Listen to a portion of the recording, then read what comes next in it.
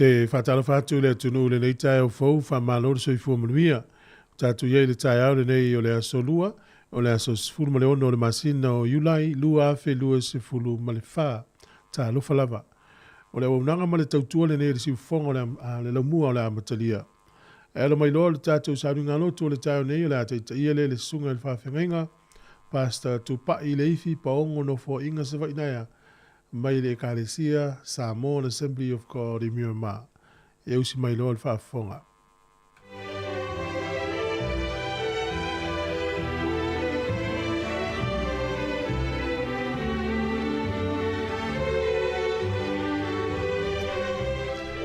O te fia e tue whaatala whatu Sāmoa le aturumpele ia te oele nei tae ao. I le ala whai mai whanunga le lei, au whiangai ma malo longo le pō, whaatalofa atu ia te oe le suafa o le li o Yesu, le li i malo tātou whaola.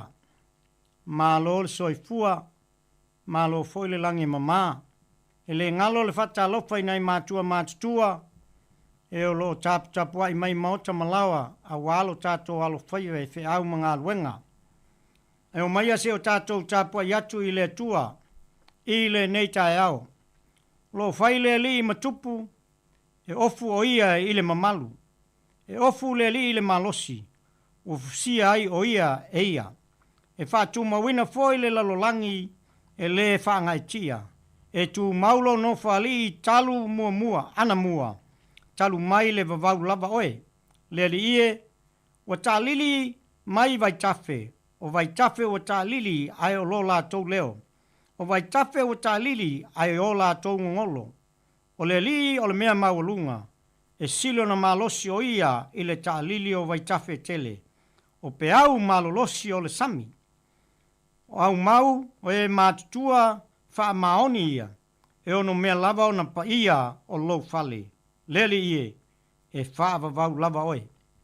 Tātou te talo. Mātou whaftaia oe le tua i loa lofa malawang le lei wa e whawhangu mai i mātou le nei tae au. Whaftaia le nei aso fōu e whaopopo i aso lo mātou ola. Mātou te talo matu i nātu le tua le nei aso le whiangai ai o tangata i whiau mga luenga. So se mea i le tāwha tolu o ala o tangata. Leo ma pui lo mātou ola le tua whaamole mole. Whaamulia mai oe le mātou sauninga le nei tae au a mātou te tala ina lawa fionga whaawina. Wheta lai mai oe a mātou whaalongolongo. Iei umea umala nei aso i ate oe malo viinga. Tu maulo mātou whatau waa. Ona o Yesu lo mātou wali malo mātou whaola. Amene, ma amene.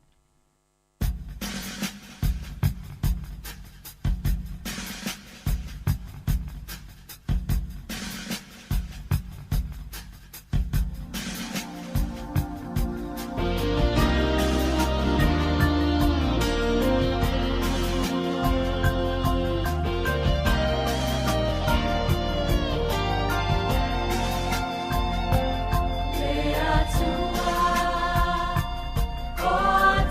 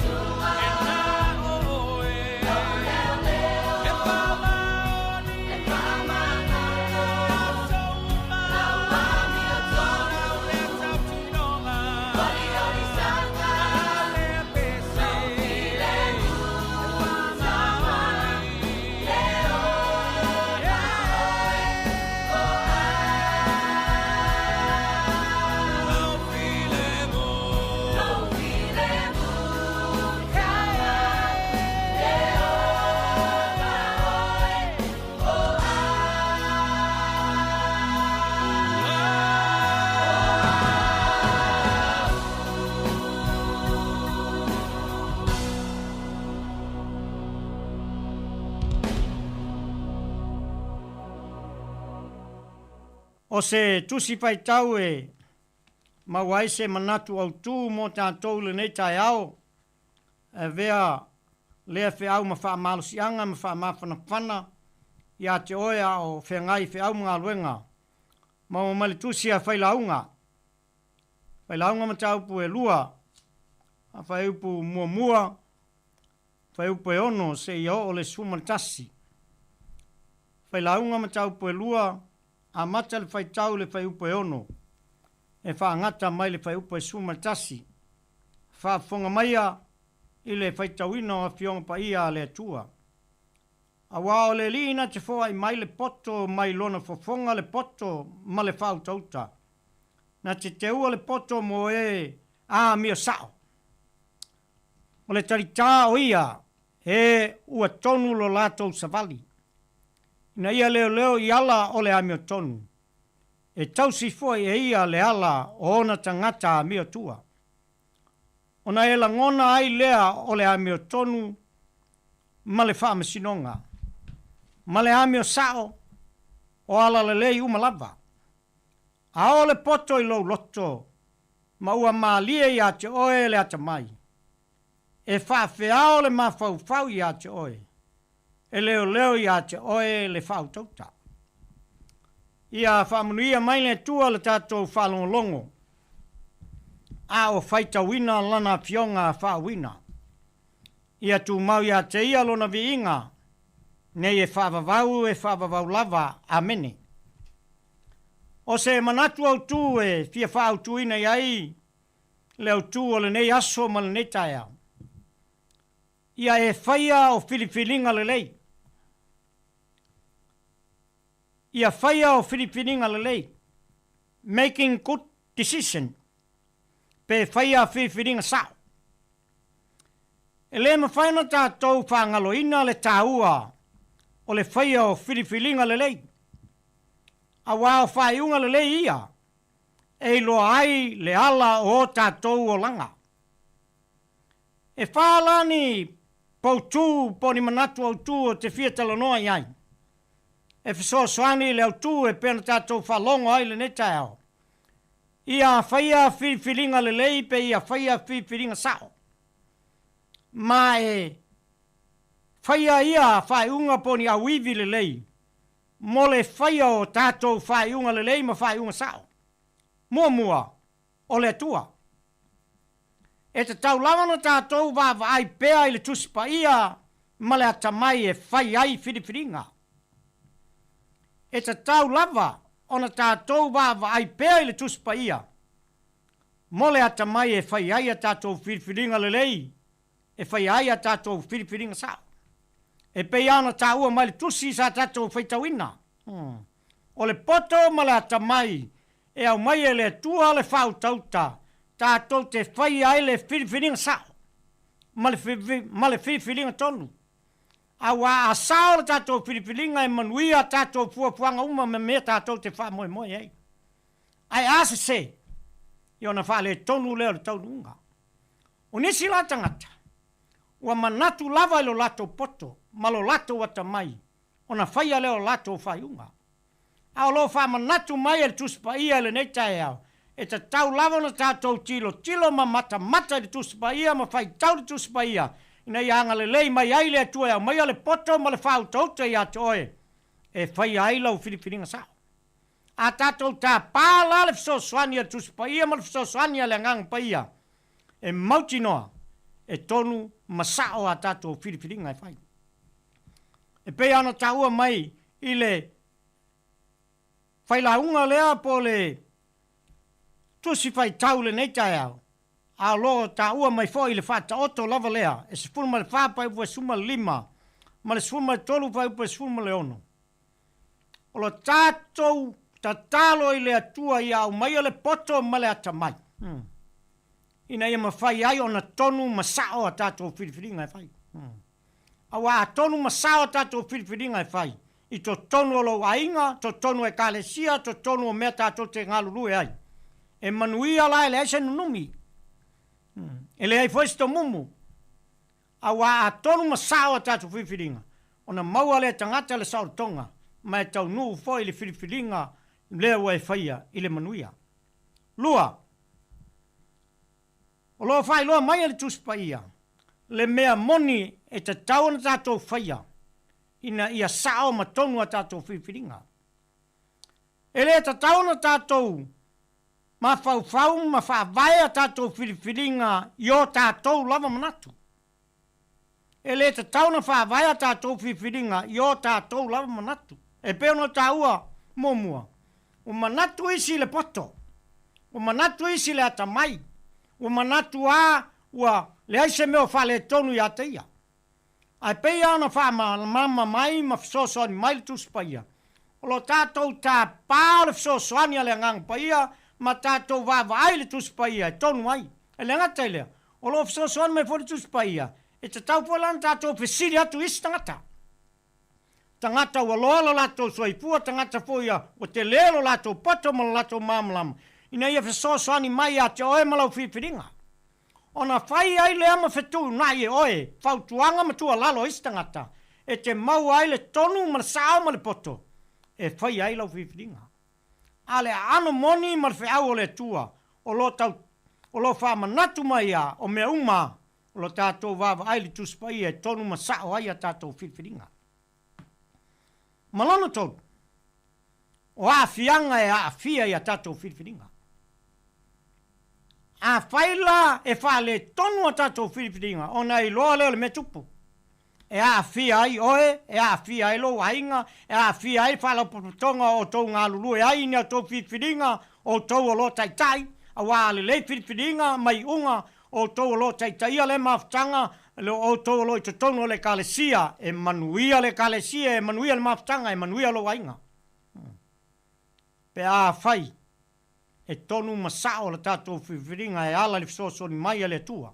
Malona ngang paia. A wai ai la fianga. A wai ale leilo whiwhiringa e manuia. Ai ale leilo whiwhiringa. E ai la fianga ma mea tupu mai ai. Ai sia.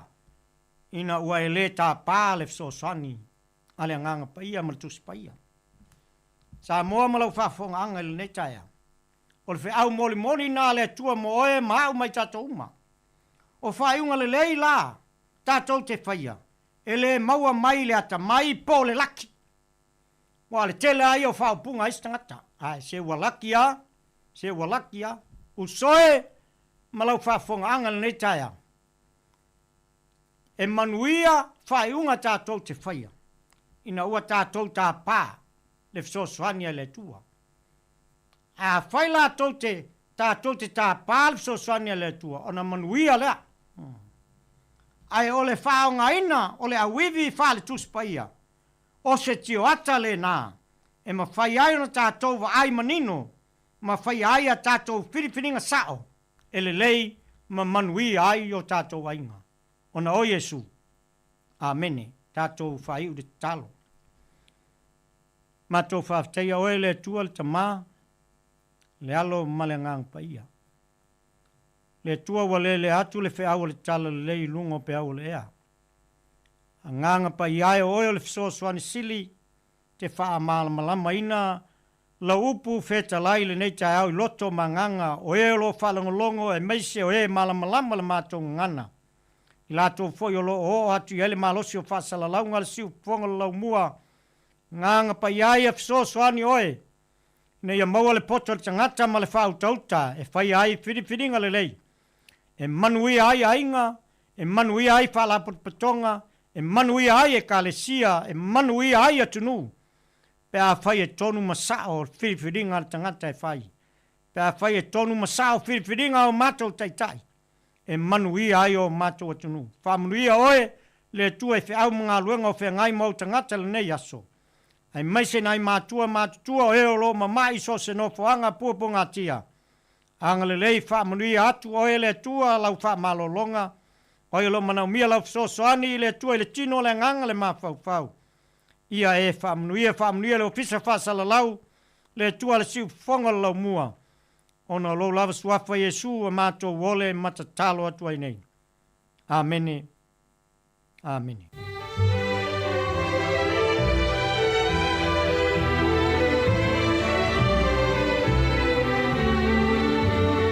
O le nao whaafonga le tātou tinu ui le sauninga lotu le nei tai au, te ia le sunga i le whaafengainga, pasta tupa i le ifi paongo, no fo inga sa whainaia, Ecclesia, Assembly of God, Mirima, i mo le toile ngang whaaftai tele, i lau sunga le whaafengainga mo le tātou sauninga lotu le nei tai au, whaaftai mo le upu fola le nei tai au, ia aluma le mana fo i le upu, wa fo i whenga iau le atinu, ngā luenga fo i mwhai walo filimo le nei fo yaso, whaamuni atu fo i fuafuanga ia o la awhenga iai, whaaftai tele lava.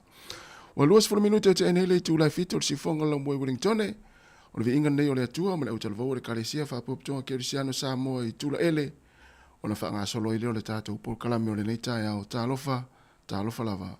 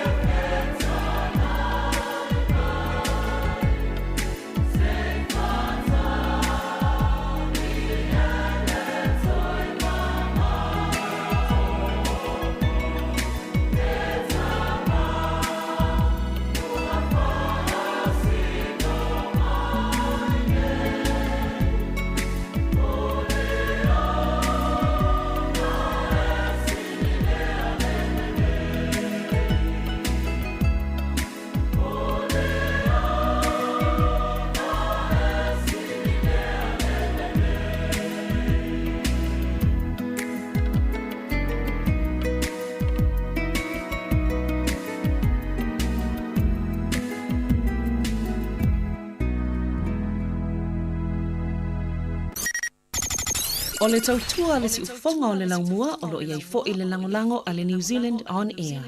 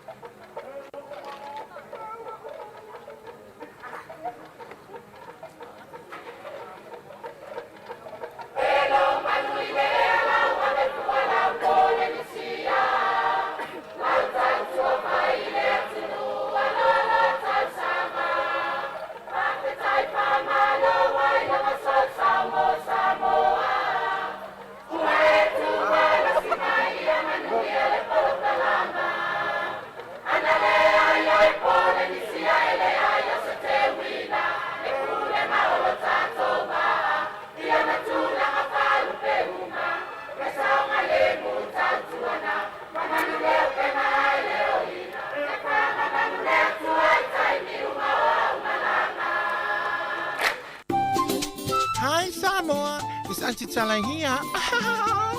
Instead of Fifi Falo, il est attends le taillao. Laugh of the morning.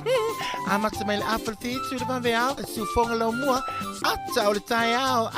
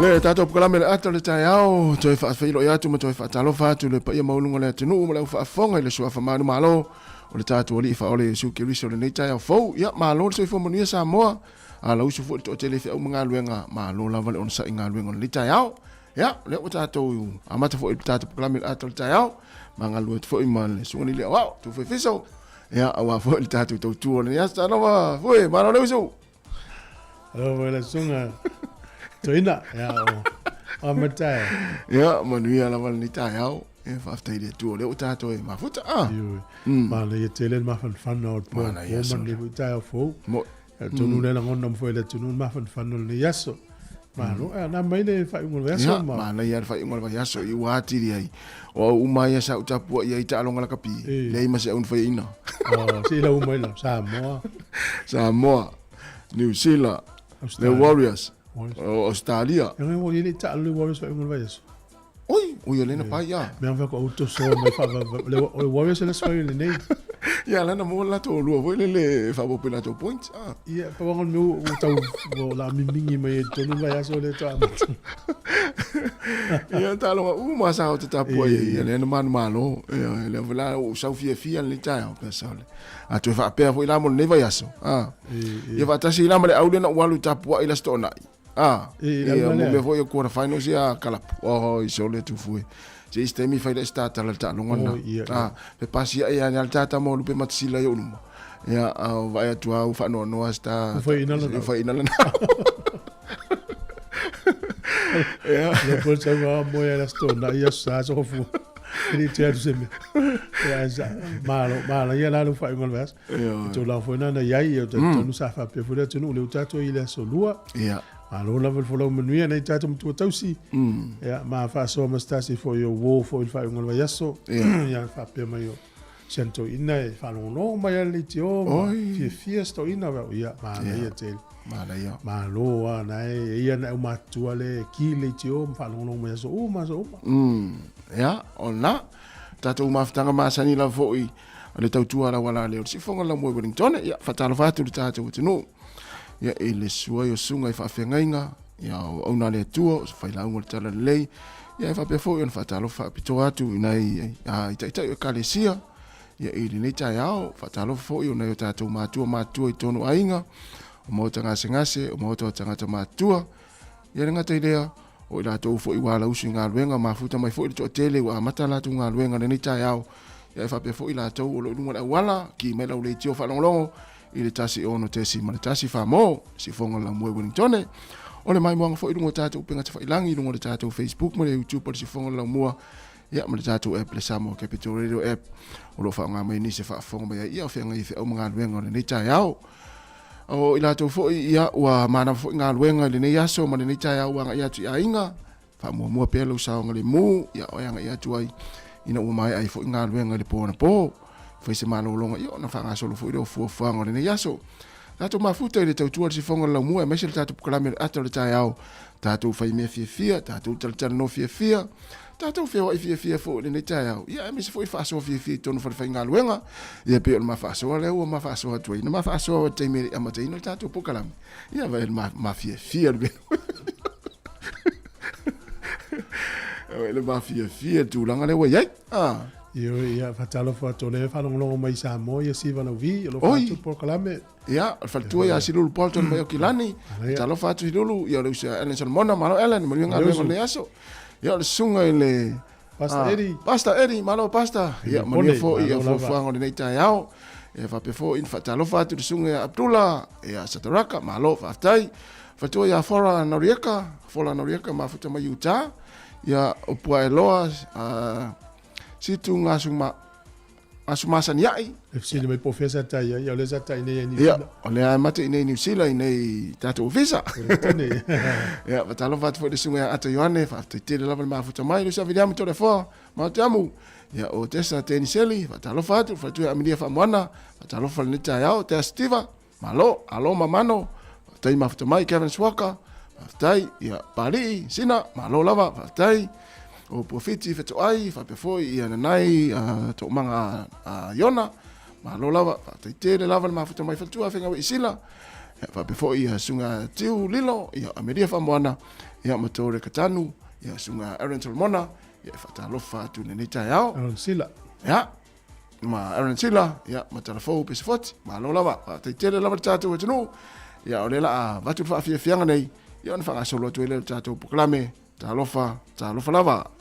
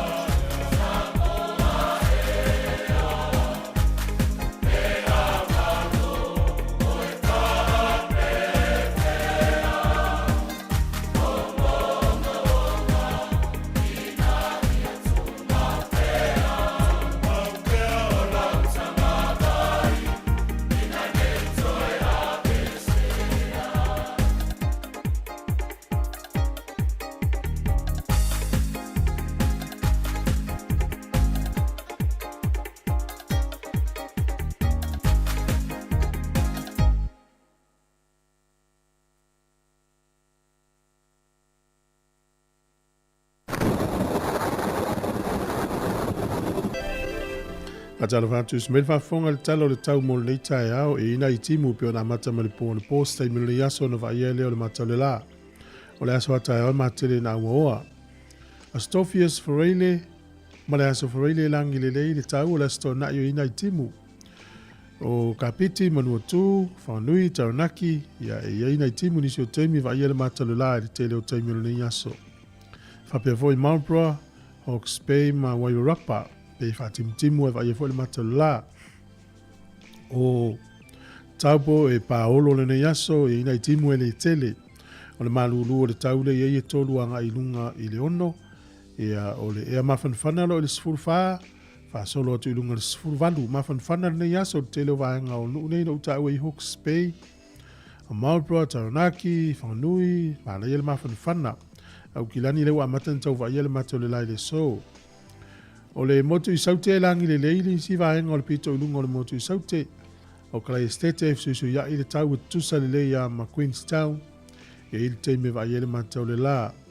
O Dunedin ne eiti munga en vakako le langi le le tau le malulu o moto i saute o atu le to ese tasi Queenstown fa pia en vakako o le ea mawhanwhana o lo iei le iwa nga i atu ilunga i le sifurma le wha o le au te lenga o le atu nu ne yaso e fsusu ia i lawa winga o le tau i nei teime timuai i le sio teime va ia le mato le la o a pia langi le tau lu sifuru valu fo le vera lu fu lima le mawhanwhana o le angoto i fo le lai le so Wellington e le 5 minute te ele lima nane i le fiafi. E oso a ele la tai au le toi lua 5 minute le valu i le tai au a tai au. O le fua le manulu i Wellington e mauna nutua o i o lo i ele o anga i lunga le fitu. E a mawhanwhana lo i le se fulu lua whaasolo i lunga le se fulu lima. Tala o le tai ni aso mo Wellington e pe le tai le te o le ono i le tai au nei sua le tai i le... La tai le tasi le awa uli ono toi pele o le tai le toi ono minute le fitu i le fiafi. Ona wawa i atu lea i le tala o le tai mo porirua mo la toi whanga o tala nei aso. Pele tai nei la tai le sfutasi sua le tai te o le lima le fiafi. Toi pele tai le te o le sfutasi na nei le po. Tala leo le tau ma le tala o le tai mo le si le fia i le atunu. Ia mo la toi lafo la toi tupele nei aso wha malo lava le anga le leina i a inga o wha muli mai Sāmoa. Tasi tala New Zealand mo lo tupe Australia e valu sene. O le tala Amerika le walima iwa sene i le so. Tasi tala New Zealand mo lo tupe fiti. Tala tolu tasi sene. O le tupe Sāmoa le ua tala lima se furu fitu sene i le aso nei. Tasi tala New Zealand maua lau pa angatonga. Tasi tesi ma le tolu tasi pa angatonga i le aso nei. Ma le tala Sāmoa tasi tala New Zealand mo lo tupe Sāmoa. Tala lima sufitu sene whaftai lava ia manu te leina le yaso whaftai.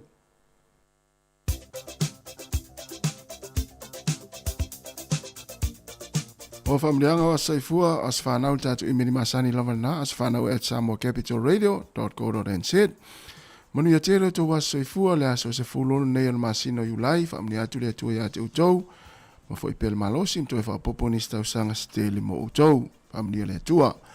O le tusi fai tau mua mai lea le tusi o Filipi o lana mta upu e tolu, o lona fai upu e se fulma le lua. Filipi e tolu, o lona fai upu e se fulma le lua. E le peise a i ua ou maua nei, ua ou ato atoa ona le lei nei, a ou te tausisi atu pe mawhai, ona ou maua o le mea na maua ai, a ue ke riso Yesu. E le peise a i ua ou maua nei, ua ou ato atoa ona le lei nei, a ou te tausisi atu pea pe mawhai ona ou maua o le mea na maua ai au e ke riso Yesu. Manu ia tele lavo tō waso e fua i o le pese nei moutou.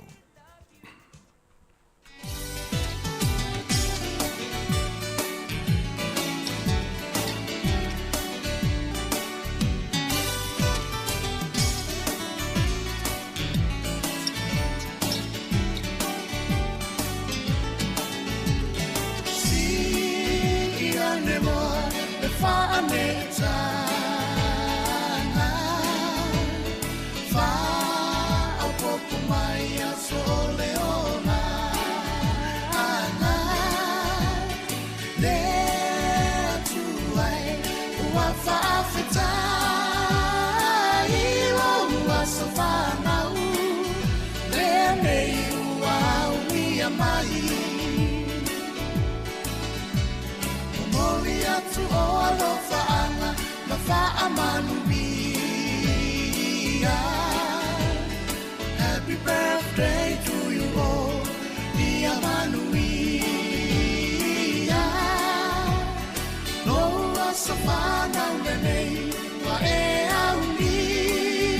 Ia tato whaafetai, o lea tua lava ia mi ia. Lea tua e whaafetai, loa lofa winga e se. Wa e foa i mai ai nei a soatele. Alofa anga loa inga loa so soifu. Ai au ngā longola, o aina ai mai se lea tua.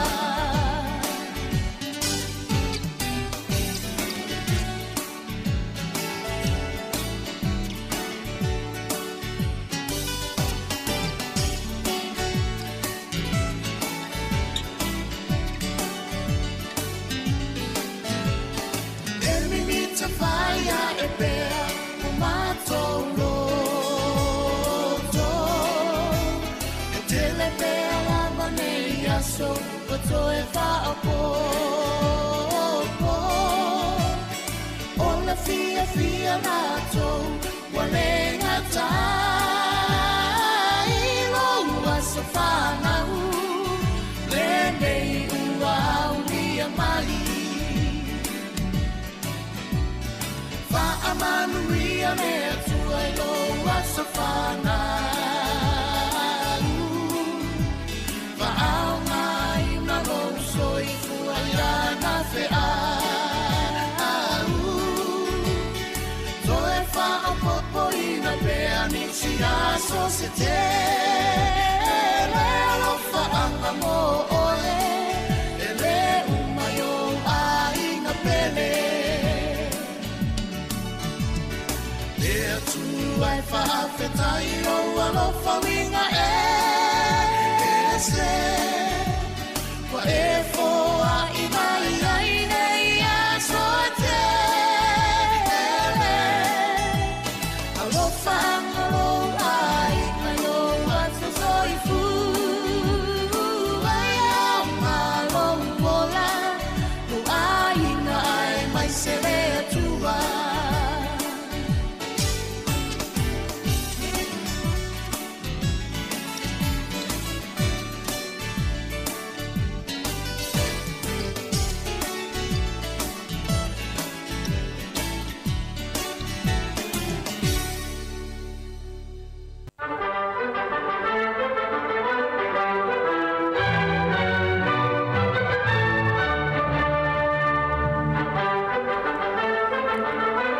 Tala whātu le tunu mai el whaafonga o whawai foi lea i nei tala o le tala whaasala pito le langi i le nei aso i mea na tupu ai i le aso sifulu ma le ono o Iulai.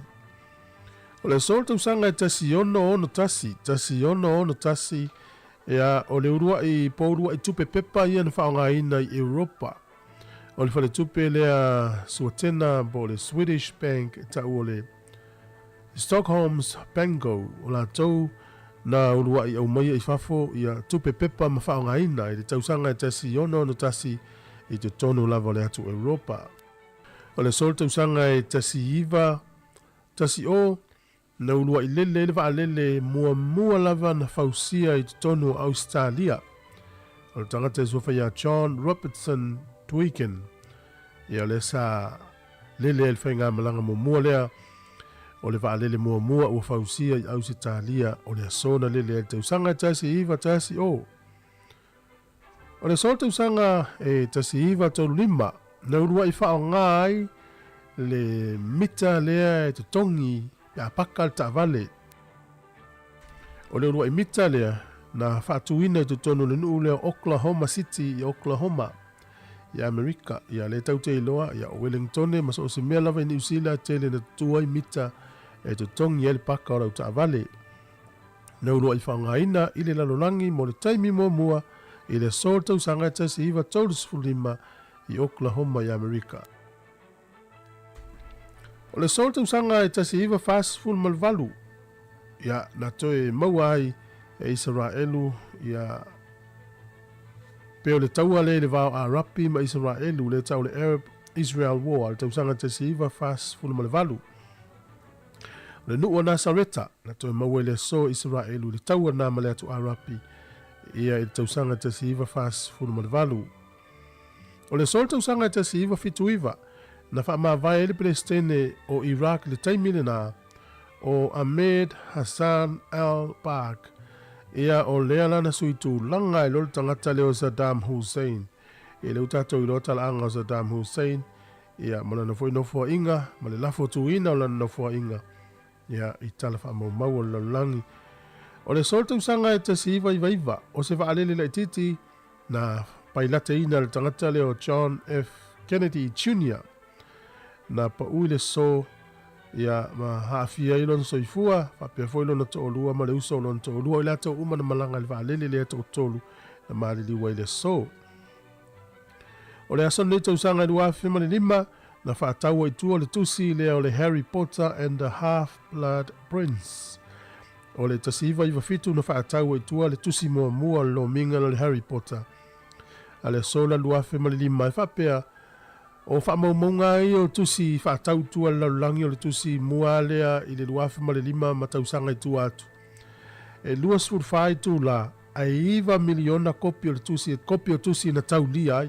A o tusi uma na sainia e le tangata na tusi o le tusi. E o le tangata e suafa ia Joanne Kathleen Rowling. O le tusi uma na ia sainia. Na fa tau ina atu se tau e iwa se lau iwa sfuru lua ta la ama le fasu sene le tusi e tasi.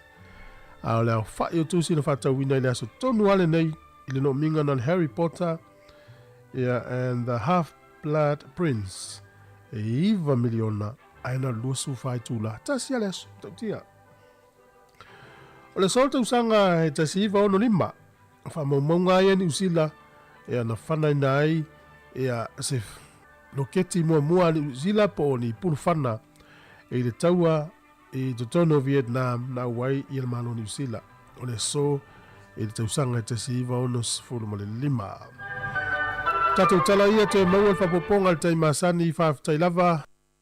O le ua toi 5 minuti na tale o le valu ina whaafonga li tatou tala mai Sāmoa le o te pēr mai le sunga tāsia Salem Sam.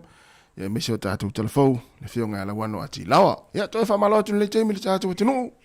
Ia o la e pongi sa le teimi nei. Ioi, o le pongi sa. Ia wal pole pe fa pe net fa fonga mai ia ton lunga lo moenga se tu lo le tai au. Au te lo vol pong sale a fu e tu la i lunga tangata ya lu ta pena ya lu fenga luenga. Mo. O na tu i lunga le ta pen. Ia e tua ai ale le ai le wati vai taimi. Mo. E wal vai pong sava pe o ile la le fto ate ale ono. Ia. Ia le la tar van. O le to tolu minute tar van te minne. Ia manu ia ngal nga mata o le aso. Ia. O la to voile vai ta mai ti ainga ya ma no la manu sa. Ia na le to pawani o vai aso nei ta mai ti ono sa. O le si matua o le vana fulele na. O le vana fiu version te nei. Ia o te o foi lo fiu sole. E ta mai te to o ila to wai. Ia. E o fiu ta mama tina e to fanga to i polisi mai ko pai college. Avo la ta mana le alu vai aso ne ko pai mo ko college. Ia na. Pa walo no le fa nga tana mo ni ko ko le tai mi ya. Ia. Ma lo la foi mo ni fo ta fa nga le ta mai ti le aso. Ja, ni si o mafuta maltatu wat no. Zalo fatu lo sa fa Nicola Pepe, ja malo Nico, fa pe fo il fatu ya tala salu. Ya fatu ya Lupe, ya Brisbane, ya me fo ya media fa Moana. Malo lava, ya mafuta matsunga ola, fua, ya loli sila va yusu. Ja, malo fa tai. Mafuta mai Hastings. Ja na, ki me pela o le tio po la Facebook, mo la YouTube po tatu tautua. Tatu tel le asimela e po le pel tatu tautua. Ya rio ainga per amo. Ja. No la volon sai. Ja na. Ja le o 2 minute, ale la fatu fa fianga nei mal 5 stars. Ja on solo le tatu tala mai Sāmoa.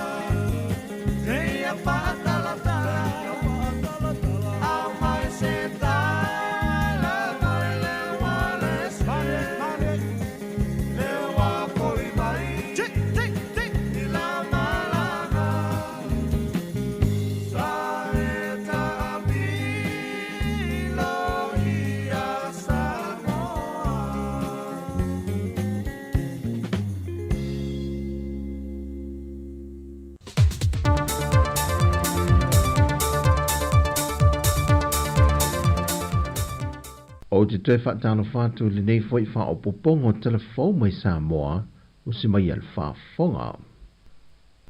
O le baia so nei wa amatali el whontanga au tū, a sui o sa whono umor konfrenise le ka le sia metatisi fale ula, le pei on whaatasi mai o na sui SS mai atu nu e fio le lolangi. O se tasi o vaenga au tū o le whaatasinga le nei po whontanga le ka le sia, o le wha wina lo i lanto o wha amni eina mai le tūsanga whaiu, e na wa mai a le wha tūsanga o le soifanga o ina wha whaife au e le kolesipi ula. E wha maumaunga e ono se fulmale lima o ao, ma whale tua e wha se fulmale tolu o lo o ina le kolesipi ula. Ai to se fulmale fitu lau whai waso, le sa wha tino ina la lato wha au unga i le vai aso na tenei. Ma o le ua whaamni eina le tūlanga mō mua le tūsanga whaiu. O ia fo e sa a vea makapitene o le lātu tūsanga lua whelua sa fumal wha, le sunga ia piula i oritana le hifi. O le sunga fo ia piula na vea masuia le au whaau, o i mōri molia le anganga wha aftai le pūlenga o le kolisi wha whai fe au, ai wha pe foi i le tāpua i ngā mātua. E le whontanga le au ngā lulue ma fo mai a le soifua maloloina na talo e le fionga le minista. Le fionga valasi lua pitu whanua tā fitu se le sele le vai aso tea. E talo sanga i nai le ngā te li matama e tai fo mai, ai whape nā fo i tausi mai pasi, ma le au ngā lulue umai tutonu mōta ngā se ngasa i le antunu. E na ia mawhai o na mawale a ngangol tutu fantasi e ngā lulue mata pena pena, ia mautu vaenga o mai tali atua i so se mana onga, pe a taita i atu e le tura soifua maleola i le tali ngā malo le atunu, i le fontanga taita i o malo le taupulenga ia o ke topa. O lo wha solo i vaenga wha le leia wha uma on maotanga ngasi ulumato tua, e pe o na wha fo wina i se vaenga o potu tau fiel maotanga ngase, e wha leo mo lea fontanga, mo malo le a whai mai. O le tala whaatitau o tu o le tupe ua pāsia il pālemene, wa whaata tia se ele se lau lima sa whamaleono tesi maleono miliona tā la, e whaatupe ai le au onanga wha le soifua malo loina. O le tausanga nei waluai leo o whaalawe lave wa wha mao nia le mtanga luenga leo ina ua o latu tau lima ina, e le maali liwa yo nesi ni FSS a inga, e afua mai le whaamari ei nei whaai unga o whaamasinonga. O atu o lalo mai le fionga komisena o mtanga luenga leo i le atunu.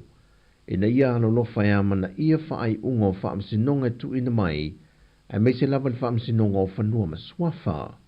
O le whaai unga le vaiaso le aso to nai, wa tau fia mai leo se ta mai 5 tausanga le matua le soifua.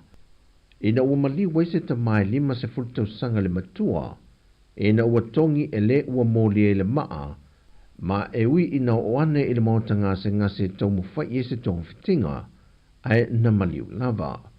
Ua moli leo le ta mai 5 tausanga lea, e le molianga o le fasio tangata whaamoemoina.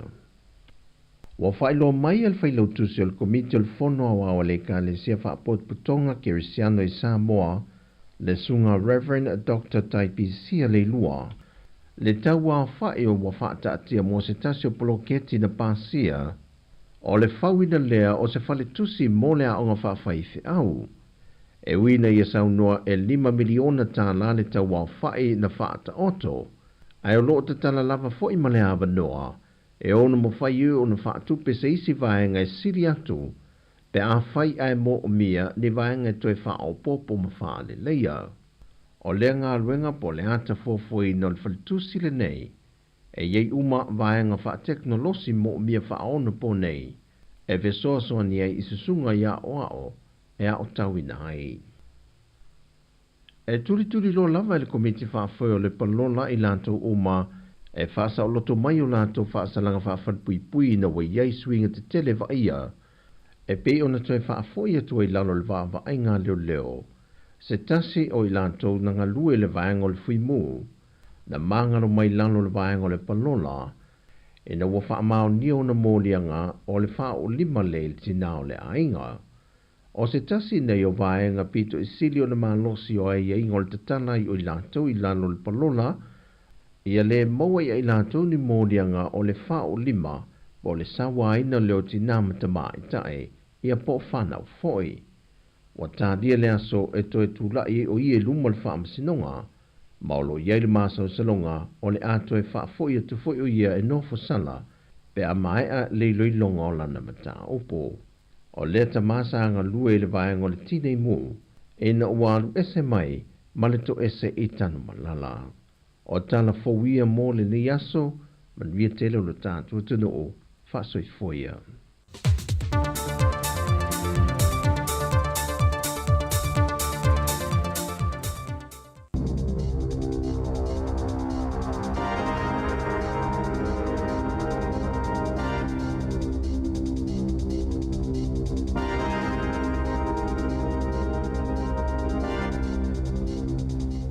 Talo lava i le nei vaenga o telefou o le si ufonga o le laumua, o le tala mua.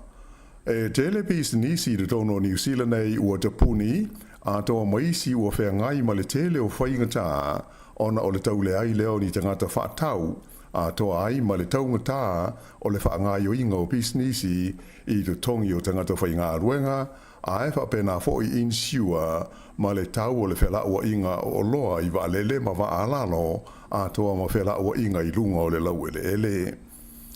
Wai loa fo i whaamau maunga alo i ele pa u i le o te siono pasene o le whaonga ina leo pepa tala tupe po bank cards i le masina o uni, a o le tau a whai o whaatau o inga uma na pa u le wha te si maleiva pasene pe a whaatusa i le tausanga ua mawai.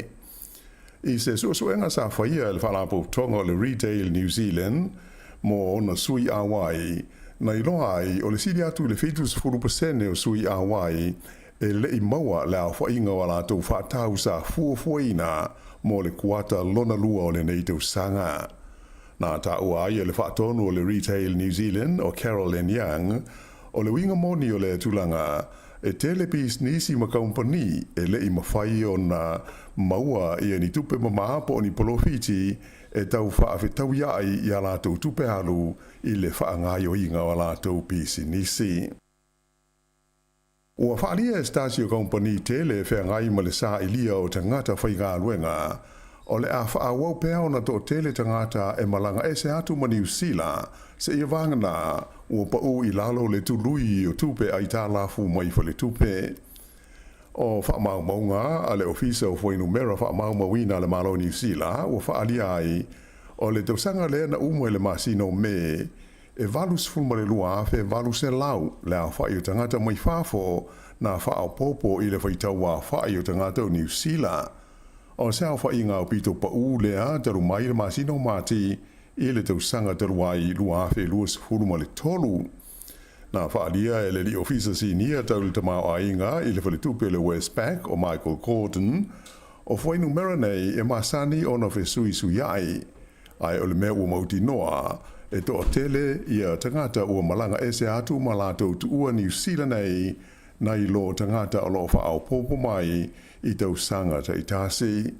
Ka ua ewa pia o la whai tangata ua tu ua New Zealand, ua matua sili ma mau atu na i lo le tulanga sayai, a o le yo mai ia le wha mai COVID-19 ma le iwa. E lata i le selau fast fu mal tolu afe, tangata mai whafo sa uru fale mai i New Zealand, i le sefururua masina lena uma ia me, ai ono sefuru afe tasi le selau, le a whainga o e na tu uwa e se atu mai le tunu o.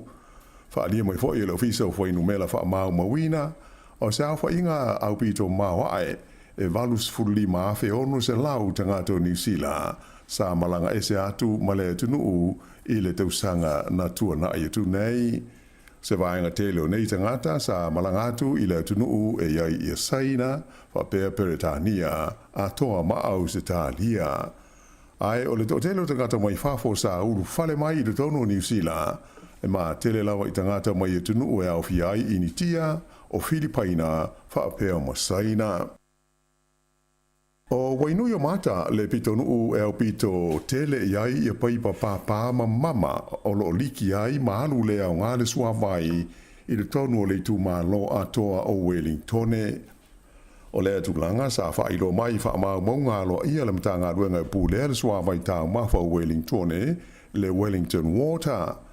Ta wai a fa tusa i fa ma maunga moisi pito nuu e au fi ai lo hat.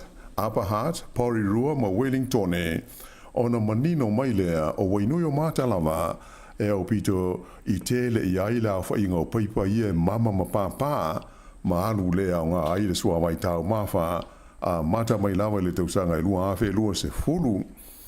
O le vāo le māsina o Iulai lua awhe lua se fulu, ma Iuni o le lua awhe lua fultasi, e lima se lau iwa se fultolu, le a whainga o paipa na pāpā, ma liki ai le sua vai i wainui o mata. I Upper Heart o le pito nuu o Trentham sa au pito tele ai pai papa ai o Wellingtone o le pito nuu o Karori. E talitonu le pule nuu o Lower Hati a Campbell Barry a tonu o le tele o wainui o mata e mafua ai ona tele i a pai pai liki ma mamai i a le sua vai na i lo isi pito nuu o le lau mua. Ta ua fo le li pule no ua tu ina atu le pulenga o Lower Hutt se vai ngā tupe wha au popo e lua tesi ma le varu miliona tā la i le pulenga o le sua vai e lango aia la tu ngā ruenga i le tonga fitinga o pai pa papa ma liki ai le sua vai. Ua manu malo le malo New Zealand i se whinaunga ua leva o na tula i mai i le vālea ma le uni e le vesenga o le leo e a fia ai i o la tō tongi. E tusa mo le tausanga a toa talu o na whaia tala noa ngālo ia i le vāo i tū e lua, mai sa le mawhai o na mawai se mulienga, o na tō fia i leo se arbitrator, po se tangata tūto tāsi e tū i le vā, e na te whaia se whai unga tāla whea ngai o le nei mata upu.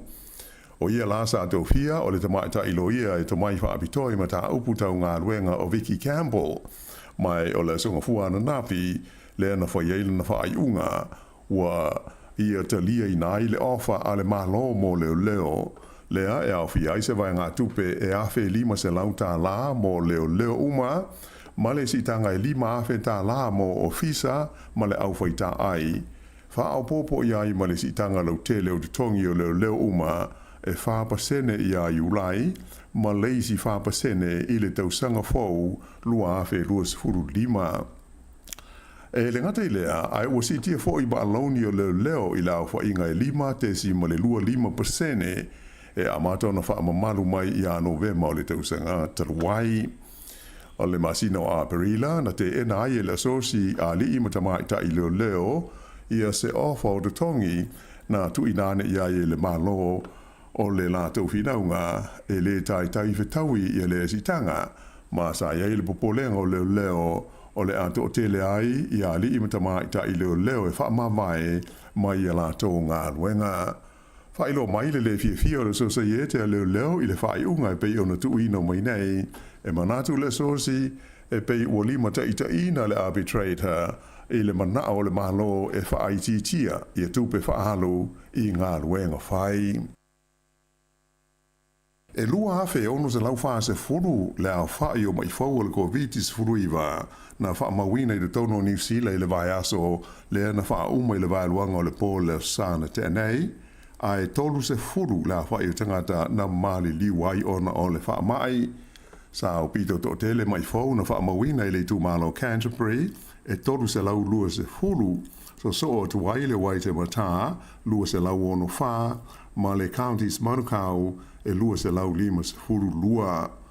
O le vai aso i ona tua e lua afe e fitu se lau fitu lua lau wha inga o mai fau na wha maui nai ma le tolu se furu maltasi o e na mali liwai ona o le COVID-19. O le malosi o le puao, uma whai nai nisi o malanga whaatulanga i ne le malai wa le tele i au ki lani. E iai malanga ua whaatuai o na whaia, a tō fo i manisi o malanga ua le ma whai o na whaataunu ina, ona o le mawhia o le puao. E lua ni malanga mai nei pia sa le i ma whai o na whaataunu ina le tae o na le la, a tō maisi malanga ua tu i tua teimi, ona o ia tu langa whaale tonu. O loo whautua i nai pāse se malanga ina ia whesota i babe i kompani ma alele ina mauti no ai le tūlanga o la tau whai ngā malanga i le nei aso. I le teimi nei o loo tu mau na yeila pata inga mōti munga mamafa e a awhi ai le peninsula i le Coromandel wha ape ai le Bay of Plenty ma sisifo o Kaurau. O loo ye fo isi le pata inga mōti munga mamafa mō waenga e awhi ai sa sae o Kaurau ma Gisborne i mātua Ruatori ai fa pena fo ile tu malo ta semane i si fo le nu o motueka i le tu mo le motu i saute. I nai tala i le laulangi fafo, ua te tau i tangata o Amerika o na toe la atasi i tua ina ia fua le leiai pe fa pe fea o na tātua ngai i luma.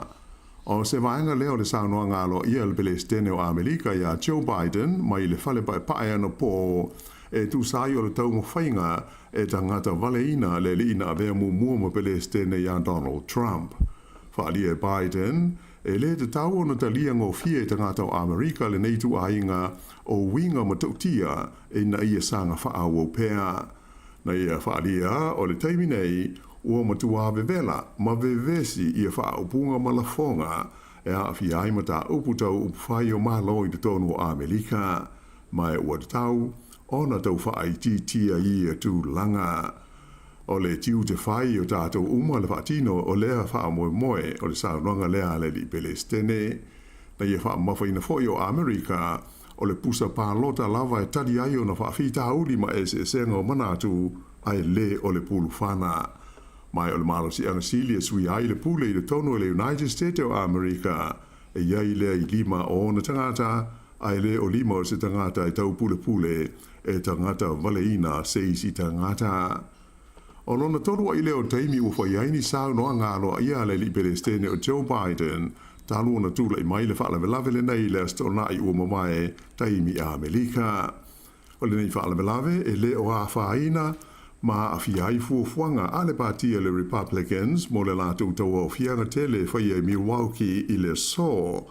O le whaatasinga le nei, o le aalo i ai o na whiliwhilia le Republican i Donald Trump e avea masui tau wā o le nei pāti i le pālota o le tofi Palestine. O le a whaailoa i fo i le so e Trump i a le ngoa o le tangata o le a avea maana pānga e tau moa i le tofi sui Palestine i le pālota tele i a Novema. Ua whaamawai mai lona tofi le tamaitai pāle mia o le tunu o Estonia i le atu Europa ona ua whiliwhilia o ia e whai maulu o whai ngā whaamawai tau i le vai whafo a le Unio Malo Europa po o le EU i se taimi o le tausanga nei. O le tamaitai le nei sua whai a Kasia Kalas e whaas furufitu tausanga o le soifua o le urua i tamaitai lea ua avema pāle mia o le nei tunu o Estonia mai o le asonga fua na fi le ana tu ina tua ya lo ia na fa mavaenga i le Palestine o le tunu o ala Karis. I lalo le teita inga al tama ta i pale bia le nei sa tu le mai Estonia o le tunu Europa au pito i malosi lona de te ia Lucia malana o so inga o Ukraine e pe ona iai nei le taua i le va o ia malo e lua. I le Pasifika, ua whailo mai le malo Australia, se whaopoponga e ona sifuma le malo miliona tala, o lana fesoasoani mo le whaalelea o mea tau whaatera launga, ma fesota inga i le tūlangi o le Indo-Pacific, i le tonu o leisi 5 tau sanga o lumanai nei. O le nei whaopoponga o lo whaamoemoe, e sanga whaamalo si ai le fuafuanga tau whaatera launga mo le nei tūlangi, e awala le fast 4 miliona tala, o le atu ina atu i le ABC, e sanga whaale le iaia na Paul Kalame whaabitoa mo tangata atu motu le Pasifika ma whaalau tele ina atu aile au nanga ale wales whaasara laua Australia ina ia manino ana whaasara launga i le ala leo wha mo le tele o atu motu le Pasifika.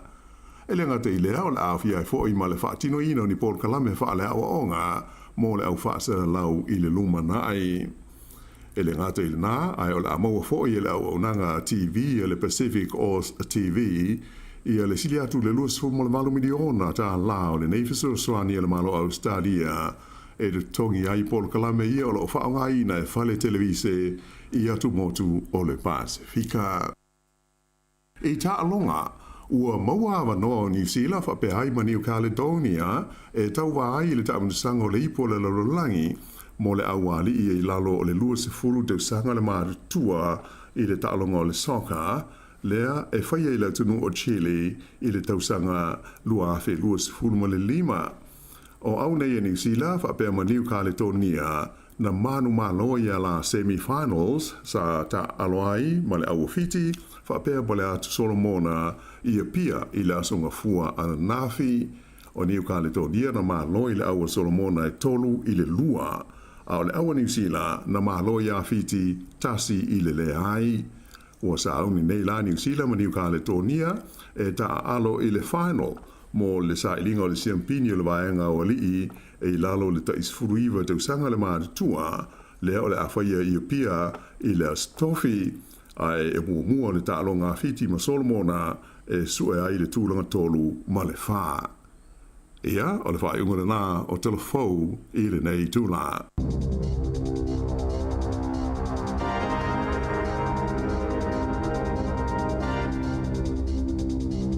Nau whafunga le tunu i tātou telefou, ia pe ona tu ina mai le whenga la wano ati lawa, tu whafunga le turai vai le tau nei, ma le turai sa fumari lua, ia mesi o tātou tala mai Sāmoa, ia pe ona tu ina mai sunga tāse salam sem. 2 minute o tēne le turai valu, Ramel atal tātou se whonga la mua, tu whatalofam, tu whawhelo i atu, i tātou tunu. Malo ale o sai. Pe o le la walunga i tala i lalulangi a meseni usila. Ia. Wa me tupu i Amerika i la walunga i tātou tala. Moi.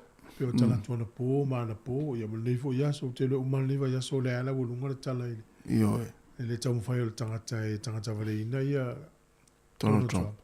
Ia o le whasilanga la mo le tai o nei, le lau filfili e Donald Trump, ia le ilea e whai mauna sui Palestine. Tangata e sua whai a J.D. Vance, o Vance. O le ilea o le senator mai le stetele Ohio. E tolus furuiva o na tausanga. Ia. Ia e whoringa mai ele 11 au fil tangata le tonu o le parlemene ia po tonu o Whai al malo. Io, whai al malo Amerika. Ai titi le di tonu iwa. Ese ele matanga o fiel whalonga tailo iai. Ia. Ma ia Trump o le tangata le o de wo ia filfilia. Mai o le hiti la le Amerika. America's Hitler. Oisol. Ia lai lo leo hiti la le angan men whaia le whatu sa tangata le. Ia. Tuso le hiti la le Amerika. Ia, e una na le fie istangata i to ingala fonga pena. Ia na upau fo ia ole tulanga pe ia o Donald Trump o tala noa na tala noa te malo. Tala noa fa pena le te policies. Ia mata ile ata ile sa TV ile. Ile te milena. Ioi. Te ia lo tava ia tu sole. Oh, sole. Se pisa ta ti fanga fo ile. Ai mo le me po ia tau lai. Ia. O le taimia lai, o le mena mata inai, I o istanga tavale no isi pele stene tau sanga mo vai. I pe na tau wao mo ni fam talanga pe fa fian. Ale melio. Ai uma tu atanga tala pa lo mal fana pa fa. E tu so o tono Trump. Ana va ai sa o mai luma. Mto yo le afia le luma. Ana va ai sa o mai luma. Pa tonu al fana le. Ia. Ai mata dia lo au tafale ye le tanga tele na fana. Na fa sanga lo Trump fa pe al so le fa sanga sa o le tule na lo tole fana. Ia. Mo lo taringa. Ia. Mo. Ai ana fa sanga luma. E pa tonu al pul fana le. Tol. Mto mto tia fo ya so.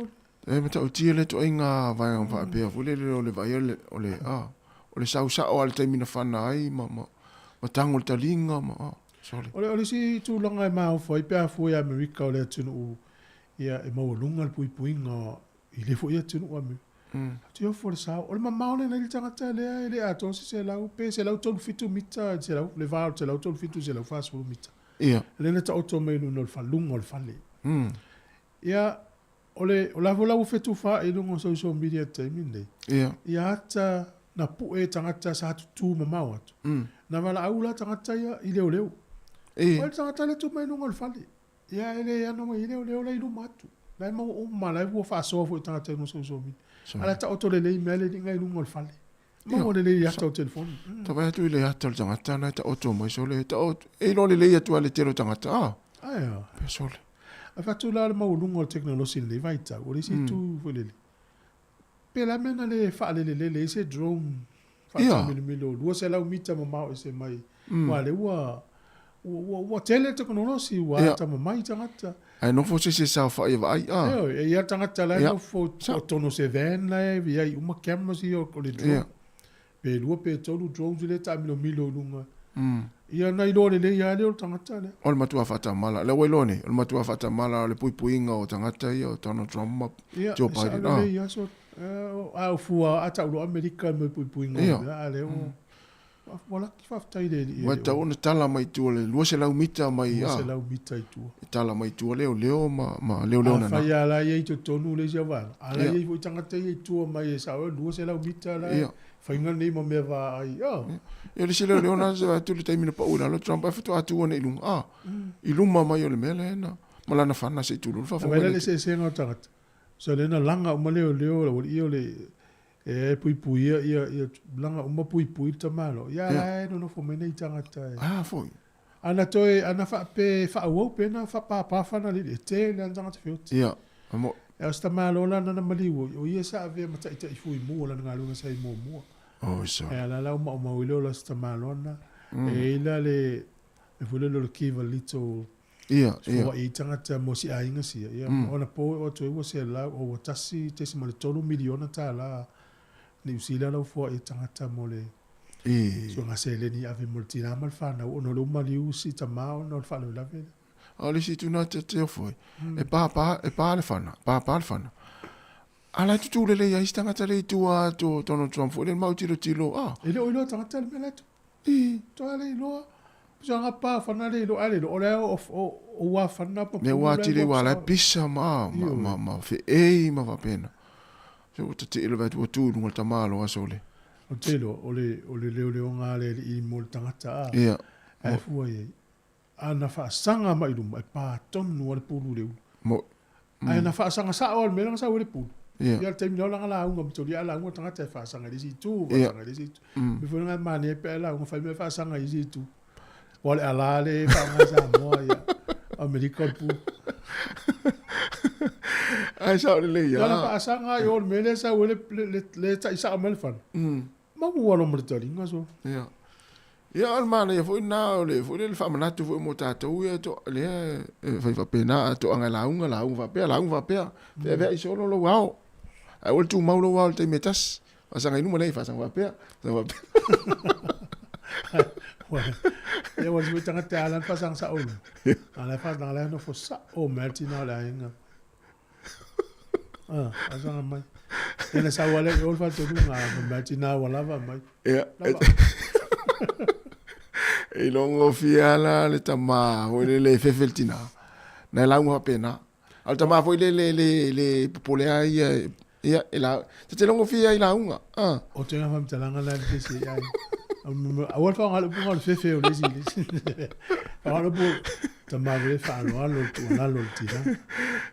Ya wa te tenga le wa mai ne lu ma tanga o le te fefe ya na so le fa fefe o ma to. E langa ute mon ma wino tele tanga te matamate la to launga. E launga Sāoa ti ngana ta fia pa pe te tele sa fa mi fa pe. Ti ngana ta fia mana o ya uti lo tu fa pe ya te ale ya uti lo Sāoa ilu. Ta fa lo le fa pe po. Ata va tu. Repito mai lu multina le. Ole coach le pito. Ya fa tai le uto so lo ngale ta sia ya. Only 2.5 lave wai. Boy. Tato te tele mana mi fa lave la langiro tato. Ole mo fa lave. O va ya tu le tu langa le na wa tu pu ya Trump. O tu sa le wa mata ona na li liu wai fo istanga ta paro ta mo Trump. Ya. Il fa lave le tu. Ya la wa tato vai ne. Ya la wa il panga Trump ole atava. Ole se to mai na Ohio State Ohio. Ya la wa panga lo Joe Biden ma Kamala Harris. Ya panga ia Trump le le o JD Vance po Vance. Oh ya na le wa tava lo fenga palo. O to sang nei. November fenga palo. Ola to foli America fi fa so me foli tato fa so tato le na ole. Ya. O fa to lu valu lima no fa tasi fena vili mai ai. Tato tal norma me fi so to manatu me na tu pusi to watu. Kana ya. Ya le wa fa valu. Ma tu fa fi fianga nei. Ya ona fa so ro tato pula ben le ta ya. Ma lo la va ma fa mai fa ta fa tu ya mal tafa. Ya fa tu ya lo va ma psua. Ya o Erika ma oi malo Erika. Ma lo la lo sai. Yo malo volta po mai fa wina ta nielu. Fa te tele lava kreti, lava fi sopo, malo kreti. Ya ta vita tusa. Ta mai e. Te foi mai David le ne. Ya ngai ta sia le va so na lo fi fin. Antile liva malo fa tai. Ya o manfou da pepe, ta lo fa manfou. Ya Joyce Silva ma Joyce. Tai lo au fa tai. Tai ma fa mai ta si le asi. Ya sia fa le fela vai. Ya mai se foi asa pese. Ya male sunga ya faniko, Nico. Ya va lele mati, malola va. Ya lela tatu o fa fianga nei. Ya mani se ona fa fa la uloa. Ya o pese male sunga ya Clark, a Bonifacio Firo.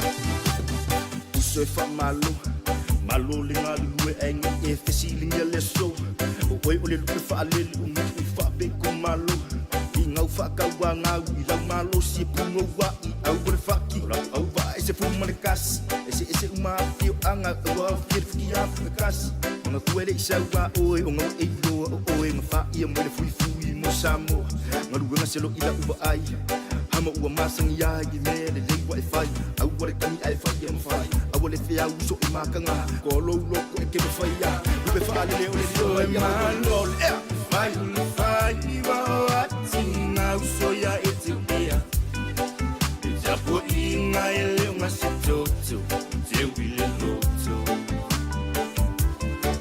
ole fisin ole sa ole mele ole a tua fa tofa wo ma ai tolu tsa so e malo fai va fa malo le alolo fa matu fa malo le alolo fa fana to alua le fulla the finger ai ole lo fa ai la ele ole ava e a e tua bunga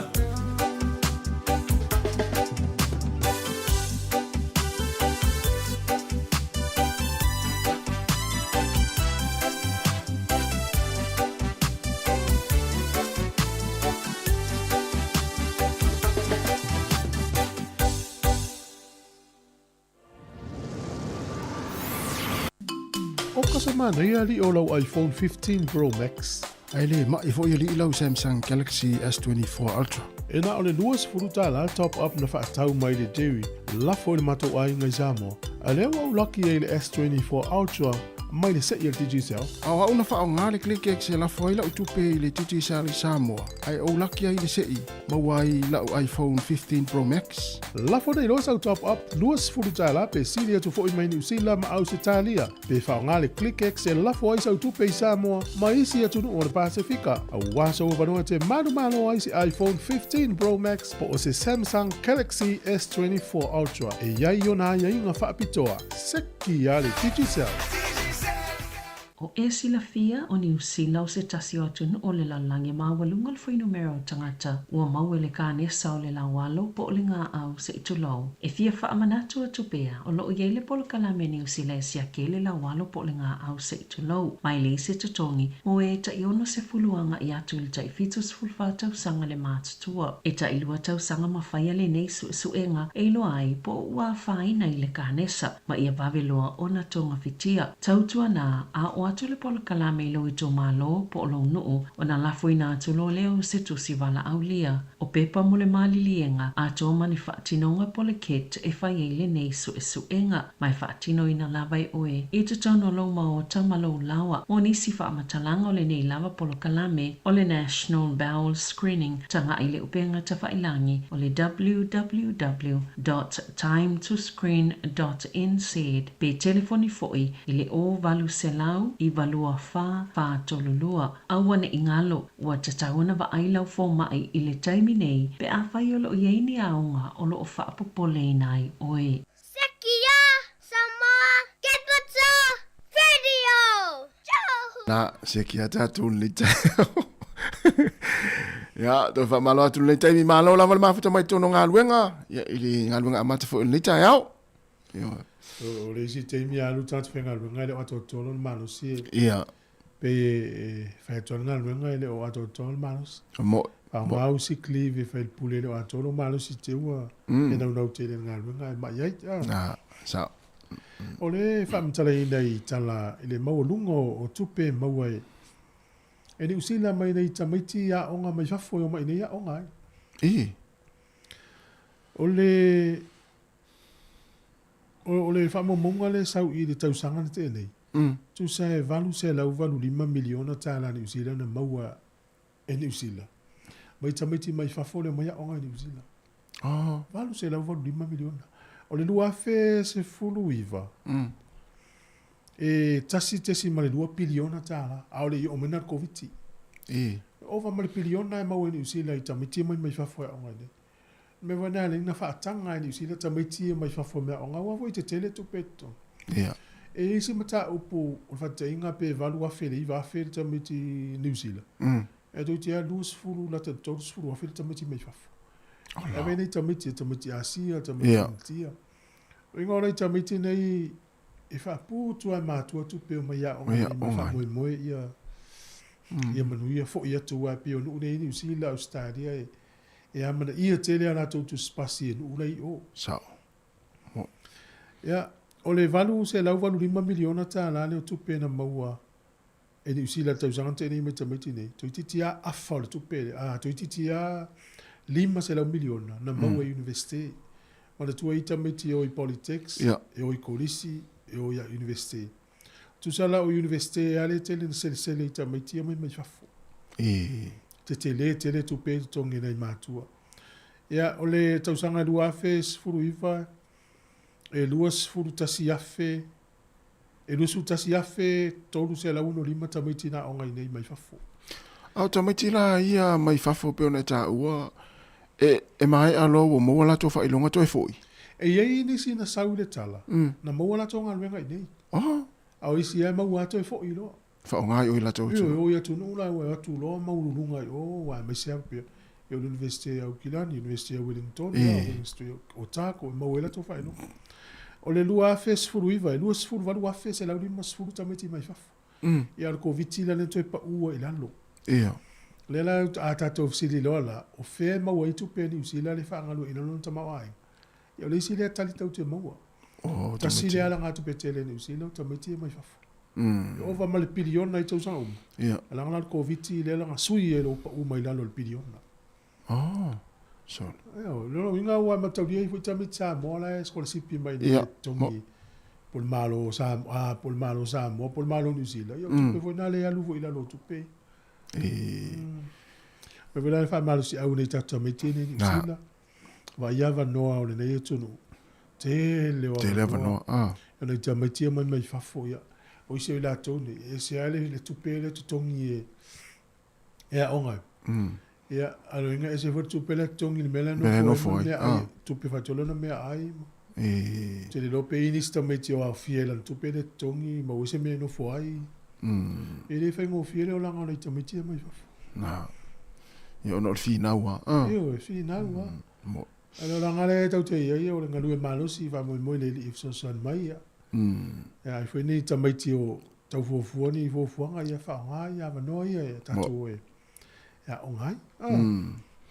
O lo o mai tau ina le tupu i lunga o le saua ina o nei mātutua mele o le uti o le whaasoa. O le tala le tusia i lunga o le Radio New Zealand. E whapea mai, e whapea tāni e mai. Rise in financial elder abuse cases partly due to tough economic times. Knowing walu ilunga le sawa ina o nei tata mātutua. Na o le tūlanga o le i mea tau seleni. Ia, e ila le whateita inga le na mai, e si tau ina na latou tala noma stasi o urungali. Ia, o le to ina lai whapea, e no fo le whale al malo o le housing. Na ia whaatanga ina se urungari i lau te nofo. Ia ai whasoa i le tonginga o le rent. Ia, i le wana nofo a tau whele urungari tonginga o le rent. Mea la ngata o le abuse. Le lau te tongi to atasi le to ina le rent. A le no nofo i le urungari. Isole. Ia, o to inga mea la na... o le winga la le na o le abuse. Tu sa mea tau tupi. Ia. Al whata inga wa peo tangata matua. O le o ale se ula iti fa ngatu pe me mana. Ale tongi le tangata matua le au matutua le fata. Ia le fale ma me uma fa pina. Ia fata me ai tongi le pili o le vai. Ia. Wai ai mana ia la va la to malanga mai ni usila mai nei fata inga la to i vai tama mai. O mai lo fenga luenga. Ia. O la to yo mai se o mai no fo ia inga. E ta tauna malama la to lai le o langa o ni usila. Ia. E ta tauna i eiso sao e so ni le ainga le te no fuai. O le pili o le moli, o le vai, o le rate, o mea ai, o le pao a, o tau dia tele. A le mamalama la tangata i, e wha pea la tupi o Sāmoa. Ia. Na no fort vale pula tanga te vanga ngalang tupe. Ia sa ole le ia. Ia wala tele o tātou tangata me Sāmoa, me tangata Pasifika. Nei matua le alu i fale. Le alu i la toi ngofa. O la tau na tongia ia rent. Ia sa. Ia e whiawhiwa ia whanau ma. Ia sa oi la oi. Ia e tongi uma, e whai ole tongi rent, ia so soani fo i whainga o whaatau. E tamitami ia le stama ma le steine. Ole mana ia na whalongo me foi nisi Sāmoa tā pena i o mai. Mana ia aole i o mai, ia mana mai le o langa o New Zealand. Ia. Wane sau wha samsama noa, sau role a fiu e whiatu le tupe. Ai, o le whatata inga, le lau mari tongi a la fo, ma Sāmoa le tongi. Ia. Whela le mele no foi nei. Tau nei se tupe a vele a inga le no foi so soangi slau i mea ai, o le tise mama peo o le lisi na lau. E le la tele no watupu tele i nei tangata mātutua. O le mori maule i ai. E tele tangata mātutua o le whianga i manato, ai pe e mama e tau. E lo whaina la tau whailo inga mea la tupu ia la tau. Ia wa whapea whata inga tā ua, whapea o la utama, o la uto ina le alu le whale. Ia, moa la utongi, papa, watutupele sosoani li ta whatau. Ia ma sosoani, a mai le si vaiaso o e tongi e o e whale, le si vaiaso o tongi le whale. Na ua lo whatu ia o e lau pensione na e tongi le tato whale. Ia, vai la to inga manatu le leina. Ia lo watu lo le, ia velo sifuri matau sanga o tato nofo a leo. Tai wa se manatu ia mele na pusa paku o mo. Tele la vafu ia paku o mo i me tsau mo. Ia o tulanga e tau na fai. So sani na i matua na e alua ia vai fa pena. Ia, sa le ia. Palonga na fit por kala me o tala la ulungo le vai eso. I le nu le o tuvalu. Ia, nen tal no le fionga msanga msavelina i le fionga tuvalu ma Australia. Ia. E to telefo ia na inisi u te masani ai le no fo tuvalu. Sāmoa. Sāmoa. E mau polo atu i nei tangata tuvalu. O le whianga lau whai e lua mai e lua se lau valu sifuru tangata tuvalu e anga va ai o no fo Australia. E le imani ai inga foi. Oi. So sto inga tangata pepe o to ina malo mutua o ie mai le o titilo lo le whai tau a whai o tuvalu. Sifuru tasi mo tupu afe. Tangata tuvalu nei tuvalu. Sole. O le to til. Ioi. E to tonu o le ia tonu tonu sifuru fast food tau sanga. E ma whaina umale le tuvalu Australia. Le imalo mastangata e no fo tuvalu. Mai whainga o fie le o Australia. Ia, lua se lau valu sifuru tau sanga umma. Ia. Ala mutua mana ia. E wana i nuu nei o nuu ia fausi e le amu. Ia ua lo fia ngo fia le vai. Whawhela le o mai nani whainga vole le whainga yo ina o la tau pepa e mo Australia. Ia o le pino whanau nongot por kalame na fia o tele iso iso. Ia e whamele ai amani ia inga whateta inga la a. Ia. A sautanga taini usila. E pei e mo o mian pepa al fo mai. Ia, mo. Ia o tu valu la pe mai ia tangata ia lua pe a manu ia ele. Pe whau tele lola pe whawhena whiri. Malipo te leo. Mana ia tele. Ia ni ua e sa o ai o le tele tala o Amerika ma nuu ia fsosoni mai le whaitulangi ni Australia New Zealand. Ia wale tele na ia mai mau mai saina ele mau se eleni nuu ia Pacific. Ola la se me fai New Zealand ma Australia fsosoni ai la Pacific. Ia le la apa me Australia fsosoni tuva. Mana ia tele ia. Io. O tele tala no la we nei tangata fu te masani ai la no tuva. O pe po i lo la tangata ia le. Sa mai tau vona sila fie. Ola fit feedinga fit feeding. Alo pe muri ave tangata mo la tuva. Ele ia whapea o mautino al vaenga na. Mautino ai to tele voi tatu tangata la au volele. Ia o e nofo mani tu valu ma. Ai whapea na. A mesi al vaenga lele i whaintai to lua. Tu rol whawhau mai tatu o tunu le tai au. Whavesinga. Na tole Amerika e fa so mai ia mo vula no te vili mai po amasi to tunu. Ia na. Malo le fia. Yoi, fatalo vatu ni tai au, Ricky Masoe. Malo lava le mafuta mai. Ya Ricky na wa fa fonga atu fa ngolongo atu ya na fa ngofia no tu valu yo Australia pe a. Sa le ya la Ricky, ele uso le ya liko na mo polo nga tu valu na. Oh, ya va yen, mo tino la ki ya ni Rico pe va pe. E lo ni Rico fa ngala fish, malo fish. Ya, ole, fionga fa mo sili, na va. Ya ele tu no ta me tu valu ta fine. Ya fa uliuli, ya pule yata, fa tele lava, ya fale onga, po fale onga, kalolo, fa tai, ya ofitule pepe, mafuta mai, ya yormia semi, talava mia, ya ole to fine a masi fale va ai, ya malo lava, fa tai masi, ya tai, malo. So ya siatanga yor mai kero mai na eventeo. Oi, ya kilani ya. Yo. Ya lava pasta siatanga. Oi, ya mano. Ya ken mete sefo pesamino, tai mafuta mai, fa pe fo irecho sifa, ya langi peni. Oka lang mala oka ya tapo I to fayono ya malesunga ya utumoa mafua right ya lena ya lela ole ele pisi initial isi tama ita I ya ho fie tama ita ile esu mo me o ingoa o tangata ya te walu of pisi nisi pe o I tangata si le pole se ingoa fa ingoa la pepe te lola tangata fo I le la vanga I mo celebrity tangata pepe se tangata uto. Yeah. Mfana na to tongi ta mai tai le to sfu afeta la so se ngo se pepe. Oh jole. Fa mai mai tai le o le mafu anga na ye fa ye. Fie lo study me ngo so so ngo tangata. Oh. Ale wa ve ma me wo pe o sana pisinisi. Fa tai nga fa pe o lua. Yeah. Ale wo luo I fa mo le pe pe so e mai se ngo O le matama. Io, o lua tam. E na so enen mai tai lea. Ai te tongi tupi. Ola visili la. Ai wo papea. Ai. O ele tangata la alu. So ese ngoi. Le isi tangata me fai ngoi lan tama. Ala na winga lau fai am pisinisi le tamai tai na. O peise pisinisi ia. O sulu I tangata e. So le mana ia volani na to inga pisinisi. So e ngoi tama. Ufa tupu manatu la e te au. La fai sa o asa pisinisi va pena. O ala ngoi. Va ta inga va pe e te sau pe po o se ngoi lau pusi. Ngō whangawhao, e sau le whai mai tas.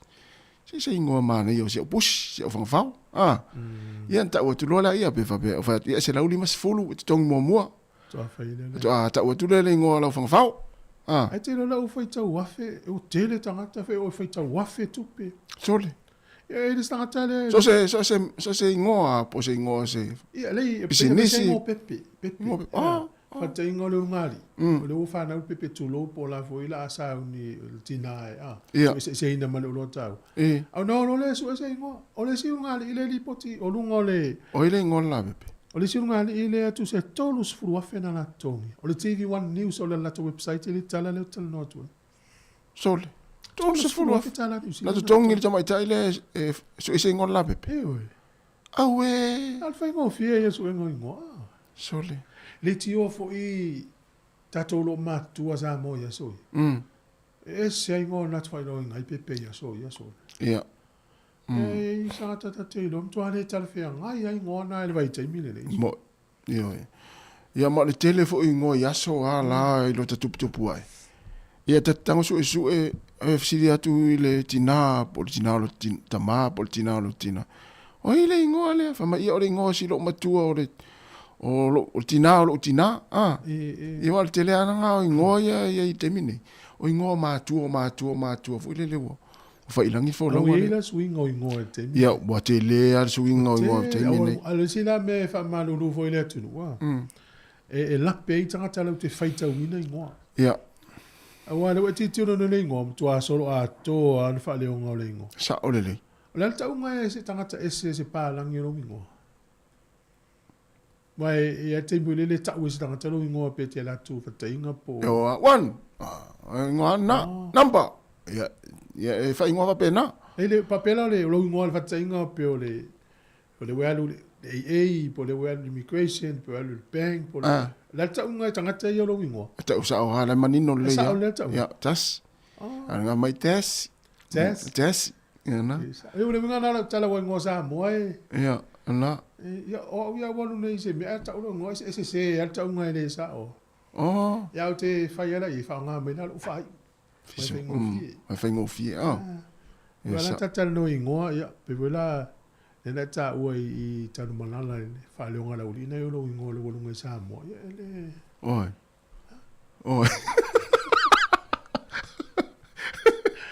Lai voni, no fo pe nei, ua te aru Australia. I pati eni, talo vatu, malol so fo manuia, mape fo ia, na, malaya. Ia. Mai asunga, asunga tui, wa yu pati. E o tauna wa isa utu valu te lu Australia. Na. Le wa isa utu valu. Nei ole mingo lau tala, mo ina to fo ile le ave ile I mo stofi. Ya nai mana ya nai no tu valu pe fa pe fio Australia, fa ngo fien to ani Australia pe to tala nga fa nei tu valu. Ya ai mo o to le fa ya inga le o fa te to rum fa na mo ma to ye le fa te to rum man fa na le fa to tala. Se fo mo le taya. Sai fo ma ni se lo au le yo. Oi, va tai lava, o mai e kato. O pai si tu o ma nu fo ia le fa ina. Le ai pa ma pana. Ya ma. Ma no mo po kalama Aftai lava. Ya, o te fi fa popo atu I tanga sai o mai to a inga tonu no fo fata. Le ana no tala no mai ai. O te mana tua si o te ina sau matona no fo. Sau me Sāmoa. Io e sau Sāmoa e doctor I Waikato Hospital. Nga sau e wha au ana mata upu. Ia na sau e mai anti whainka ko ngofo.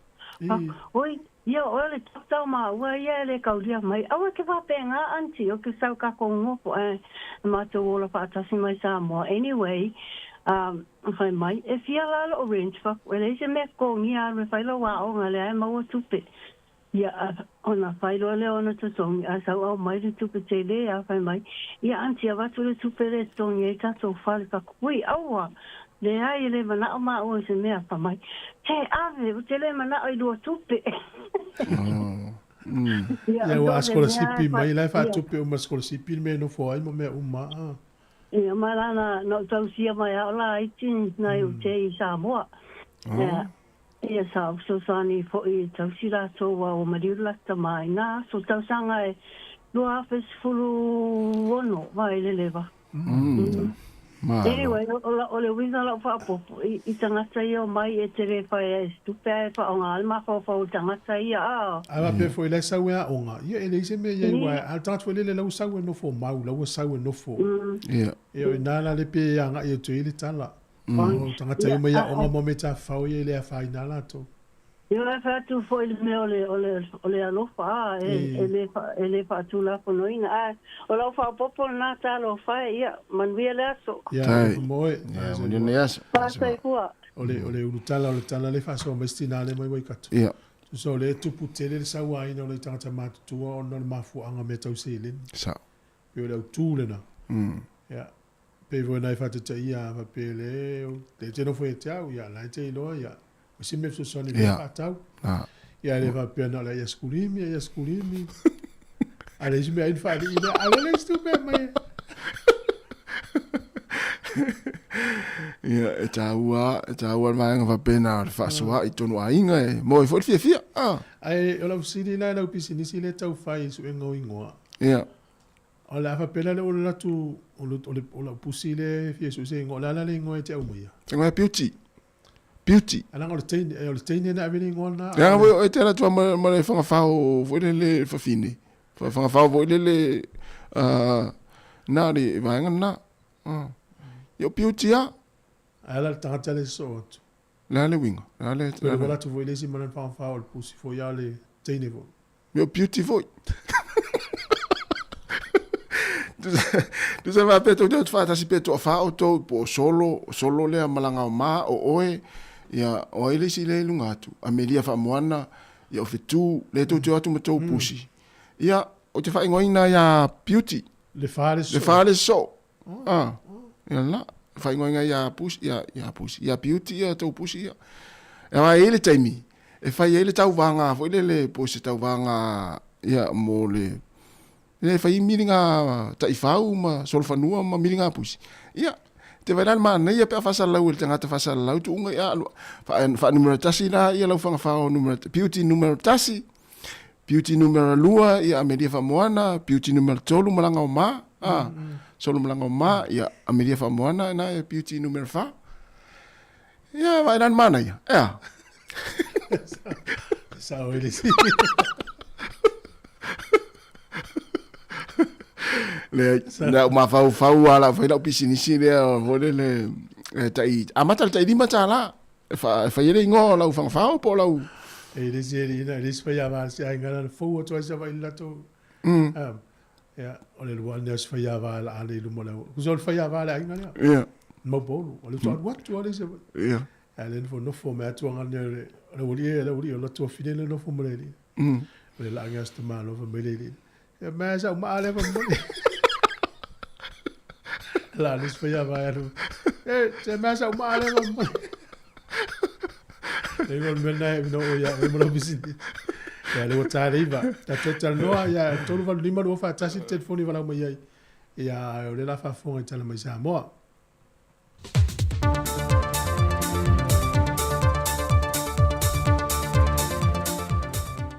O te tue whaatano whātu le nei fwoi wha o popongo telefon mai Sāmoa o si mai al whaafonga. O le vai aso nei wa amatali el whontanga au tū, a sui o sofono umor konfrenise le kale si metatisi fale ula, le pei on whaatasi mai o na sui SS mai atu nu e fio le lolangi.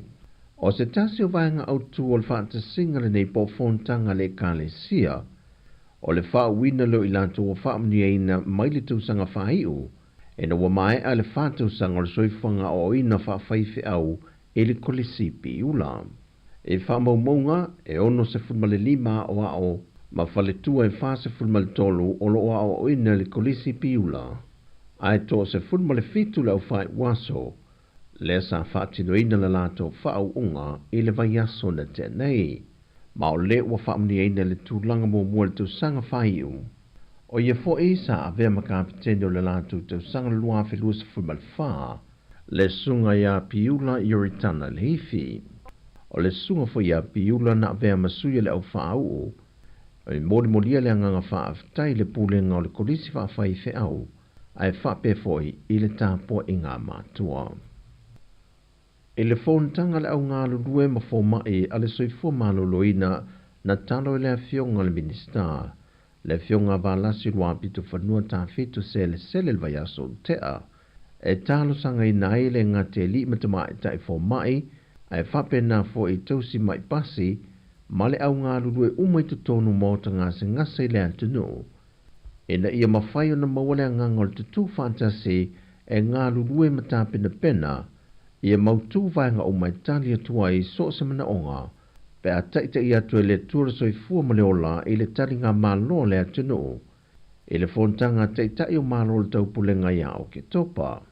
O lo wha solo i vaenga wha le leia wha uma o maotanga singasi ulumato tua, e pe o na wha wina i se vaenga o potu tau fia maotanga singasi, e wha leo mo lea fontanga, mo malo le a whai mai. O le tala wha te tau au tu o le tupe ua pāsia il pālemene, wa wha ata te se ele se lau lima sa whamaleono te si maleono miliona tā la, e wha tupe ai le au onanga wha le soifua malo loina. O le tausanga nei walu waile o wha alawe lave wa wha mao ni al mtanga luenga o leo ina ua o latu tau lima ina, e le maali li waionesi ni FSS a inga, e afua mai le whaamari e nei whaai unga o whaamasinonga. O atu o lalo mai le fionga o komisena o mtanga luenga o leo i le atunu. E na ia alo lo whai amana ia whaai unga o whaamasinonga tu ina mai, e mei se lava le whaamasinonga o whanua maswafa. O le whaai unga le vaiaso i le aso to nai, wa tau fia mai e leo se ta mai lima sa fumaltasi tau sanga le matua le soifua. Ina ua mali wai se ta mai lima se ful tau sanga le matua, e na ua tongi e le ua mōli e le maa, ma e ui ina o ane i le mautanga se ngase tau mawhai e se tonga fitinga, ai na maliu lava. Ua mōli e leo le ta maa lima sa fumaltasi tau sanga lea, e le mōlianga o le fasio tangata whaamwe mo ina. Wa whaelo mai al whaelo tusi al komiti al whono awa o le ka le sia whaapot putonga Kirisiano i Sāmoa, le sunga Reverend Dr. Taipisia le lua, le tau a whae o wa whaata atia mo se tasio poloketi na pāsia, o le whawina lea o se whale tusi mo lea o ngā whawhaifi au. E wina ia saunoa e 5 miliona tā la le tau a whae na whaata oto, ai o loo te tala lava fo i male awa noa, e ono mo whai o na whaatupe se isi vaenga e siri atu, pe a whai ai mo o mia ni vaenga e toi wha o popo ma wha le leia.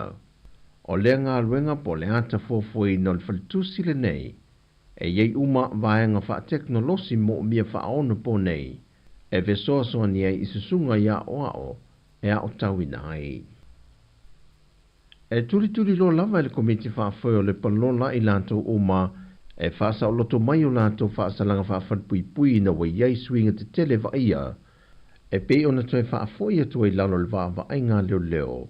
Se tasi o i lanto na ngā lue le vaenga o le fuimu, na mangaro mai lalo le vaenga o le palola, e na wa whaamao ni o na mōlianga o le wha o 5 le tina o le ainga. O se tasi nei o vaenga pito i sili o na malosi o ai ingo le tatana i o i lanto i lalo le palola, ia le maua i lanto ni mōlianga o le wha o 5, o le sawa ina leo tina matama i tae, ia po whanau foi. Wa tādia le aso e toe tūlai o i e luma le whaamasinonga, maolo iei le māsau salonga o le ato e whaafoi atu foi o ia e nofo sala, pe a mai a leiloi longa o lana mata opo. O le tamasa anga lue le vaenga o le tinei mu, e na ualu ese mai, ma le to ese i tanu malala. O tala fowia mo le ni aso, man via tele o le tātua tunu o, whasoi foia.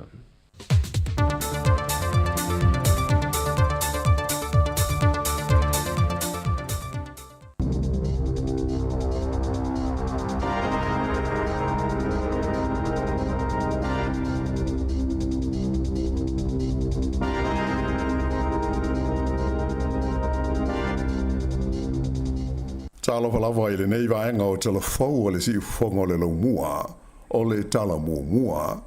E tele pisi nisi de tono New Zealand nei ua tapuni, a toa maisi ua whea ngai ma le tele o whainga tā, ona o le taule ai leo ni tangata whaatau, a toa ai ma le taunga tā o le whaangai o inga o pisi nisi i te tongi o tangata whainga ruenga, a e whapena fo i insua ma le tau o le whela ua inga o loa i wa lele ma wa alalo, a toa ma whela ua inga i lunga o le lau ele.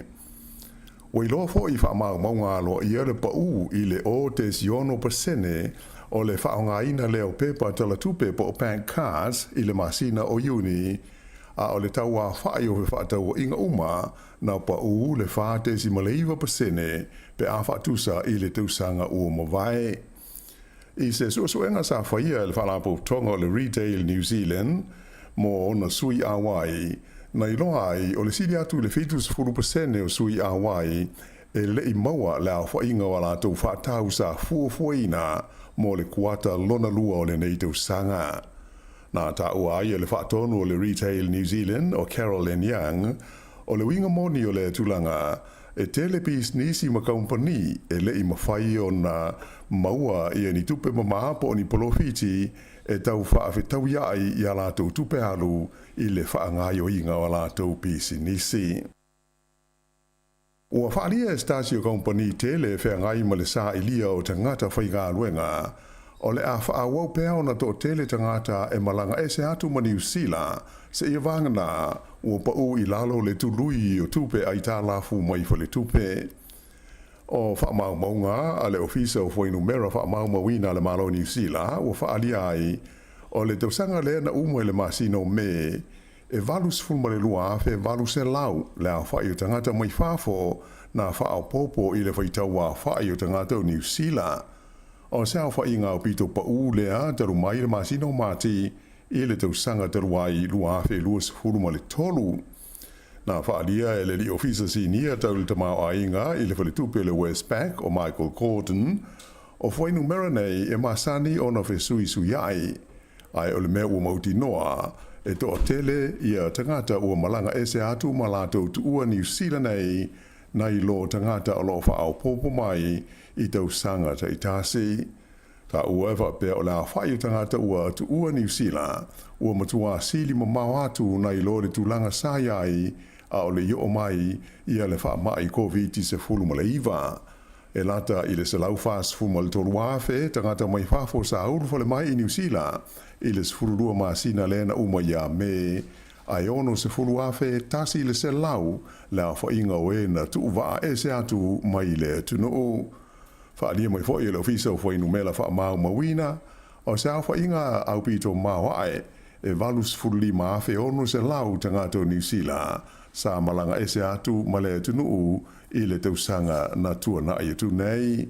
Se vaenga tele o nei tangata sa malanga atu i le tunu e iai i saina, fa pēr peretania a toa maau se tālia.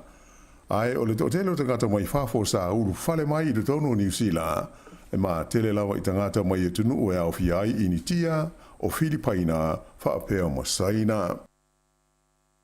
O wainu yo mata le pito nuu e o pito tele iai i pai papa ma mama o lo liki ai maalu le au ngale sua vai i le tonu o le tu malo atoa o Wellingtone. O le atulanga sa fa ilo mai fa mau maunga lo ia le mtanga ruenga pu le sua vai tau mafa o Wellingtone le Wellington Water. Ta wai a fa tusa i fa mau maunga moisi pito nuu e au fi ai Lower Hutt, Upper Hutt, Porirua ma Wellingtone, ona manino mai lea o wainuio mātalawa e au pito i tele i aile au whainga o paipa ia mama ma pāpā, ma alu lea o ngā aile sua mai tau mawha, a mata mai lawa le tausanga i lua awhe lua se fulu. O le maale masina o Iulai lua awhe lua se fulu, ma Iuni o le lua awhe lua fultasi, e lima se lau iwa se fultolu, le au whainga o paipa na pāpā, ma liki ai le sua vai i wainui o mata. I Upper Hutt o le pito nuu o Trentham sa au pito tele ai pai papa ai o Wellingtone o le pito nuu o Karori. E talitonu le pole nuu o Lower Hutt a Campbell Barry a tonu o le tele o wainui o mata e mafua ai ona tele i a pai pai liki ma mamai i a le sua vai na i lo isi pito nuu o le lo mua. Ta ua fo e le li pule no, ua tu ina atu e le pulenga o Lower Hutt, se vai ngā tupe wha au popo e lua tesi ma le 4 miliona tā la i le pulenga o le sua vai e lango ai la tu ngā ruenga i le tonga fitinga o pai pa papa ma liki ai le sua vai. Ua manu malo le malo New Zealand i se whinaunga ua lewa o na tula i mai i le vālea ma le iuni e le vasenga o le leo e a fia ai i o la tō tongi. E tusa mo le tausanga a toa talu o na whaia tala noa ngālo ia i le vāo i tū e lua, mai sa le mawhai o na mawai se mulienga, o na tō fia i leo se arbitrator, po o se tangata tūto tāsi e tū i le vā, e na te whaia se whai unga tāla whea ngai o le nei mata upu.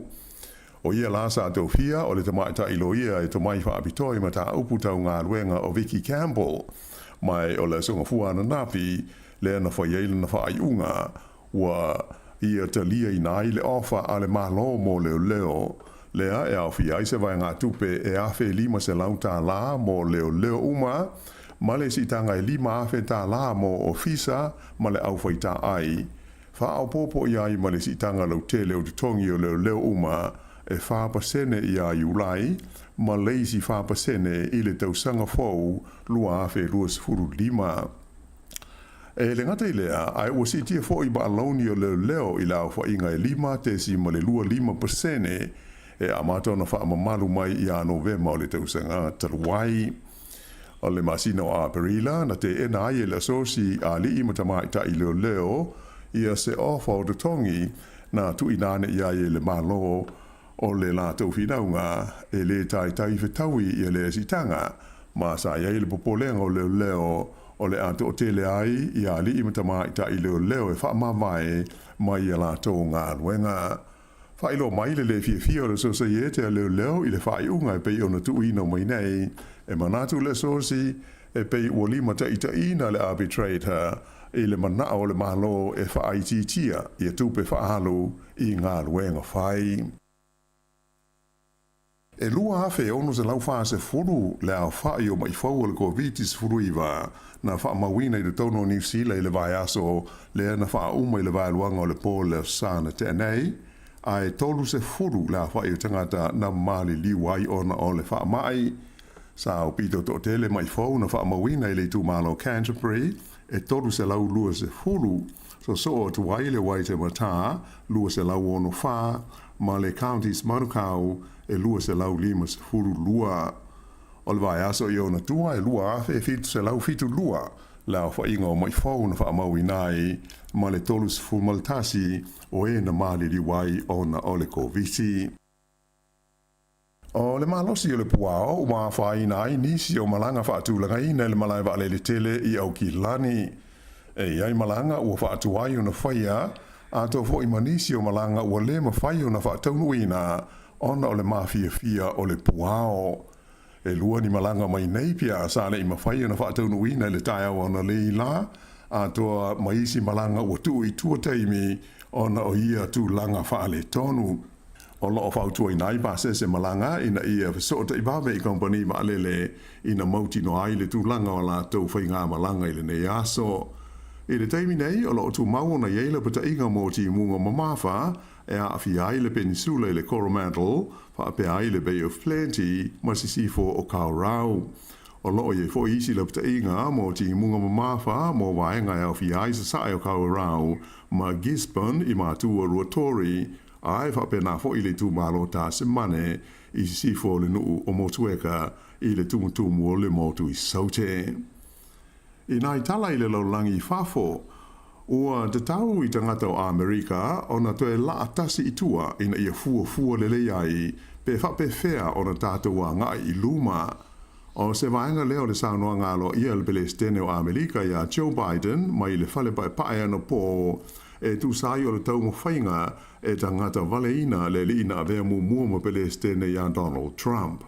Whaalia Biden e le te tau ona talia ngō fie tangata o Amerika le neitu ainga o winga matautia e na ia sanga whaau o pēa. Na ia whaalia o le taimi nei ua matua vevela ma vevesi ia whaau punga malafonga e a fi ai mata uputau upwhai o malo i te tonu o Amerika. Mai ua te tau ona tau whaai titia ia tu langa. O le tiu te whai o tātou uma le whaatino o lea wha moe moe o le sauronga lea le li Palestine. Na ia wha mawhaina fwoi o Amerika o le pusa pālota lava e tari ai o na whaafita hauri ma SSN o manatu ai le o le pulu whana. Mai o le malo si angasili e sui ai le pule i le tono e le United States o Amerika e iai lea i lima o na tangata ai le o lima o se tangata e tau pule e tangata valeina se isi tangata. O lona tolu ai leo taimi ua whai aini sao noa ngalo ia le li Palestine o Joe Biden, talu ona tula i mai le whaalavelave le nei le astona i ua mamae taimi a Amerika. O le nei whaalavelave e le o a whaina ma a fiai fuafuanga a le patia le Republicans mo le lātou tau o fianga tele whai e Milwaukee i le so. O le whaatasinga le nei, o le aalo i ai o na filifilia le Republican i Donald Trump e avea masui tau wao le nei pāti i le pālota o le tofi Palestine. O le a whaailoa i fo i le so e Trump, i a le ngoa o le tangata o le a avea maana panga e tau moa i le tofi sui Palestine i le pālota tele i a Novema. Ua whamawai mai lona tofi le tamaitai pāle mia o le tunu o Estonia i le atu Europa, ona ua filifilia o ia whai maulu o whai inga whaavahe tau i le vai whafo a le Unio Malo Europa po o le EU i se taimi o le tausanga nei. O le tamaitai le nei sua whai a Kasia Kalas e whaas fulfitu tausanga o le soifua. O le urua i tamaitai lea ua avea mapale mia o le nei atunu o Estonia.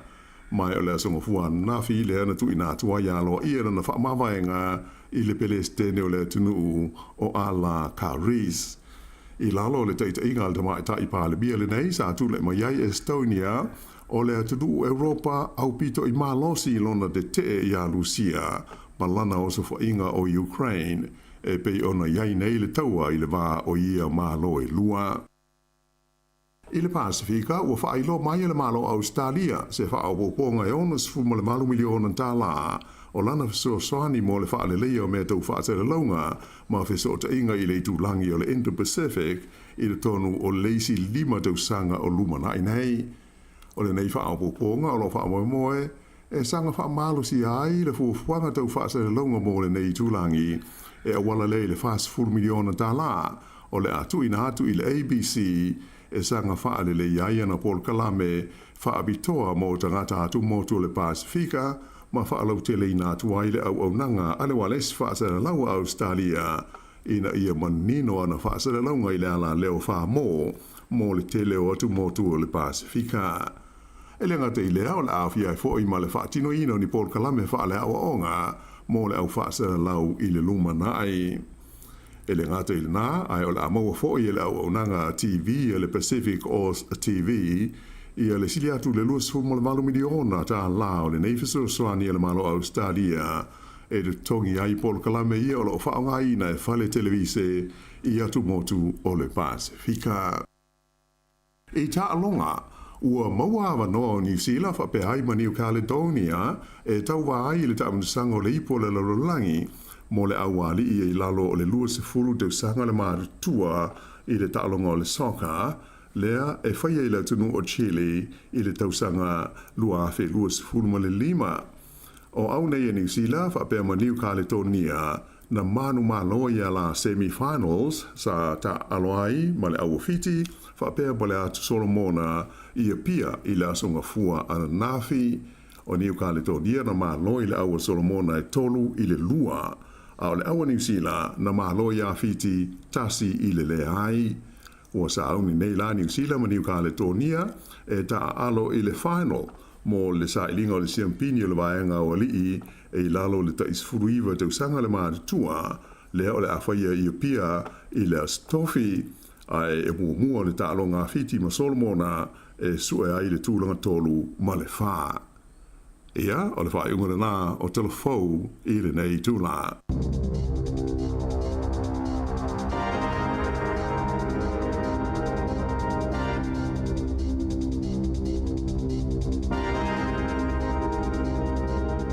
Alo va tai fa fonga melta tu no los fultas minuto te nei leiva tu fa fonga di tu las fulma le lua i le nei e tatu telefon tala mai Sāmoa ya tu fa fero ya tu ni temi tatu tu no ya va pe fona foi ta pena ave nei fa na ula tu va so muli ya fa ta fa i si va nga ya fa mo per sa le mo nei fa na moni tala le na mo tu nei telefon le fiona la wan o lo ma ua la va i le a fa ina le tele pisini ni sila ya ele ngata o le tau ngata so fuanga lo tatu ia vai nei la no le mo la tatu ma senta polu ele umena isi pisinisi ava tu taponi sa e tau ni tata fa tau e si ia mo tau ni tata fa tau ni tu pe tata mo o isi vai ngo avel fa mo tata o fa mo me ta ua tu ya la tau nei lo isi vai nga yo le tau entertainment se a fia o lava o se vai mo me se fa pe e o le ol fale inga o tau e le la ua fai na pisinisi sta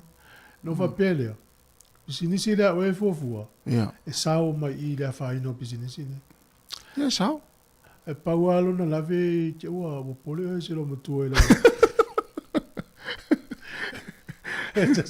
tsa vai a se la mo e nei e tuala ala pisita ta su e se la mo e tu ka ai wa tu la to ke no pe e vai fa ultra la va pela pisinisi o ingo o foi lele o lalingo o ingo o tangata ia mafanga fao to mo ai male ata o le ingo na la fa ingo lo pisinisi o ingo o tangata so ifua ma fanga fao to mo ai male ata mo ai male ai yo ele o fidu mon le fa ele le o leo na la tole fenga venga inai o kilani sifo ele vei Henderson ranui no umana ina Gleneden ala tu lo leo o tu sa na nafi ia o ka potivo e le official leo i le West Auckland ia va te inga o leo ai lo latu lo mari chips le la o pa pena la men fa leo le o gilan o le silo aso la lu fenga venga La tulo a feno countdown nga I West Auckland I Henderson. Henderson, ia. Mai sanga chips. E sui ele chips leo na ia nafi. Oh. Una ufia ia nafi. Ia. Fe tau ele la atu leo tun. Mm. E saulo Malaysia li ina fa fo malana fatau. Ui mai awala ui tu tanga taito. Tu sala sola no fo manga ui olo ma countdown. Sole. Ma wale leo fe tau tu ol fa to se ilo leo male ato me ai. Tu ave tu. Tu ave le tu ai mai no mala. Tu le foi la vanga le lang ina la ol maroons, la ol fa me. Ia, ia. Me maroons. E le moto fa foi tanga tai. Sole. Tanga tele mo leo. Ma wale leo. Ia se vai la ia. Ah. Ia la tu fa foi fa tau tele ilo la tu a tu te mina umai le video na. Ia po la ta fia. Ah. Ai afo. Ia, ole na. Ao o fa tai foi ia se foi tu leo. Nga se ia lu mo ia. Awa fa pe fa awau pe. Ia. E ngata se ia leo fa tau ta ofina.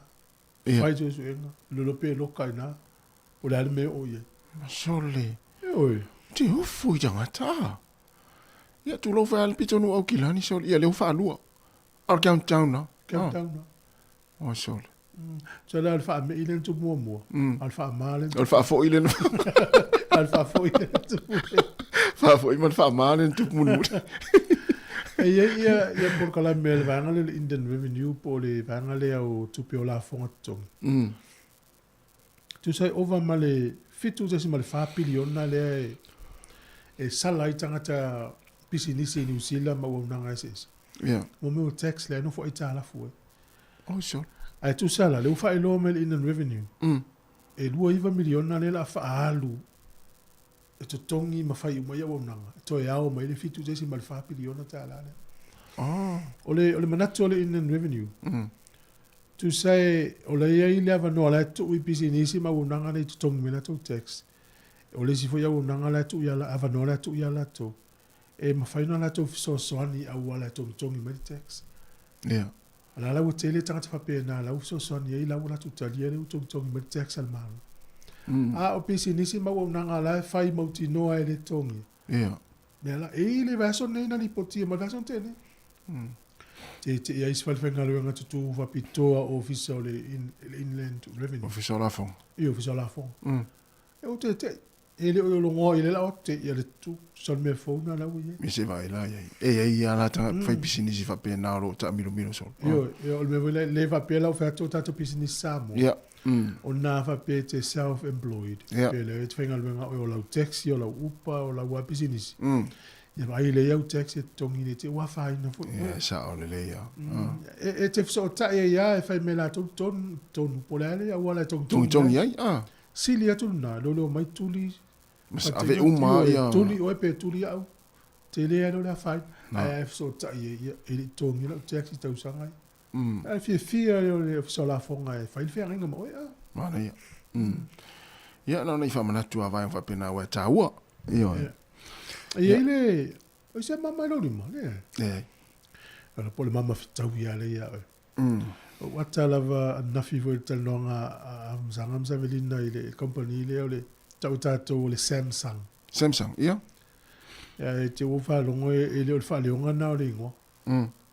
O sta tu la utas. Ia, le tatu la. La tu la va la ule na tu fa wo le tala fa tau ya. Sta ta ise mama ne su. Se fo mnu le ta fo talo fa. Ang bago sunga perfecta le tua ya sola masone. Se fo mnu ya tau. Alo lawa. Ah, Mateo. Ia, mavia le lava e faro ngono ngaku fia o ka mon mole lava le. Ia, te fai ngo sponsor inga le pisinisi le iso nga yatas. Ai le sponsor pisinisi.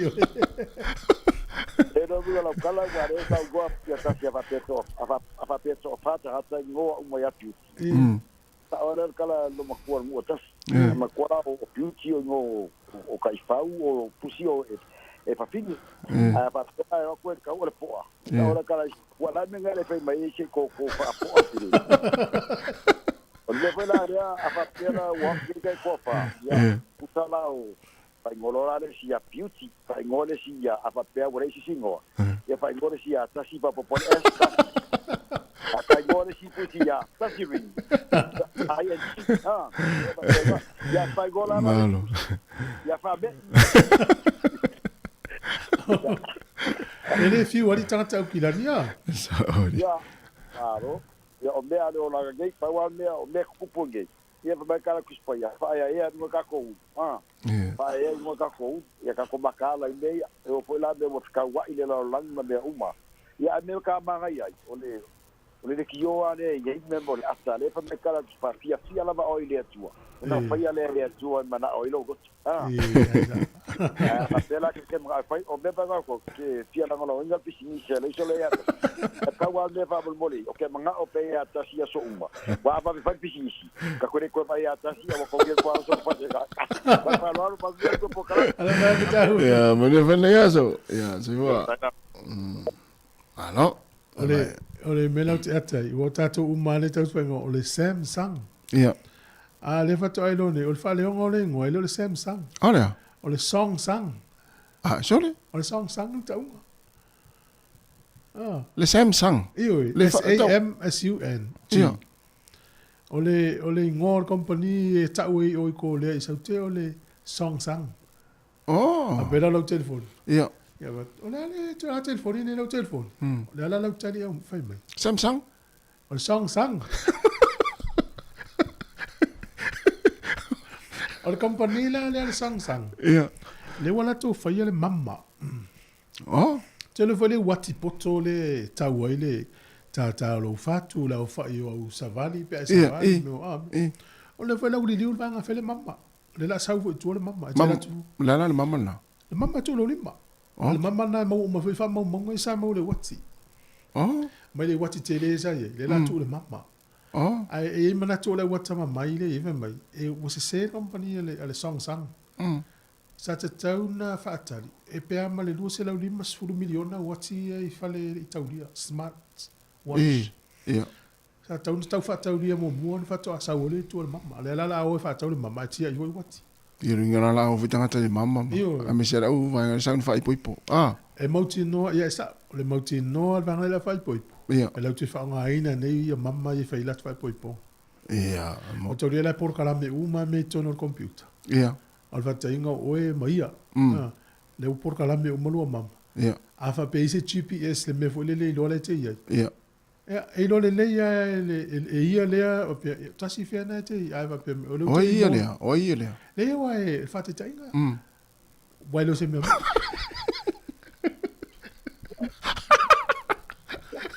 ai malo se volta to vola malo se po me ia lo sumo ile ne ta po ia malo se fo oka ya la nge ma ya o mai le tau ina mastone ya ma na ia le solo la de gutaya fo ele maruru te foi nei te gutaya o malo la va ya na mal fa un va yaso to bitono ya va sai mal va sili o fa un va yaso no le fa tua mato to no mai le sta mai Sāmoa o sole o ti ali la walu va be ole tu la na sa nei foi stato so tai ole na foi va yaso ya ole malanga le na alu Sāmoa malanga le o le asanao senao i nei i mastoni ya o ma wala ma se tasi foi o tina Sāmoa no ave malanga i Sāmoa la fa mo malanga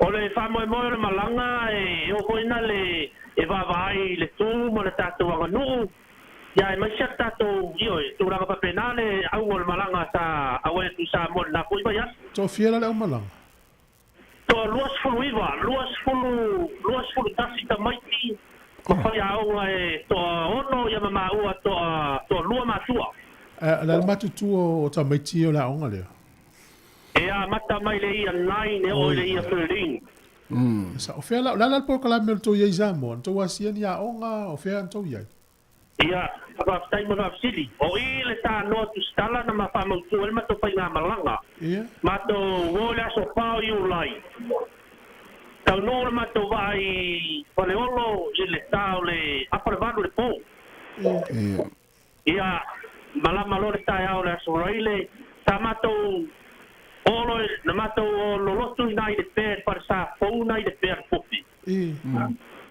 ile ta ya Tai ala sa le misana pai na ta mato rot pai. Ia o lo la so fu mato malanga lo sala pai. Saole. Ole ta mo ole aonga mato no ko le na ile sano pe fali. Ole o mi ga fona lo bili atu ko ina le wa le foto ta sa le ta lu mela sa. Fona le swing o so ta to no. Ai le ya lula o swing ona tunu. Tatal no penal malanga. Se fela sa tala o fela so vo isa to yai. Ia, le sa mato no ko ina ile imanase le tano pe fali. O le so lua le so iva mato malanga ile aonga tu lo lua i fale alupo primary school. Ia. Ia ai o ile solulu mato wa si alo ile a o ngai sa fotu de primary school na sa fotu. Ia mato o ile lava ina itanga mato asiasi matanga. Ia so tofi lo mato foi mai pia mato o rona ile a o ngasa nele ile sobraili. Ala se tala na ita maiti mama faya o ngai primary school ia luan to wasia. Na to olala na ilo ala to te watu na fatari mai o to. Ia, langa foi o le primary school e fale alupo ino wa o ngai. Sa ola. Le ala wa mana ai le o. Ia, le ala wa ina le na fai mai la ona fai mai la ko pule yo ka. Ia ele se a o ko ina le mawalunga. Ia. O ka le mo watu no mai. Ia, ole lo paso taina le ole pule ina I fale alupo ia talia le leima tau. Ia sa o foi le matua le a o nei se na o lo a o se pana. Ia ma ave foi a me alofa ma se leni foi so soani. Me tau api o peni o me taalo. Ia wa la male ioi. Ta matua le fata di mai matua le a o le so lua le. Ala se tau maftanga fai na fai tau pesenga man tau talonga. Ia, na tau nulu mato malanga ina I fale alupo. Ia, asi rota mai te ao ai nei o atu I nei potu a ongo tamai Sāmoa ina I fale alupo. Ia, auma le nā I o mai fai ia wana o lato siva Sāmoa. Ia ma, nai siva ma o le po inane e whawhi roa e poi na lava I tonu re. Ia, rasa foi foi pa vetianga, uma foi le fai mai la tou, ia ma tau lunga foi le mato aso ma mato toi foi mai ile me olo mato fa mo tu ia I manasi. Na fai se tali le onga fala lupo. Ia, na fai le rato tali, fai le me olo vai salo, ia ma le pausi, ia ma tulanga me ai la Sāmoa. E fia tabai Sāmoa na on malanga. O iwa tamai Sāmoa. O ista mai te palangi mamaori. Ia. O le si vai o no vai ai alo matama pa nau paralangi. Fio tamai te ai tau. Ai me ai Sāmoa. Ale niu. Ia, ai le ulu o le talo. Le mato mai la isi sa nele I moa. Mato mai la fai le umu. Fata le foi mato la onga o mai la ia fata tai foi go le umu. Dala anga o le mailo. Ia le la anga o le asto. Ia ma sai umu o supoesi. O le fai o le luau o le valungo o le popo. Ia ma ta umu o pepe. Mana te. Eoi. Mana ia fai ngā malanga ia le utau no ma le manuia o ma maita maiti ma fai au o ma le puli. Oka o vave o naiva noa o staimi umi. Ja? O nai te ava noa nei minute I luma se furu minute. Ja. Tato I fo ia tu lai sa I fe fo I sa fotu. Le ala stau filo ingam sa fotu le primary school sa fotu. Ja. Sama tau felo ai foi la so lulu ma le a o ngā sa fotu. Ja. Wa e pe o tapo sa ina la o tapo sa na e pula ina sa fotu. La o ma pope na ina I senterita ia pula ai le o la o. Ia, ma nei fole matou pelo ai ngai nasa matou a foi le mea lofa ia male ma meo api ma peni ia walo mata ma pana o ta vai foi le ai ele si na se o se vai dos stosso tu lo lava pa fa ta to ai matou o vai si tamai wa pelo mo mo lo roto matou ato vai e tamai ti pia o vai tu se vai sorry o matou a pu se vai la se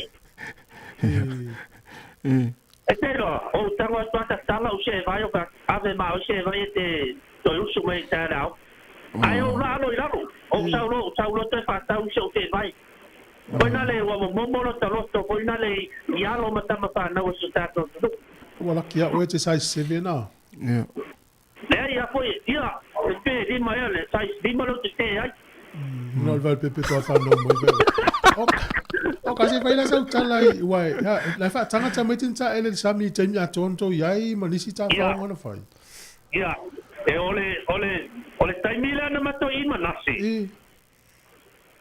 ole se ala i fa tu tamati tu lo fa fa ta to pe pona le sami ia wa mana ole mana ia le ma fa na fana ia tai mana ia so ela ia ai te lo o au te wa tau le ma sani lo tino le maru le paipa sa ko maru te le paipa Sāmoa au ta ele le paipa la no ese era tan no foi le pitch fale malo tan no foi falta di maro pe o i ta no awa o i ta no e ya vai vela e pe ya le ta to te no foi nei ya tu no nei sa no lai ta ele menal ta no ya so di man to isa vai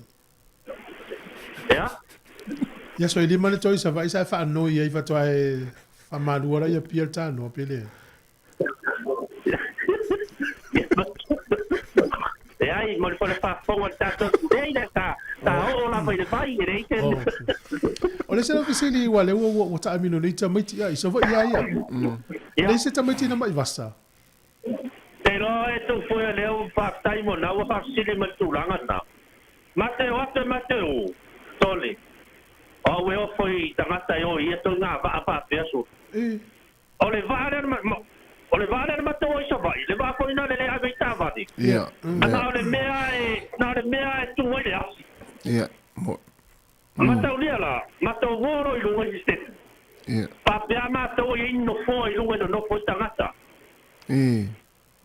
ai ma tu no tole o le mea sa le asi foi na le papo ia tu ina dai tamati ya tangata e fa ta milo ile me no po me dau sai la buena to no le fa maru me to ai no po pa forma malo le tu pero o e o foro roto pa wala o tatano le tuia tai ma to le aso i savai ai pe ya alu foi na le ma to la lata i salo lo wa pe la to ya le vara ngoto ya le show o san ya fa tai ai le tua sa leo ai le tua i de fai nga malanga foi ma ai na ma na le ba ma to o mai i po ba po na ya awa la e pe ya la e ave le siva te le sebe Sāola ta lo fai le ala se mol mau ta mai ti mel mo tele se la fai fie ta mai ti ole tu langa misia la vai alo mata ma fana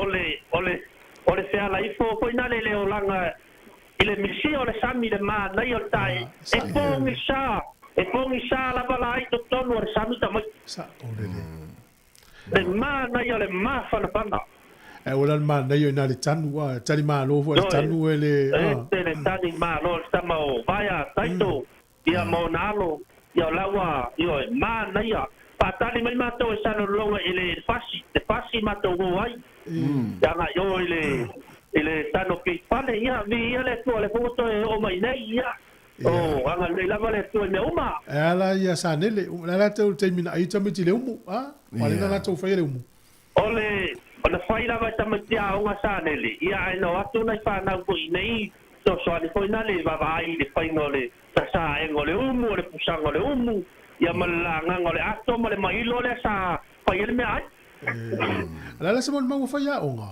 fie na fai a ole tu langa la isa nele temile tu lo la fa fonga tatu ma to atu fa mai le pule la yai mangalo ya ole tinai la tu nei ni sida la wa pule yo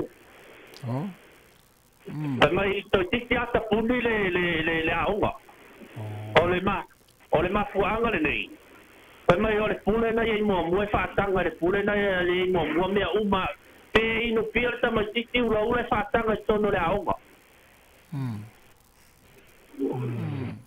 o wa to tele la na ma tu o ina le manau le mo to tele na ma tu wa ki to suya o ma la to wa long pa na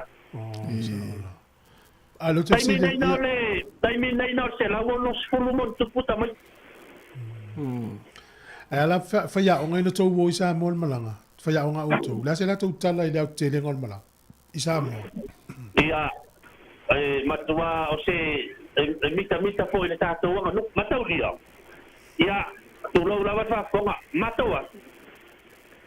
Ele o tele ele pule a onga le ai to nga anga no foi nga tato le. Ole o mai se a singa ia ona on matau no atu ia ina le tano pitch fale tolu wa singa tolu pua. Ia matau dia la ia o aule na o au taksi ta mama tinale na o foi nga malanga. Nai mala mai vai va pena. Ia e mala no tala no le pule ba. Tu sai essere tu pe ave a fai mai le tala o e toi ave ma sei tu pe me foi na lori io lo la fole a me ta ole la fo ma tu la va pena. Ia na fai umana mea. O sea, o le si foi realmente ma to saneli. E ma te ola saneli. Voi lo le pule fa mai o le tupele ave ile o le tupele mele o le tupele mele. O sa la voi lo fai le wa mala le tato tu. Ai lo po tau no mai lo ni lo fa fa le fono le por fa pea. Au ni tu evelto inana le tato mala. Ele ai, la wona le koina le la pa tai mai tama tai pule ma le. Ile tato wa no. Ole si mea vai o afia fi umai le mato por kala me sia so atua.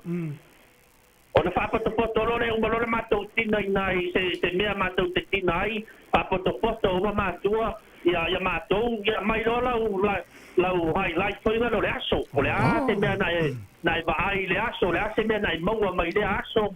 Ole tele ala ta mai ti fai mai.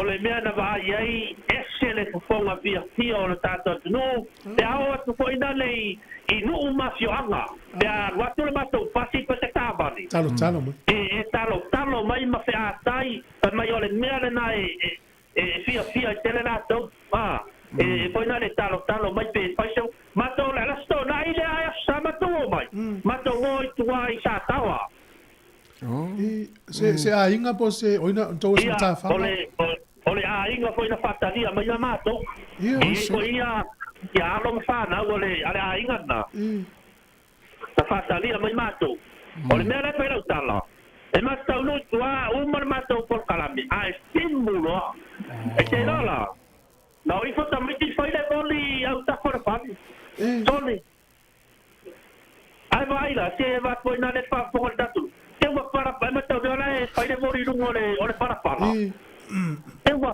pala o matamati pala la ngima ala fie ai o fa sa mai ti o pai de boli matamati Sāmoa le fioanga ia la ta te tu mata tu voi na le fia ia sa ma na ia te ma na ia te le tala malang ia ma o foi le ia no e to ia si o le si la tu la ma te o le marketing i po le la stona o le mera te atai fai lo o te atai o nai leo se te atai o tu ma te le mate ki le pasa e la wala le oso mai o ya fama tu sa lungo le marketing e le ma fai nai to ya lu la no stava le no sa na le sa tu ton piki ama to le si ava vale na e mate tu la lo na mai ta o se leo e leo me uli na e tai le te no si me na tiu te na sa fa tala o men tupu e o ta o fu ya sorry estala ara fa ya to ale leo le avete a me le scendi na te si da fiere in paintao so mai la roi ya pa to la mala avete si lo ascolta la le fa ta o saulan lo su mal man atala leo anu sa voya ma se la tala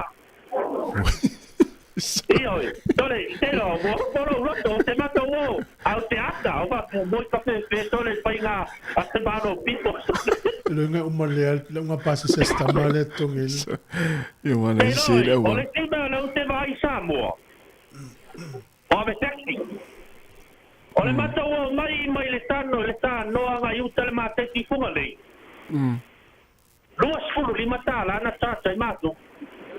Mena le fasa oi. Ia, no fai la ve taxi na ve taxi la nga foi. Wa mo tu ia ia matu pula la nga o sau sta vale rai tua. Wa to tongi la matu pula la o nga ia le Pasas. lima e lua ta vale lima fulu sau sta do nga le mate.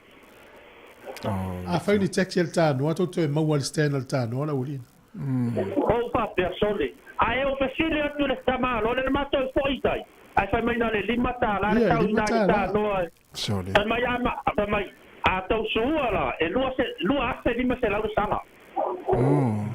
Mai e tau no la to fai le patai malo e vini le, ia, o sau luma o fai ai nei, fai ia.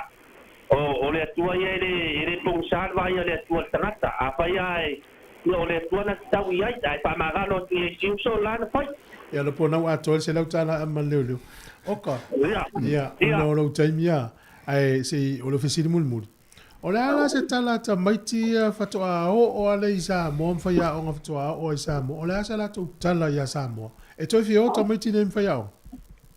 Ia, pātai mo pāsiri tu pui. O le wa mata o foi mai. A le wa toi plan le si malanga. Mea muni ia. O le winga lau tala. Wa matua misi ai ta maiti. E isa maiti Sāmoa le fatoa o le wa pa tau sanga i ule nei. Deve ser assunto. Ale patua o Sāmoa. Ole o wingara tala ko inane wa matua misia ta maitine o langa fia i le pale ngata le fia le tau. Ale fia i winga o le tato o fia. E o patani ma dona mata no poi. Ole ele finale tate no ko yalo ai tu mai che mai te manau se di por le pote te di finale lampo ponga fia o tangata. Tamato ta mo te iwa te ona tamata talo nga pona na man Sāmoa ma Italia. Langa tamato no fatasi o male aula na Italia le astona. Ina le tano ina ile tano. Ia pa ke lo ai foi manisio alo tato no le lina yo ane nai wing. Mana. Ia mana ia talonga. E se mana ia. E na ola ta meti se mata fanga i ponu. Wa e se mo nana i mata fanga i se. Ia mata fanga i ponu. Ia longa ele lava tai. Ai ta mata wasiasi na ile baile i piula. Oi. E ala se to ala se ta ile ta meti. Ina vai piula matua Pia tamai ki ma rua vai. Champini vai na piula. Ia, pa tai foi pa tua o ko le tai ina lo toa. Mana ia te le lau. Mana ia le ano le wala ila lo pasi ma tua i lunga tau ida. Oka, sen mana ia fa longo le tunu le fa tai me volto tele lau fa soa. Na o vai ato e comment mai ma fai me au tala le malanga sane le fa pea. Tene no pese sa nele ni usila. Ale wa fa maunia na wa foi mai. Ai foi malanga fa pe ia manele foi mai ni lipotia. Ia ai o le tato atu no ia lo no fa mau nei mastone manuia me uma fa tai foi le tu lo mauale a mata ngo fiere la ia wa te foi lo tino la to o mau maru no me. Ai sa. Na e fia saul mena e lo nei malanga. O ta fia o ma si tina foi la inga male mission pa nau sa pa muliatu ia ta o war foi ma vere to lua ia no kwatu tina la inga ma mission pa nau o la si o fa nau si o fio anga male anga sa ya o mai e pe yo le mitanga na la bala ilo loto a tu fue mata foi na le e si o wala ngai oi nei e tai mi foi na le ia Sāmoa ile la fa soa ai e tai men fai na no tama titi nei ma skuta la ma le lima ta la ila aunga o pa mata la sala le ia isi au pa na o tatu tau te le iloa le mea na ui mai ai tau te iloa le tau te o mai fa mai e wa ma sai la ta ato e ta tango ta mai ma sai ai a tau ma fau fau tau mo wanga o taini e na avera ta api no le tanga laisa e oe sao ai e foi na le fanga no ta fa tai le tua ta mato o se fa na o me no o lai vai ia no mana la vai se o se fa na i sala i lua wa tasi na wa o sa o yai fo ya e au na ile lava staimi ya e le sire wo le no mata o pia lava o Sāmoa para ropo la vo lo no wingo le si fo fuanga to wa onga o le ale duas fulu lo mon tupu lo pe lima fulu malanga yo e wa le tole baba ya tuna ye le to tele wa no mata pa na o si tato fulu le por nei sa di chanel in maston le si vanga ta una mol ma na yo le mol le mua taula mua me fa ya la ya wa tongia la wa pa se o ma tu sa o le yo sa mo ya wa to la na ya te lo lua ele ya sa tu penado no mo so i lunga no pe to le pure a mai se me la pa mo le se pa me la ya mai la le te lo ele tele se nga mo la ngal malanga le no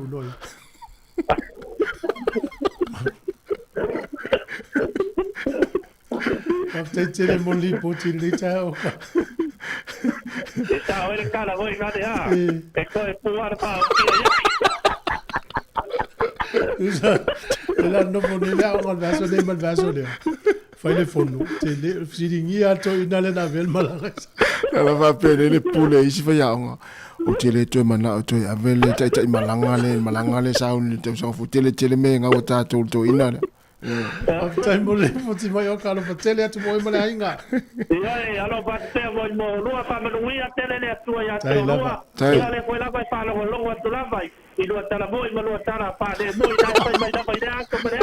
Ai mo ia la pa va le ate ia to. Tu foi mataki. Vai ta mana ta ke vai pa le mai ko la.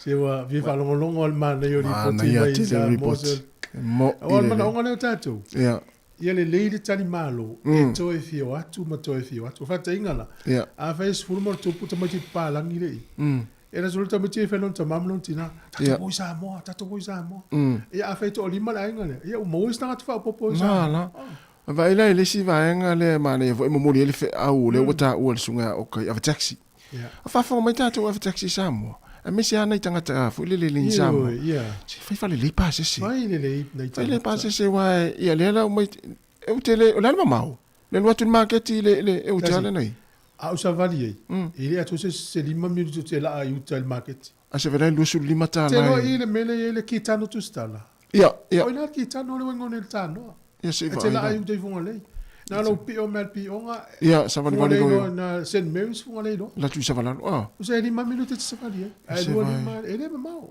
se va ila o tala mo itala ia ne sa no ile sunga ia o kalangolango le i pase se o taxi ava pe ia sa le ava pe fai uma tangata uma o nanga le ia fi tangata ai la pe lo ise o nanga le tfa pe ia le ile o tala sa le ia mona to foina ta vale isa la pase se fai le nei tangata o atu e to e fio atu ma to e fio atu e mata le ia isa mo ia ta si fo io o sa na te fai vai va pe o sa o se na te fai ngalo ngai ia le si tu le ia sa le ma si ana tangata fo le ese atu i so tatu tunu mo ia o mai mal tatu kala mer atal ta yao fa malo tu lava tatu tunu ele ngate le tatu wala le tasi ono te si mal tasi famo ia fa pe fo inu tatu pinga fa ilangi tatu to mafuta fo ile tu las fuma tasi fa fia fianga su filoi ia ale la fa asoro tu ni so fa fia fianga ia ta pe po isi tatu po klame ia istemi o nei minuto luma ia so fo malo loina le ta pe mai ana ia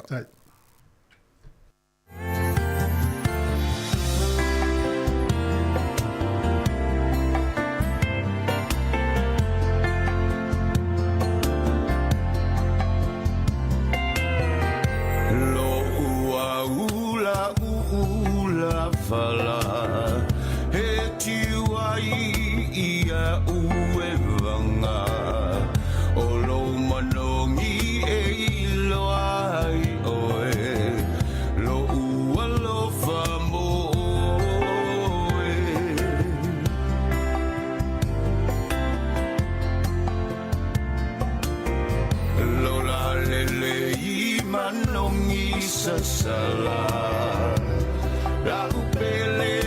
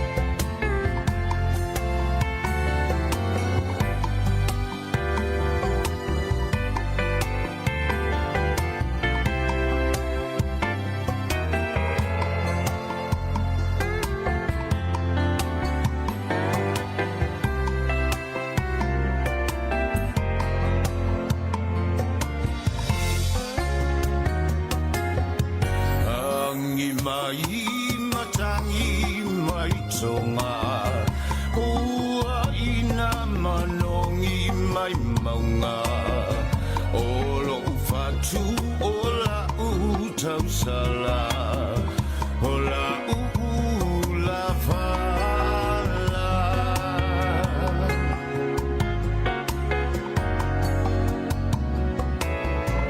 hangi mai matangi mai tonga ua ina manongi mai maunga olo ufatu ola utau sala ola ula fala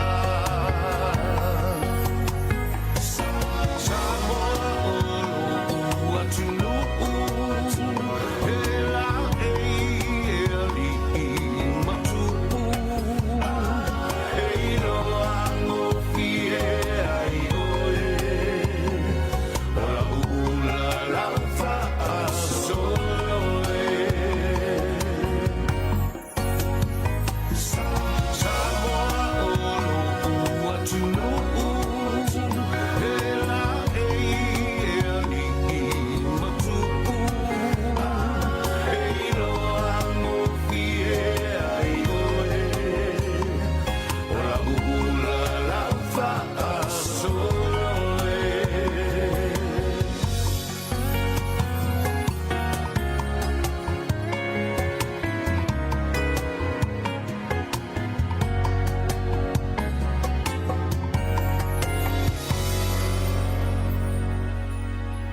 O le whaasisilanga tāua, e whaamanatu atu i le mamalo le tātou au whaafonga, e iaila wa ia te tau i lalo le tulafono o le Broadcasting Act tasi iwa valuiva, e whai e sau whaasea po o se whai tionga i mata upu, tau i whaasalalanga i lunga le Sāmoa Capital Radio. O lo o au ili lalo le upenga o sota inga le pūlenga o whaasalalanga, po le Broadcasting Standards Authority, bsa.gov.nz.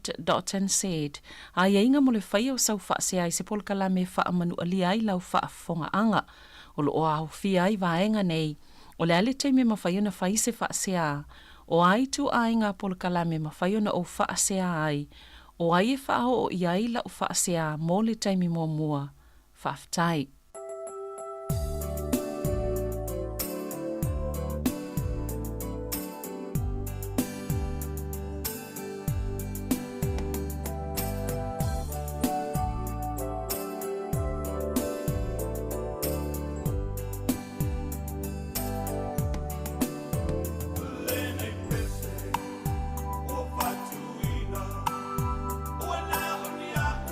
Sa api-api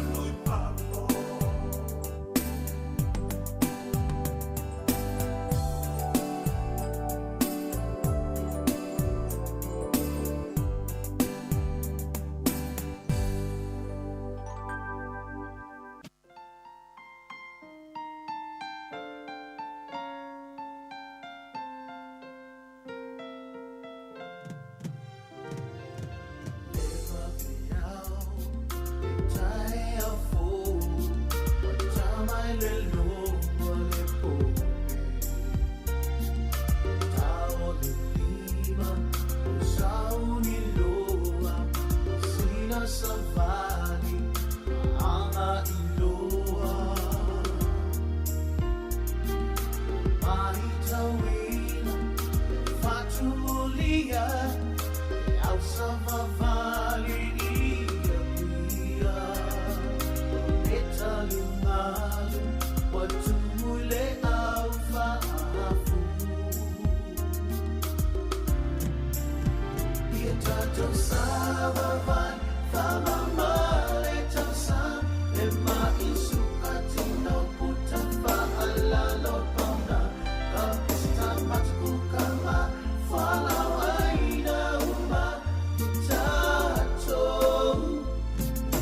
ora soifu manuya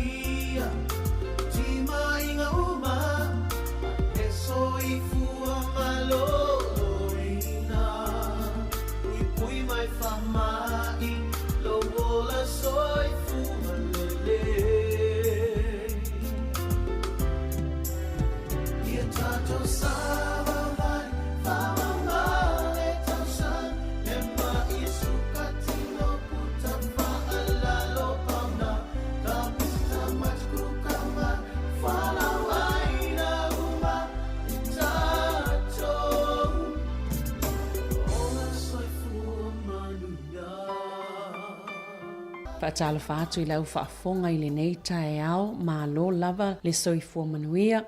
O se tasi le nei o vaenga o tātou po kalami o le soifua mā lo loina, mā o le amātou tala no atu. I le nei tae ao, masunga ia lino nanai, ma Wendy Scott o le au aunanga le waka atawhanga. E tāua te le mta upo la whaatala no aina I le nei tae ao, o le mata upo lea I tui pui pui. O le nei whaatala noanga, ia o lo o mwhaiona whai e lunga o le telefoni. Talofa lava, good morning, Linan, ma Wendy. Talofa, talofa tunga Sabrina, talofa po ipa ia maulunga o lo o so o tisa, talofa po ima malu Sāmoa, sa mama tina matua, ia whapea pa ia maulunga lasi o Sāmoa poso, ma lo soifua manuia manulangi mama. Talofa lava, o lo ingoa o Wendy Scott. Talofa, how are you, Wendy? Good, thank you, Marlo. It's a pleasure to host you today. Linan has previously appeared on radio, but Wendy, could you please explain your role briefly? Yes, I'm the service coordinator, 0.5 for Waka Atawhanga Pacific Nursing Service, co-service leader, and I also work on the floor as an RN and also work in the vaccination clinic with Lena. Malo whaftai. Linan, a tonu e mawhaiona e wha amatalatalau ili vaenga I peona sauno ai Wendy lana matawhai o I tonu o la autou au nanga I leo nai e lava I elo sila fia wha amolmole.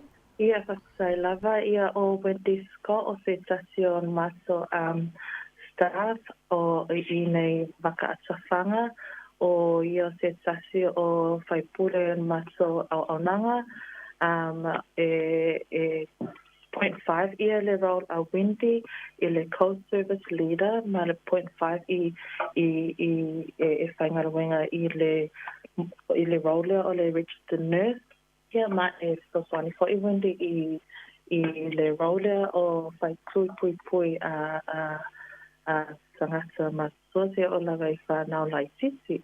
Le lei whaftai o ala tui pui pui o le au lua tala noi wai te le tui pui pui e tātou te whawhianga I tonu wholesai fua maloloina au a tonu a vaenga o tui pui pui o le au lua tala noi le so. Ia o le tā upu o le mā tala noanga le nei e whakwa o le National Immunization Schedule po o le polo kalamile o lo tu mai o le Ministry of Health o tui pui pui e amata mai I le Samuel ua whanau ai ia pepe le ono vai aso sei o lava I tausanga o le ono lima tausanga tanga matua ma alo o mama faina ia sana noanga fatua tu le nei taia o le tausanga ia tulu tasima tulu tausanga po le ia 7 ma le ia 8 o tupui ia o lo fai ia onga ma le MMA o le misela le ma le rubella ia tupui ia o lo mawele sulu masina ma le sulu masina o tamaiti ia fa po e ma le COVID ma le flu Malo whawhitai, ia aile i o aile sivaenga. So you choose to talk about vaccinations today. Now, before you go any further, what is the importance of vaccinations in maintaining the public health? I le tūlanga leo le tāua tui pui mo le soifua malolo ina lau tele o tātou tangata. E whatai lava mo le whaasitele ia e tāua lava ia tui pui ia o loo saya o le immunization schedule o le COVID ma le flu. Awa ia masaya ona pui ia aso whanau, along whanau. Ia pia foi o tanga masua o lo ai me lava I taimi nei o sui fo ele tau. O la whaasolo I le winsa a le tau malulu.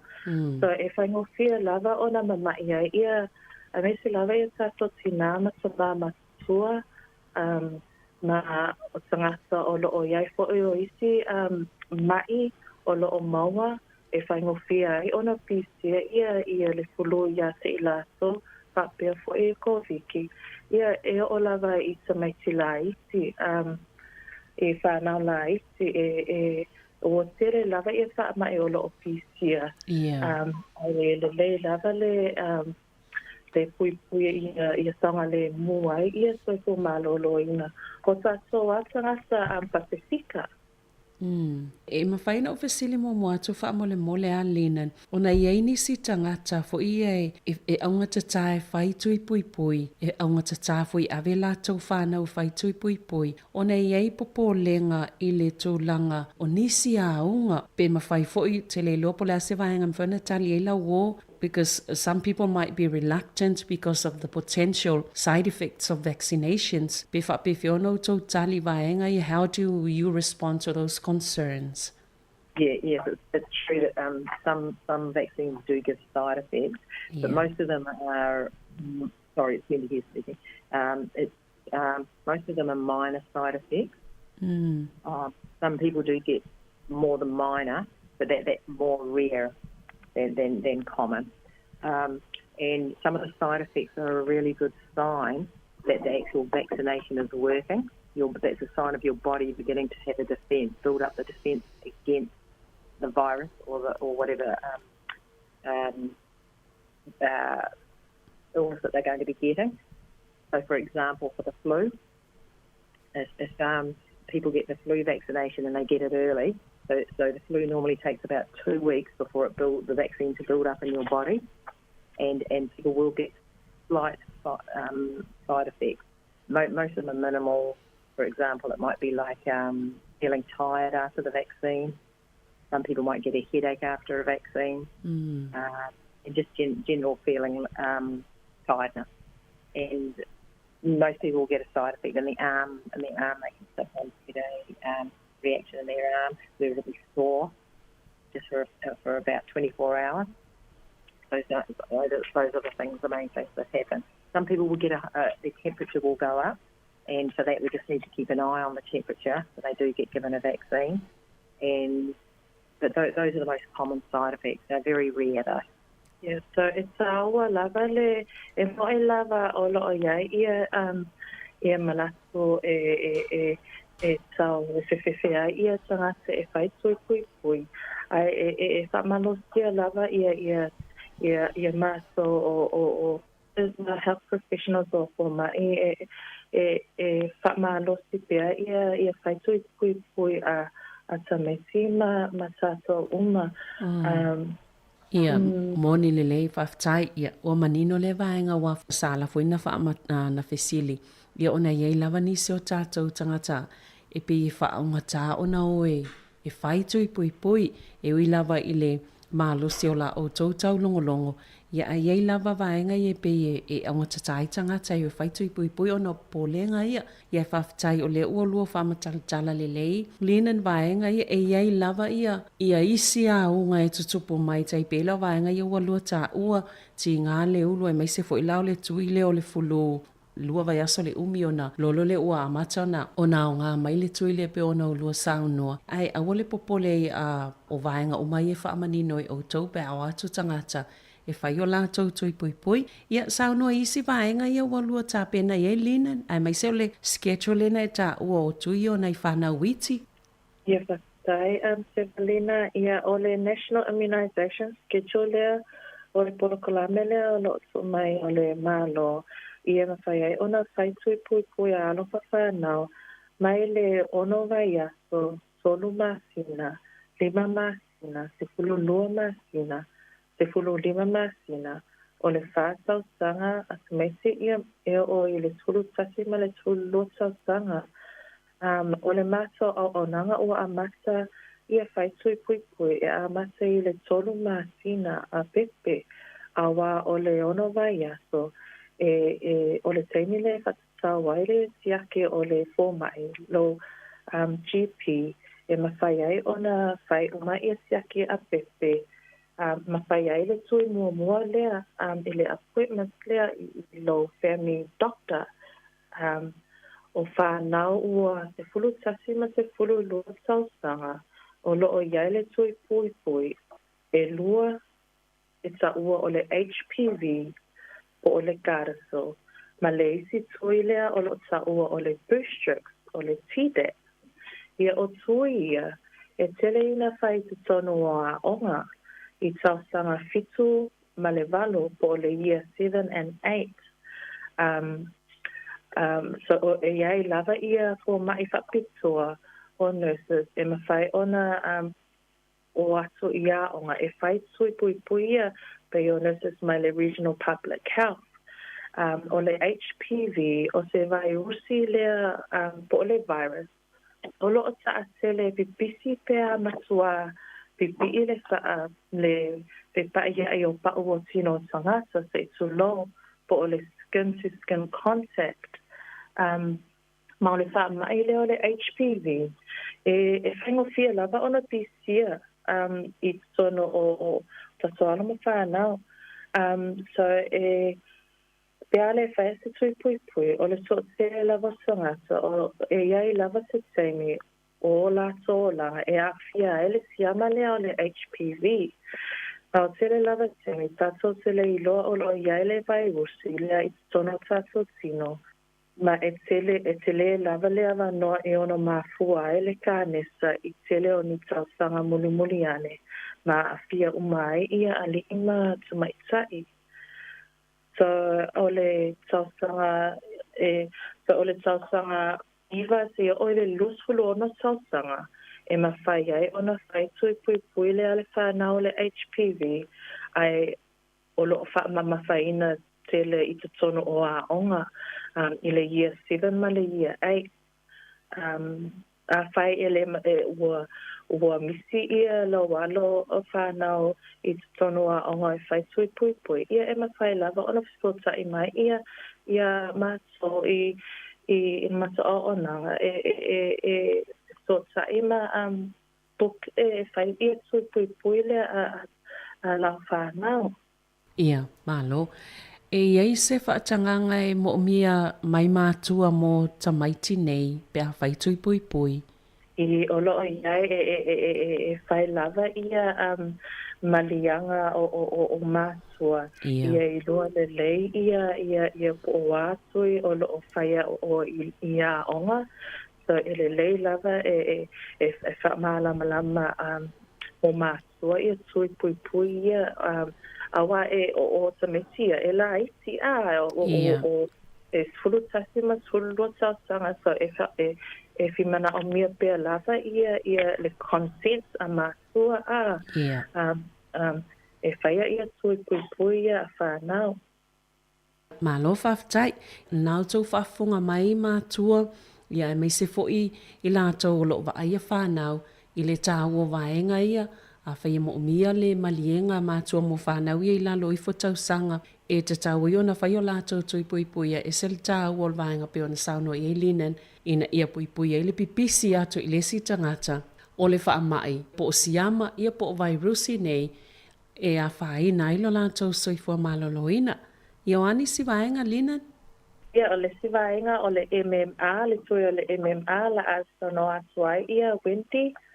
Okay, MMR actually stands for measles, mumps, and rubella, and these are 3 viruses that can be caught quite easily if you haven't been vaccinated, and they're very serious. So for measles, the measles virus, if one gets it, it causes a rash and fever and a runny nose and a cough and sore red eyes usually. One of the concerns for the measles virus is that it can cause ear infections, lung infections, brain and swelling, and rarely but sometimes death. And that's our biggest concern, to make sure that our little ones are vaccinated against the measles. And as we hear at times, there's outbreaks throughout the country. So we need to keep our eyes on that, as it's a really serious virus. For mumps, the mumps virus can cause fever, headaches and swelling around the face. The mumps virus can also cause swelling of just our reproductive system, in areas of our reproductive system. In severe cases, mumps virus can cause swelling to the layer, what they call the outer layer of the brain, and this can cause a very bad swelling, and of course this can eventually lead to death. And that's why we need to get on this early and get these vaccinations into our little ones. The measles, mumps and rubella vaccinations occur at 12 months and 15 months. Now rubella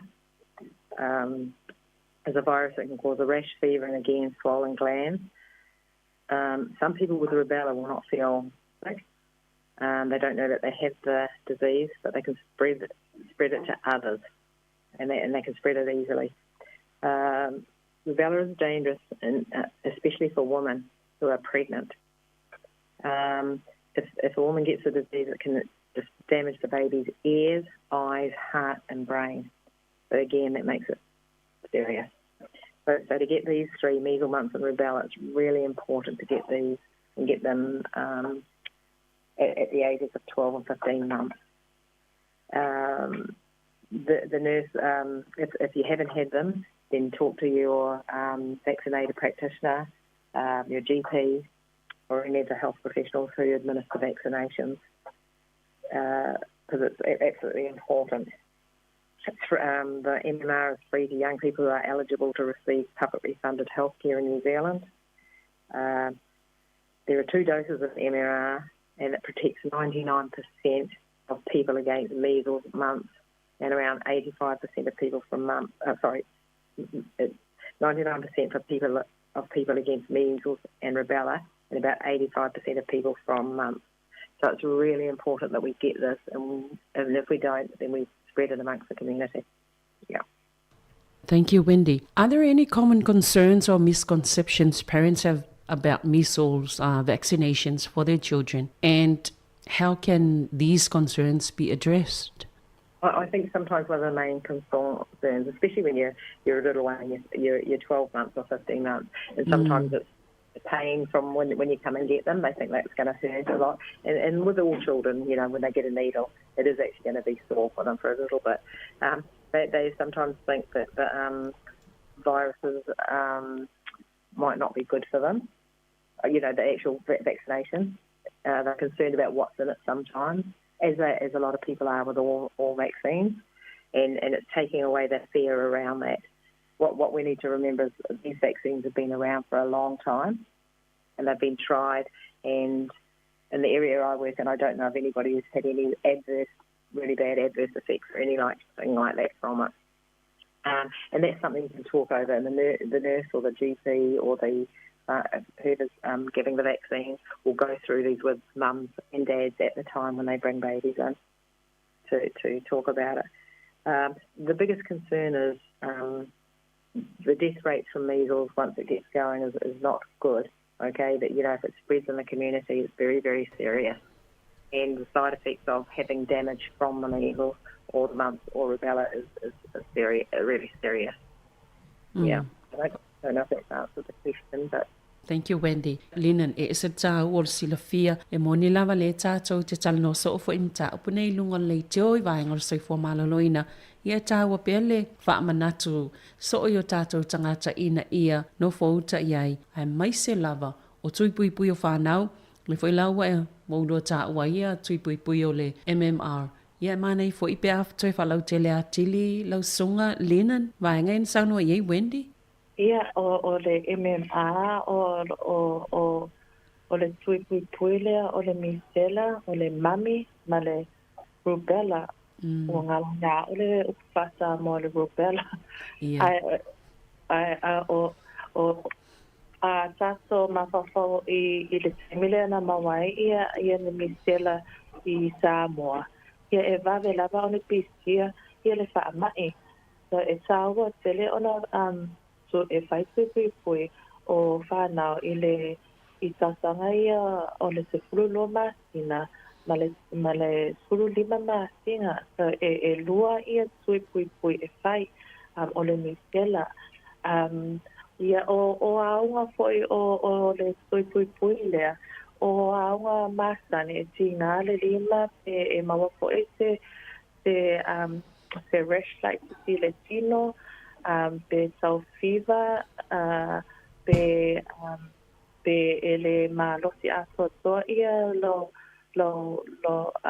le samisi pia o mona file sui a taso mafafao i taso sino o le immune system o lai sama fai e fa recognizing ia le sui la wo fai ma ia e fa sino ai ia le immune system a fai o lo PCS mai o le misela o lawo protect o mana pui ia lo fa na ile sui o lo sino to recognize ia le siama lea ma fai ai ona sa fight ia le siama lea ina ia le mawai lo fa na Malo whaftai ia atonu wa manino lau whafonga le vaenga tā ua tele o tui pui o le MMR ia po o tui pui o le misela mami ma le rubella.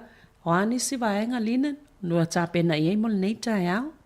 Ia le si vaenga o le schedule o le polokalame o le tui pui mo tangata ua whaasfuru 5 sausanga. Ia ma le ono furu 5 sausanga.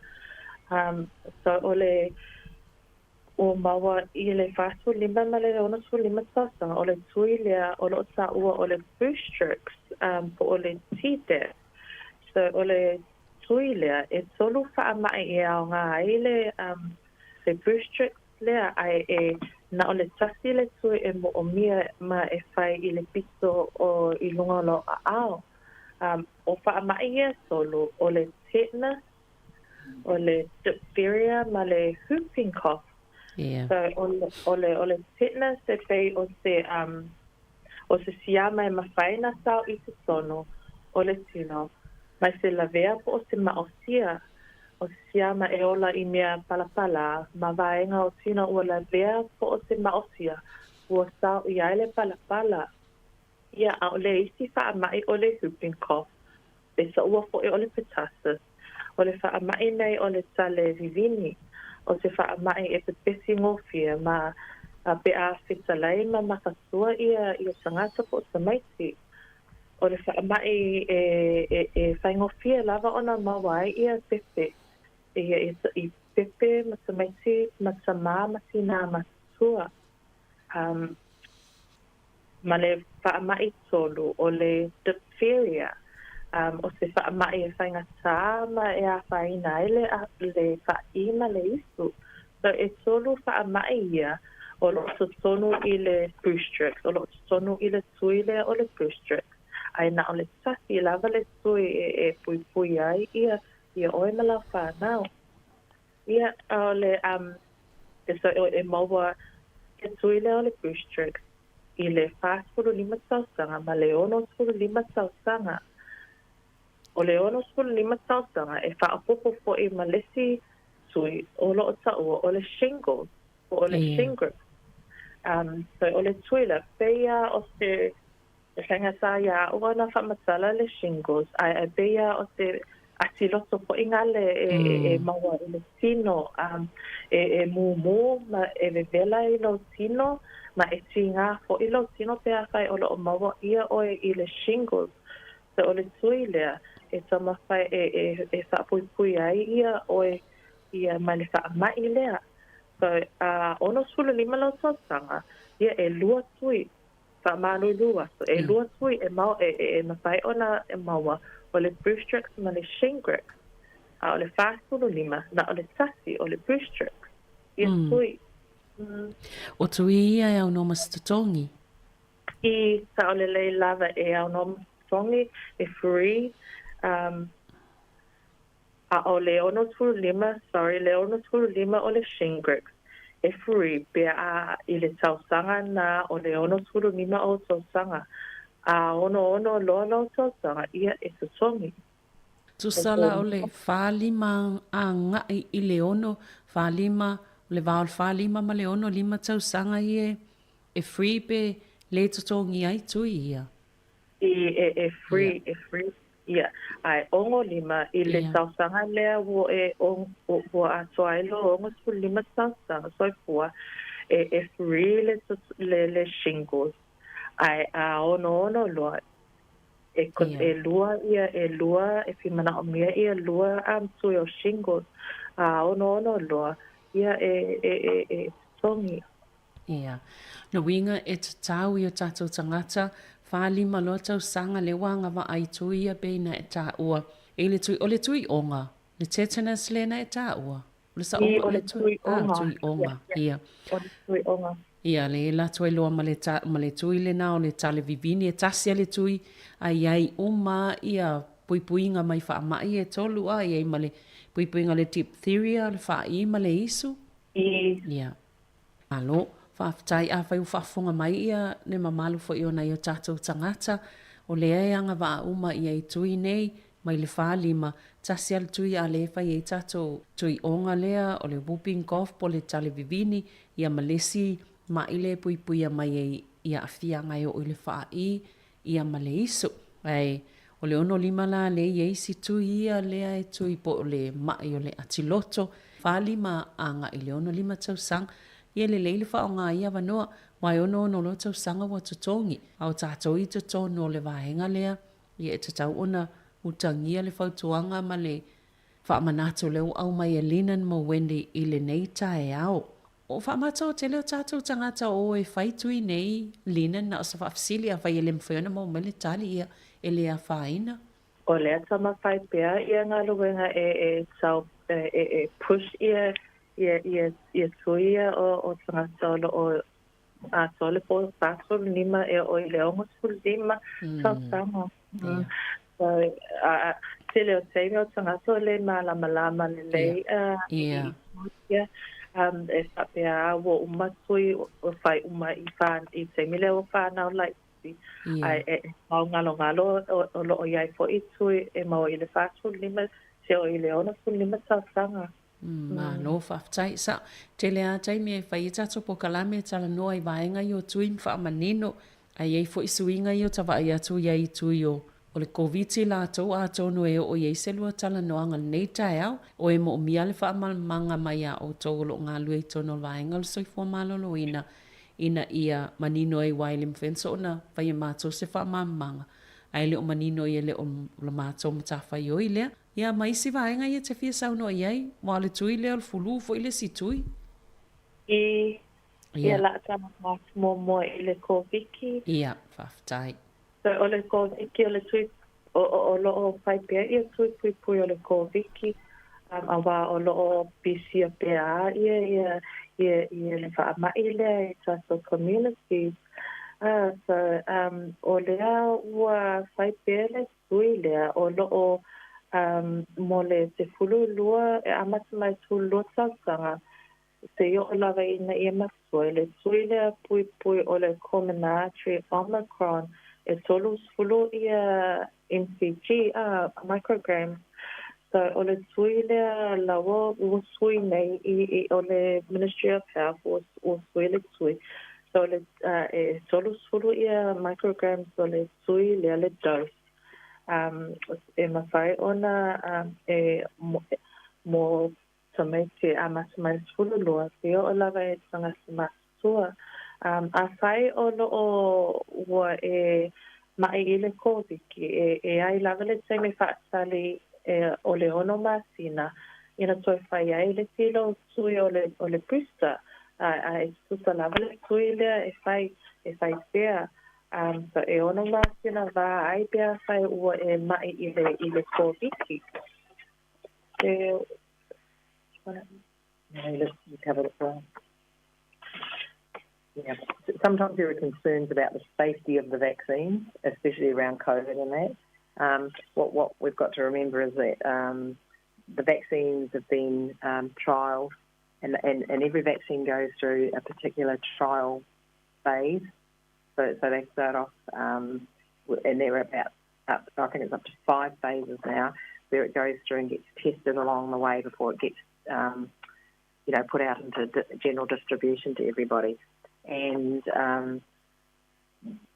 the COVID virus has pretty much similar side effects to other viruses, other vaccines rather, and the usual stuff about sore arms, headaches, feeling tired and lethargic, and a bit of pain, sometimes pain at the site of the injection. So and people get a bit of fear around that it hasn't been tested correctly, and it's a new virus out on the it's only been around since the beginning, partway through COVID. But what we've got to remember is that they've been absolutely tested like all other vaccines get tested, and the processes have all been absolutely the same process that you go through so people can feel encouraged that they have been produced safely and correctly. Yeah. So I just thought I'd add that because people do get a bit anxious about the background to them and that they were rushed through through COVID. Yeah. Yeah, ma le flu vaccinations o le tui o le flu o le a sau malulu le winter me whaingo fia ai ona pepesi ia whaamai ma o lea o mapai ona whai tua le fulu e amasa mai le vai aso mua a pelila. So o loo iai lava i tanga so loo at risk po o e whaingo fia ona maua ia le fulu whamai leo fulu. So o tangata ia e tāua lava ona whaila so tui pui o le fulu o pe o whawhine maitanga o fina so se kulo o tangata matatua tina sama matatua na whanau o tato wa Pasifika awa e whaingo fia lava ona tato pisia I si whaamai I le si tangata mai le si tangata awa e so tele tato a inga so tele tato whanau ma o tato tangata o community tele ia so ko le loso ma tele ia le gathering o tangata I sono se tasi vale ko maosa yeah so o le tui kulu o e mau mo sanga e free mo o tangata ua ono skuli lima masua nga I lunga e au noa masikisongi a o ele songi fo I tangata lo I lalo I fo mai le ono skuli lima tausanga vanga na o lo o mawawha mai nei o le mai o le fasu sela po o se mai o mawa I o mama mai suka mai fasu ngao o le kanesa ia ma le mai o le mawhawha o le mental health so e free mo tangata ia I lalo I fo I le ono skuli lima tausanga a o le fulu le tui o le fulu e amatu mai lava I le ono masina tausanga e whai e pui o le fulu. Ia, malo, whawhitai. O le sa iei whamanianga i taimi o nei taimi o mawai atu sa o ngā waa e nei tātou tangata Pasifika pe sa tu o mai lalo le tau sanga ngā waa wale tu e maua lal whamanianga le a. Ia, na wo sui ia le something o le mawhai ona maua i tangata mai le 5 tausanga pe o le tausanga lea. Ia. Malo, whawhitai. E le se senga o le se senga o le fuluma sani fo i le common cold. E se le flu mai le cold. For the common cold, we don't have a vaccine for the common cold. It hasn't been invented yet. And they're always working on it, but they don't seem to be able to come up with anything. Yeah. Yeah, so e pe fōringa mai o le fulu o e matua mai ai ia le tangata pia maua e le fulu a o le cold. O le cold o ngā o le tale ma le safi o le isu se tulo a o le fulu e pe mai a toa alo tino e vai lo tino so e se le lava suinga a pia maua tangata o le fulu ma le tinga o le ulu. Malo whawhitai. O le tausanga la ne a matai le ale tai tatala i a whaingo tui, ia. O le lua o apelelo a masai le tui o fulu. Ia. O whea o te alu e whailo tui, te alu i lau fōmai pe vili i whawhea i a whale talawai po pharmacy sem whaiona whaia i nā tui. Ia, so e mawhaiona maso whai i a tui o le fulu i na maso ofisa, whapea fo i o i tui na masala noa tuai. I le nei tai au, e mawhaiona whai masa o aunanga i na masa ofisa mai, e mawhai fo i o na masa o lo whafo i tonu o lo le tō mausama o tō lau, e whatino ana ngā luenga pea whai ele mawhai ona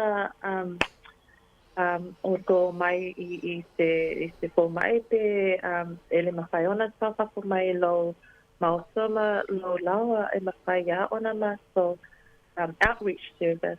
E mawhai ona maso whai a ia pui. Ona o tono o porirua, le mwhai ona tau o ia i ainga. So o le maso ngā loenga o porirua kwenye sone mai i Kapiti. Oh, ia. Lelei. Whawhitai. O lava mō porirua. Tawan whataua lelei. O ala, o ani telefoni, whawhiana whawsota ia tangata pia whapea o lea mana o mia le au nanga.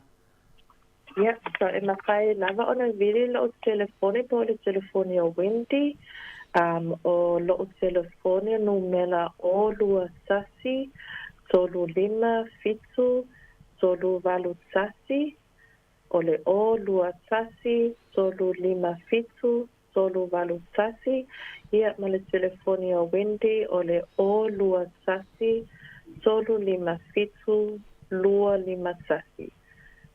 O lua sasi, solu 5 fitu, lua 5 sasi.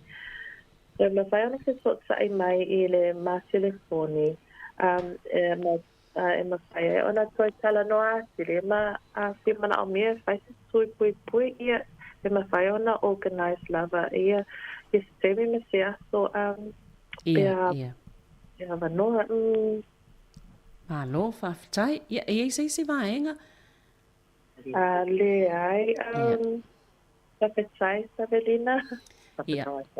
Yeah, thank you Wendy whawhitai fo i linen molpo kalamin nei tae au. E tā ua lava vaenga nei le malu lau whaafonga. Pe ona sauno ia tātou mālo i tui pui tele vaenga o tui pui nei. A le ua amai telefoni. E mawhaia nau tau whaafsotai ai. Ina ia whaafai e le lei tele o le maua linen i le ngangana Sāmoa.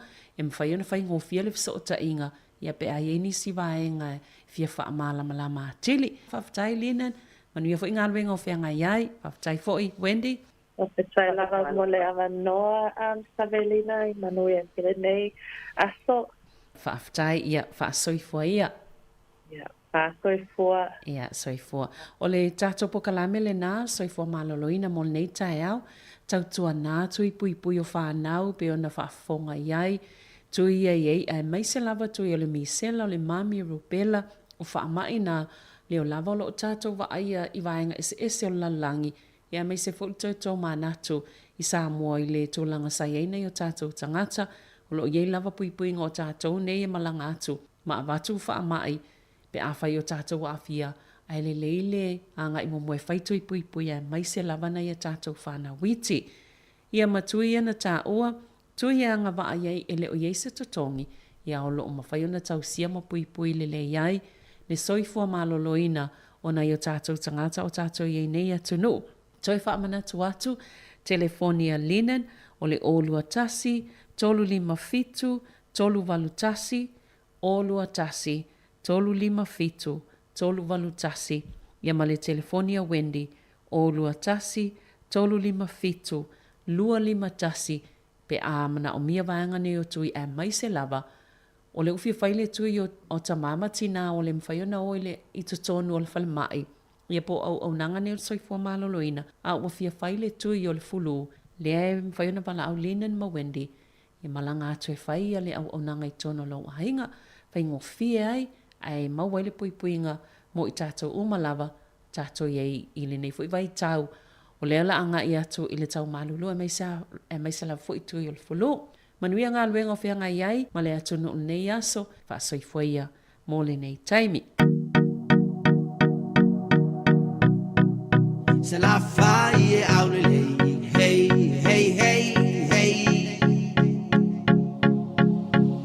Lumata ngō fia na ua i le la, le asulu ia na yo lau whanua, le moana ila le masina. O mata ango pe dina tauta, pe lanu wa i pe o susana, pe o se ia e ta oto watu manga.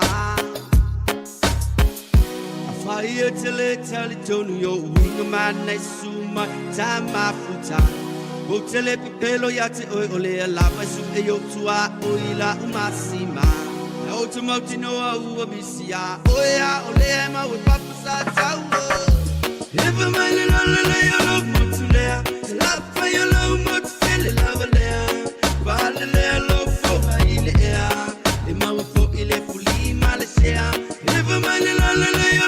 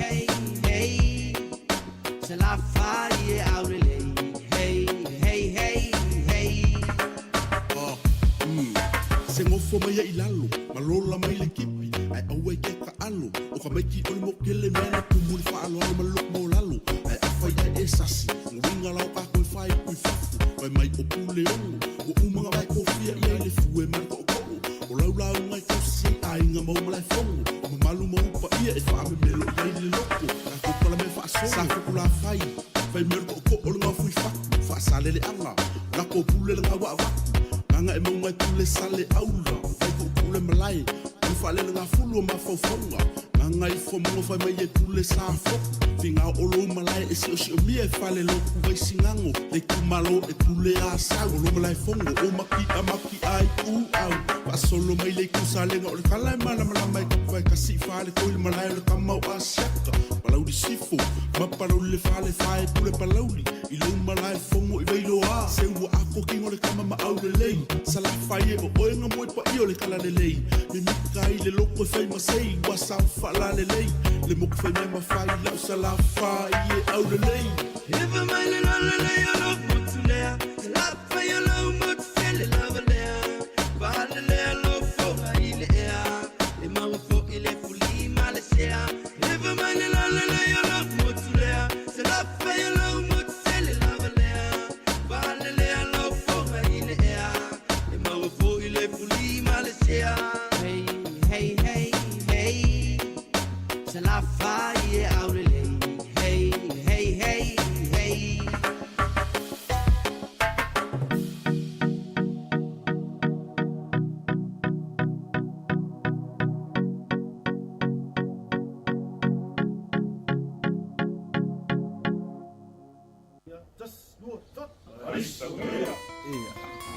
Ronga la fio la inga felela malisi.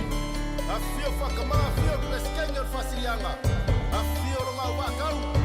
Raraka i pai la inga malisi o makafo e fia. Malisi, sawia. Longo fa atutu ila le fa fofonga anga se ifa ila utala. Le a unga le nei nata uta uata nule a matanga. E ilunga o le samira e loto loto e ile taulanga. O fele la malisi muliva ilea o lona suafa. Leti o talae awane ie la mai le se. Ine ie fa apea ua o fai o se tala se se. A e fia tali tonu a fio mai e mai mo a masila sila. E angile sabili e au mari fele la watoya inina.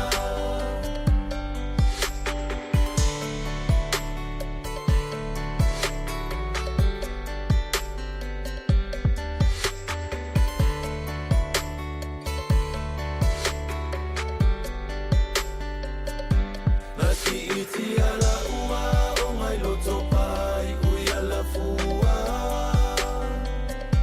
Sangato Yosefo le tamawhai o le whaaola. O te le tau whaai lolo sao i Sāmoa. Ia oa o ngā nganu u whaapea ta aloma. Leti o talae awane ie la mai le se.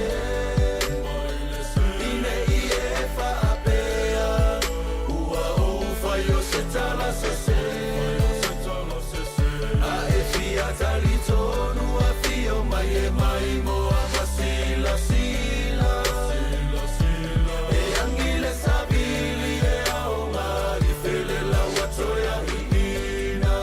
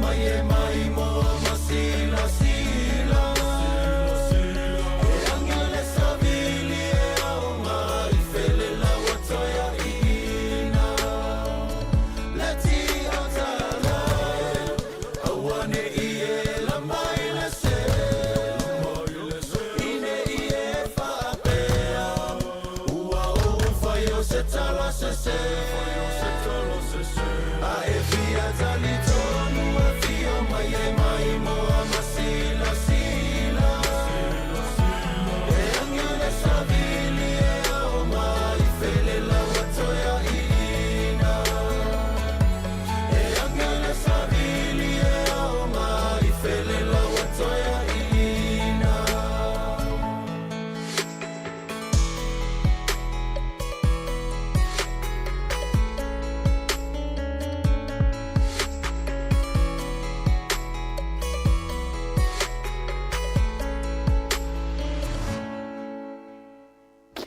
Ti o tala e awane e na mai le se ni e fa ke a ua o fai o se tala se ai fia tali tonu a fio mai e mai mo a masila sila e angele savili e aunga i fiele la watsoya i ei ho.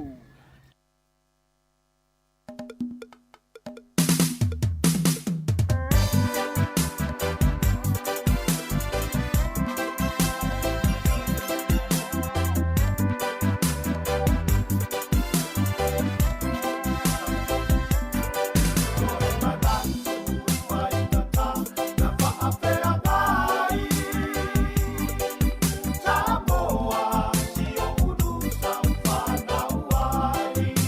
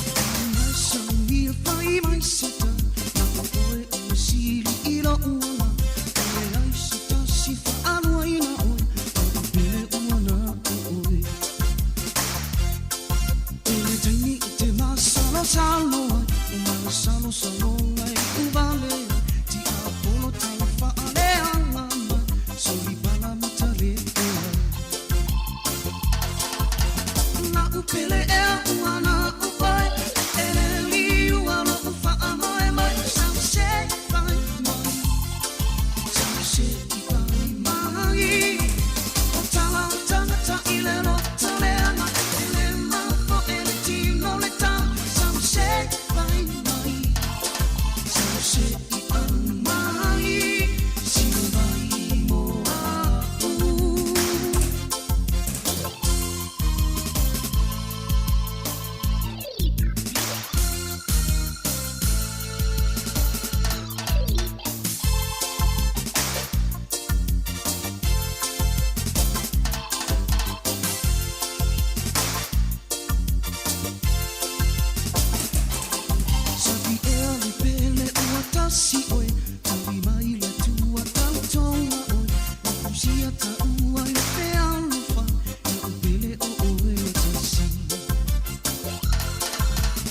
sita ua fusia i le alo.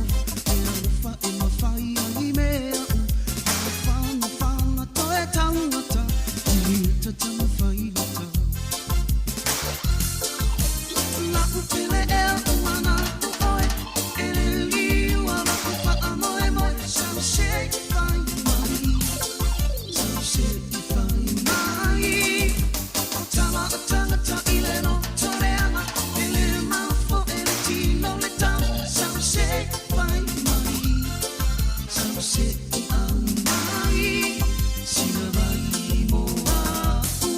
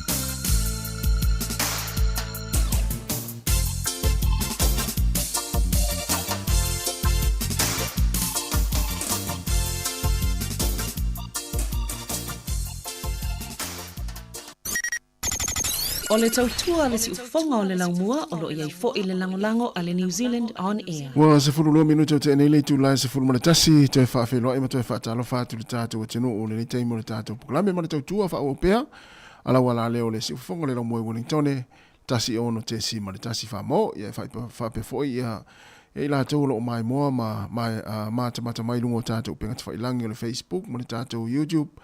Ya e mai se o le tātou app le Sāmoa Capital Radio app. Ia o lo whaafonga mai nisi o awheta vale. Au whia ngai fo i mga luenga nei taimo le tai au. Ia, whaaftai fo i le mafuta mai. Malo fo i le ngā lue. Ngā luenga fo i le nei aso le aso lua le nei. Ia i mātou i New Zealand. Se fulma le ono le masino i ulai o le tātou wholaunga le lua. Whe lua se fulma le wha e manatu. Ia o lo o so longa manuia ma so longa le lei. Ia ngā luenga o lo whia ngai ma le tātou atinu o i tono whalawhai ngā luenga. Me se fo i lunga le awala. Me se fo i le mwhai ana whanganuinga le tapo inga nei o tātou mātua mātua lo tapo i mai tono mō tamalawa awanga iei fo ia whanau fo i maainga i ngā nuenga fo i o nei fo i aso. Mai se fo i o lo whao pēa ia le mai aso muli muli o tuanga whanau i tono New Zealand nei. Ia ona toia e fo i leo ha onga le mai aso fo. Ia a wha pēo nei ave nei whanau le nei aso wha ata whao. Ia wha mua saunga le mui te uapa ufo i se tamaititi.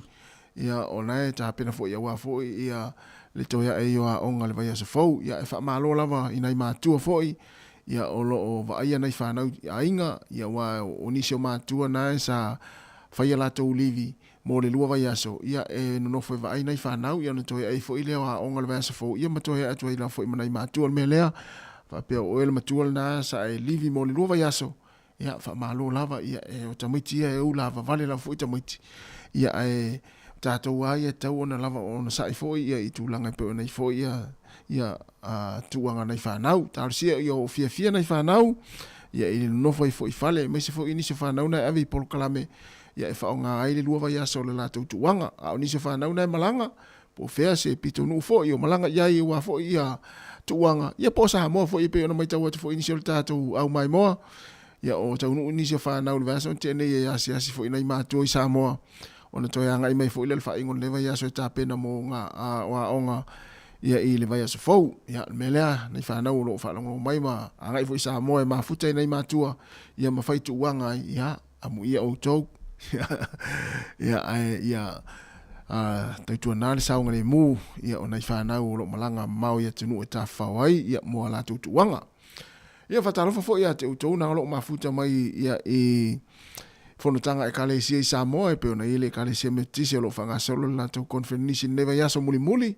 ia o le fonatanga lua vai aso sai ai ia manuia la fo ia to aso lo to konferenisi ia to eta ape fo ila ia le vai aso fo ia a o mo fo ina maftanga fia ma ainga me se fo ila fo ina ainga ia malanga atu ia tunu mamau ia fia o to fa mafuta ma nei ainga fo Sāmoa ia ona o tulanga pe ona fo fonatanga e kalesia ele ngata le kalesia me tisi ia fa pe fo inisi e kalesia na lo fa tunu ina la to fonatanga nei fo masina ia o le usfulu 5 minute ua te enele tu la sfultasi nei minute fo ona fa tasi me fo ile o le to fina Severina Casiano e fa wina le tatu to tuo nei fo ia so se pa ile tu la lua ile afia na nei lungo tatu pe ngata langi ia e fa le muli le taiao o le fa vesia yo la solua ia le ia se me la vesia i fu wai le ni me o ia wai le fu se tupe o mo le tupe fa alu fa ingol va yaso ia no fo le fale ma futa le mata maiti ma faile pele ia pe faile komino se tu lo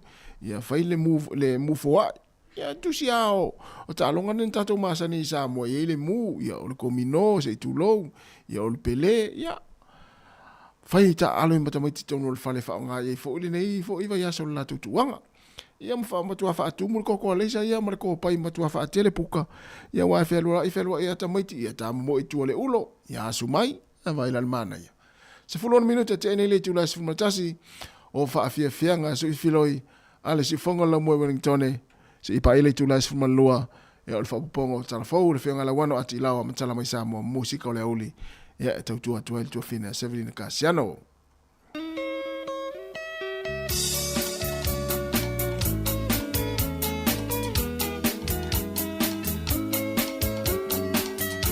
si tu fatalo fatu si vai ngale fatalo fa mai ia mataltano mai se no fia pe atu taltano mai no tatu Facebook mo tatu YouTube ia pe sunga fish malo fish ia manu fo ngalo nga fo fango neta yao ia va pe fo i Malia Silva Masini ia po Mancini ia mana ia malo va tail mafuta mai ia va pe fo ia le sunga sa ilau peniata mafuta mai i Santiago i Amerika oi talo fai ia malo lava fa tele lava le mafuta mai ia ni tai mo tatu klame fa fianga se filoi ala le tautua ale si fonga la mua i Wellington ia sunga Wilma atoa ai ono malo lava fa tele lava le mafuta mai ia fa fianga e mo le pese para utal vo alo au ia Amerika Sāmoa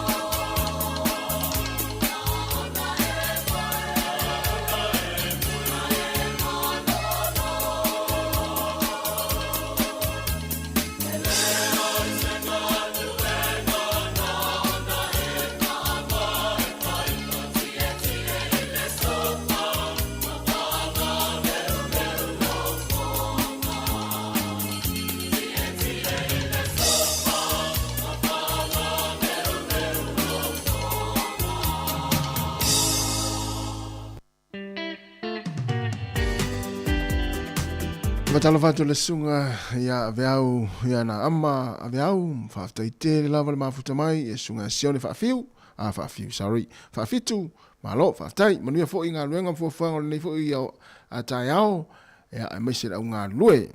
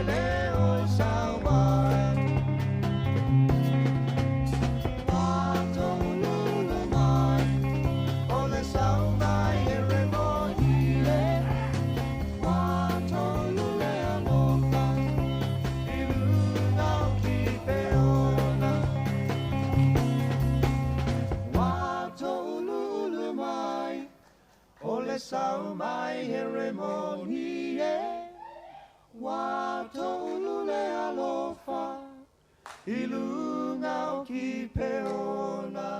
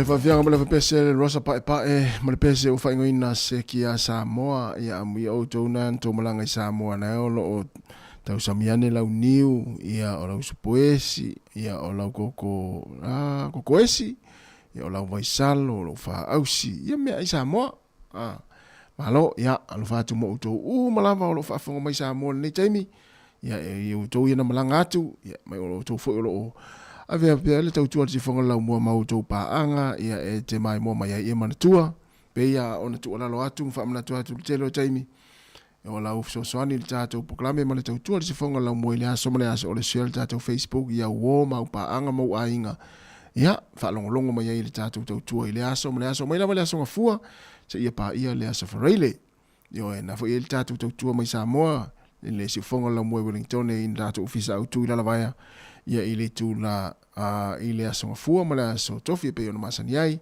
ia le tautua mai le sunga ia tase Salem Sam mai Sāmoa o leo toi luas fulon minuta na tā leo le tūla is fululua tārs fululua ia o le whapongo talafou le whionga la wano atilawa ia mai se i o tātou tala mai Sāmoa musika o le uli Ya ona le langa lua tuai ia matautua tuai ia to fina se vini kasiano se pa ia le tulai lua i le auli po le afia na nei lungo tata upenga te whailangi.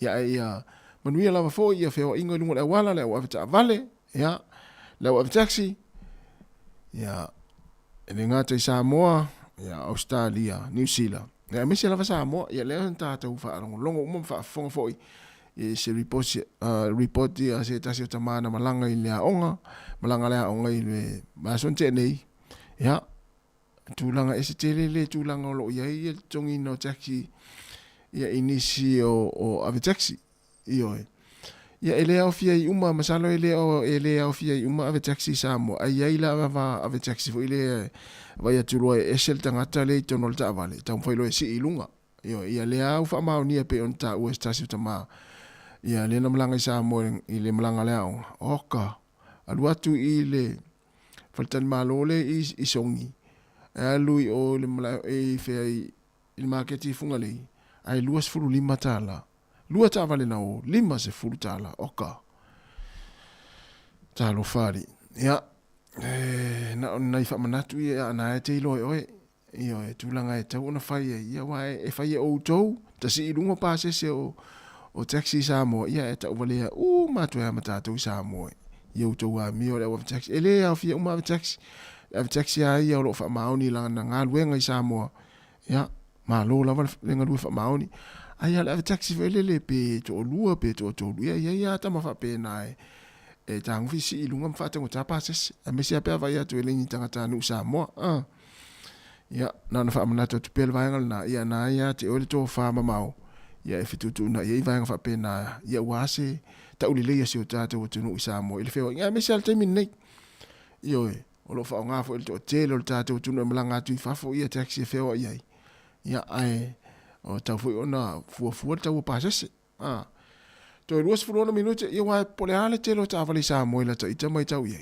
ai mana o mi ale o una nga taxi ia i vai nga fo lele ia il ta te o tunu e mo ia o to fu ta vale uma ai nga Sāmoa ai mana o mi ale o una nga ia fo i vai nga po vai nga le o taxi lo pases ia wa taxi nei i New Zealand ma Australia ia e le yo ave taxi el tatu tu ia a mi se ila tu lo fa no me tatu o le fa ma oni o tatu ave taxi nei i nei a mi se ave taxi Sāmoa ma lo ave taxi Sāmoa e se tu le to luas ful to minute ia ona talo le tu la se fuma le lua il pesela le ia e o lo fa tu mo ave taxi malava ave taxi le io le sa o le fai no la to pasese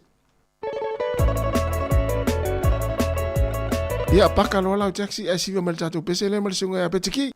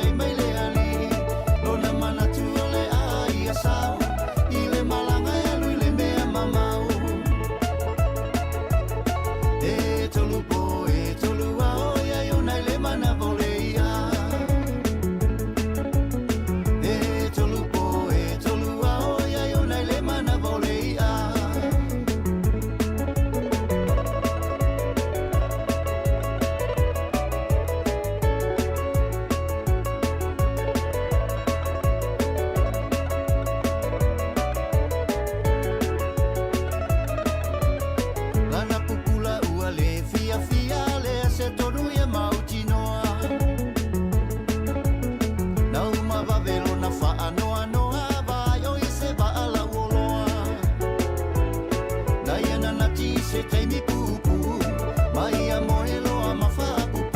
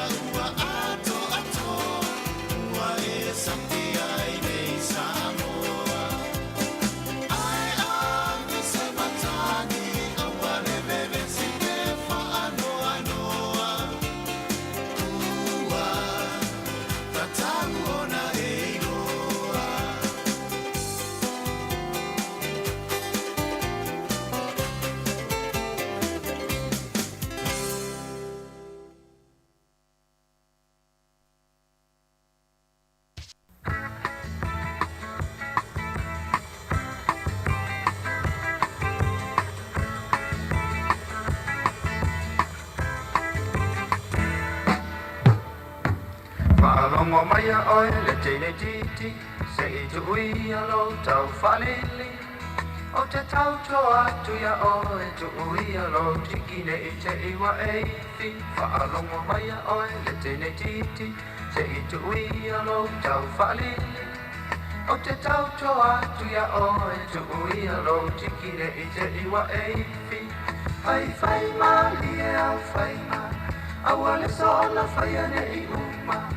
A whaapena le whai ngowe, e le maua sauma a musa.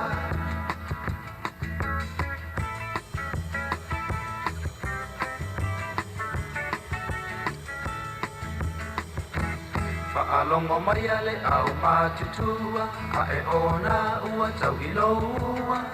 Ua pei oi o se popipo, a ua tawhelaunga o sololo whaua. Whaalongo mai a le au mātutua, a e ona ua tau I loua.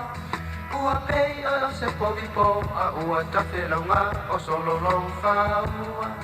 Whai mali e au whainga, aua le sona whai ane I uma. A whaapena le whai ngowe, e le maua sauma a musa.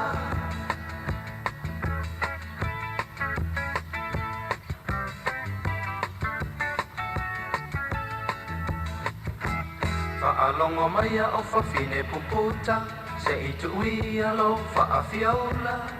Tu unei lo fiesta, ai whaalano lo tutoma walunga. Whaalongo mai a o whawhine puputa, se I tu ui alo whaafiola. Tu unei lo fiesta, ai whaalano lo tutoma walunga. Whai mali e au whainga, aua le sona whai ane I uma. A whaapena le whai ngowe, e le maua sauma a musa. Whai mali e au whainga, aua le sona whai ane I uma. A whaapena le whai ngowe, e le maua sauma a musa.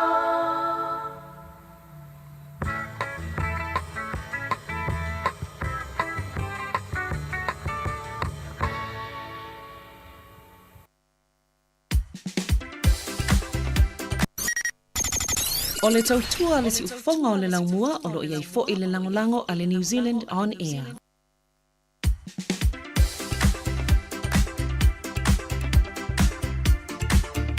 Pea, besa ne taina tu mo le au kuka, I la tau lo tapina ina tau maftanga o le aulia na I matua, ya, lue ai tua le kuka I lumo le onga umu, ya mawa ai e mua ne ile sa e uina o la kuka o le nei fo I tai au.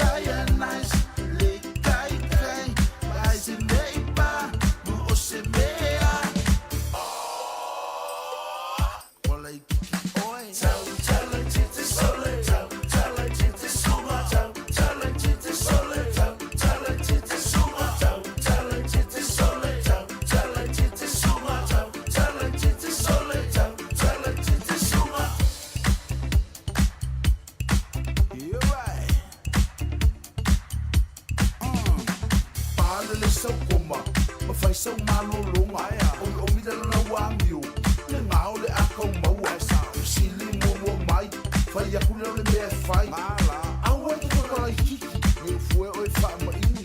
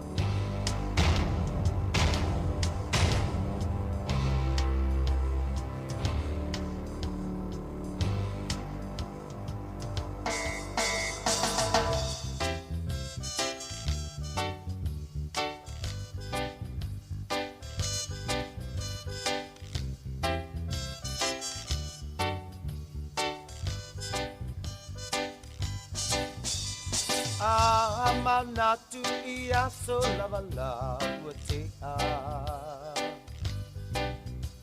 Ile mawhai na ngalo e ui ualeva Sa tau mawhai e matua so taru manai Pene Sāmoa uai una e tu to atasi Sofa inai tua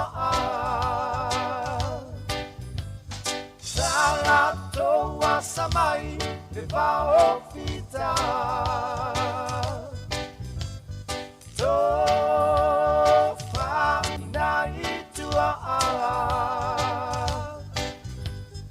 Ile alofa moni ia Sāmoa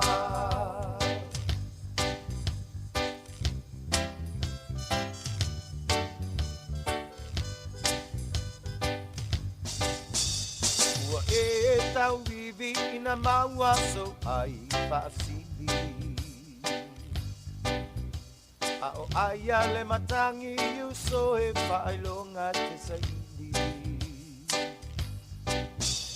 Le ngalo le alofa ia sulu lo sulu na titi Na e maua la ia ole ala e anga I le tini Sofa inai tua Salato wasamai le vao fita Sofa inai tua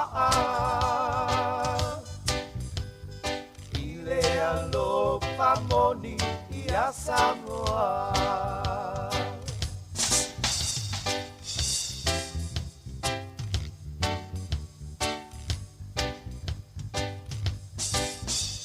Ole upu ia seu ole manu atangai ile ngalu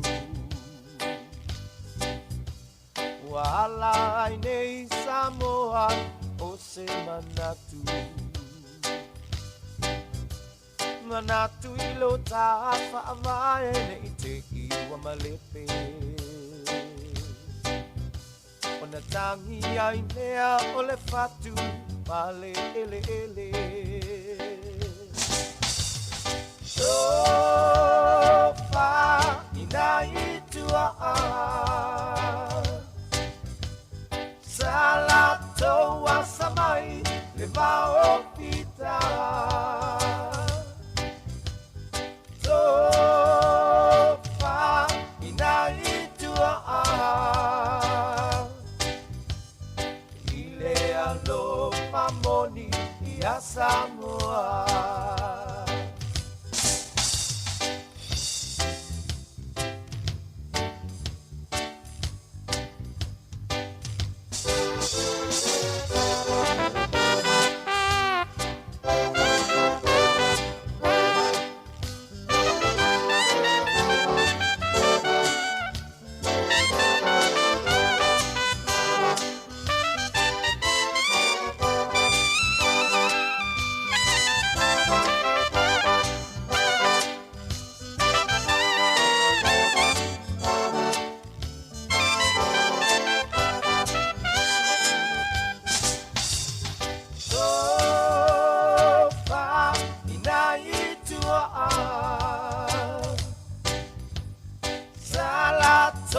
Samai te vao fita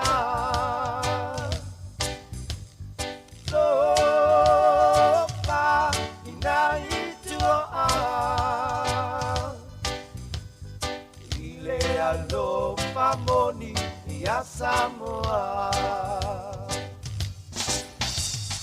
Ile alo mamoni ya Sāmoa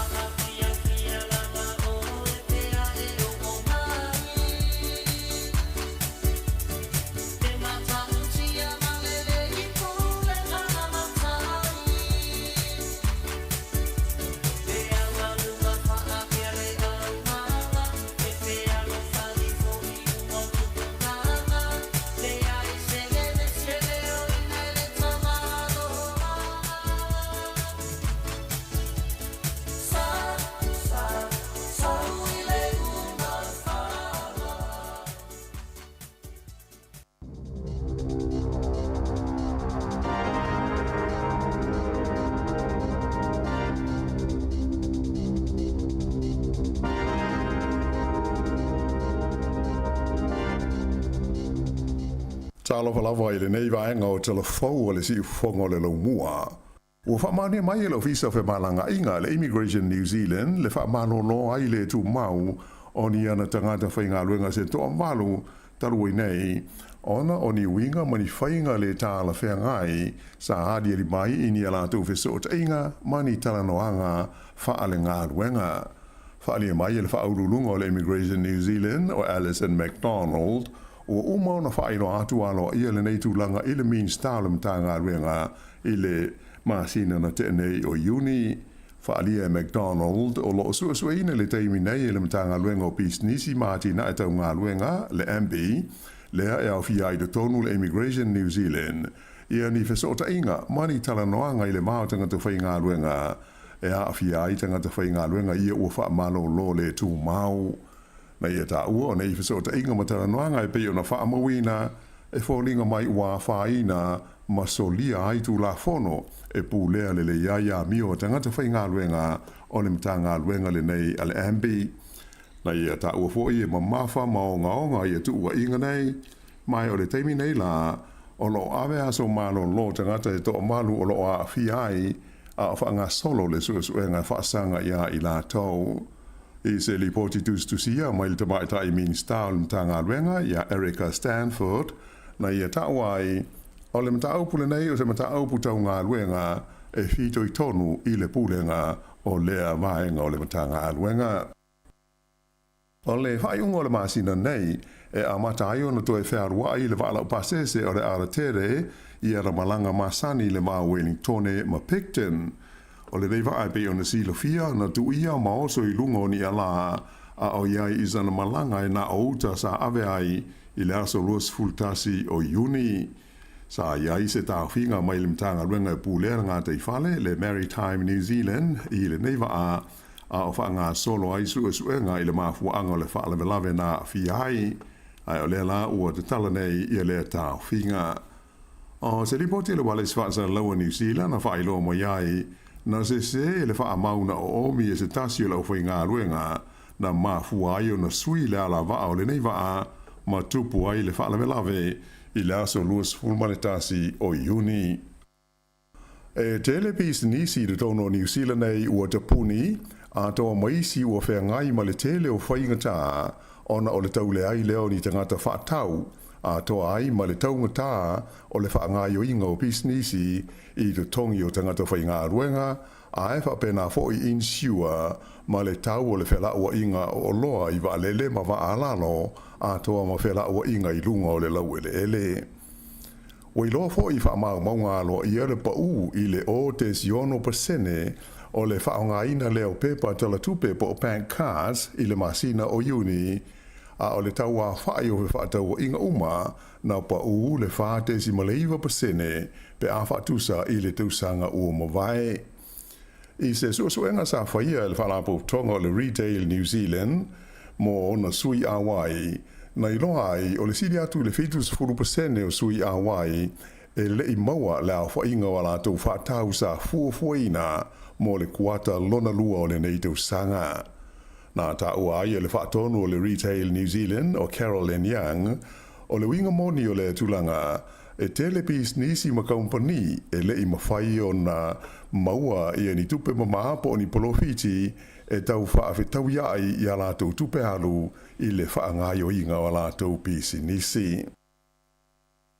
Ua whaalia e Stasio Company tele whaangai ma le sā ilia o tangata whainga luenga o le a whaawau pēa o na tō tele tangata e malanga e se atu ma New Zealand se ia vangana ua pau i lalo le tului o tupe ai tā lafu mai fa le tupe. O whaamau maunga a le ofisa o whainumera whaamau mawina le malo New Zealand ua whaalia ai o le tausanga lea na umo e le masino me e valus fulma le lua afe valus e lau le a whai o tangata mai whafo na whaau popo i le whaitau a whai o tangata o New Zealand. O se au whai ngā pito pa u lea taru mai le masino mati i le tausanga taru ai lua afe luas fulma le tolu. Na whaalia e le li ofisa sinia tau le tamau ainga i le whaletupe le Westpac o Michael Gordon o whainumera nei e masani o na whesui sui ai. Ai o le mea ua mauti noa e to o tele ia tangata ua malanga ese atu malato tu ua New Zealand nei lo tangata o lo wha au popo mai i tau sanga ta i tasi. Ta ua ewa pe o la whai tangata ua tu ua New Zealand ua matua sili ma mau atu nei lo le tulanga sayai a o le yo mai ia le wha mai COVID-19 ma le iwa.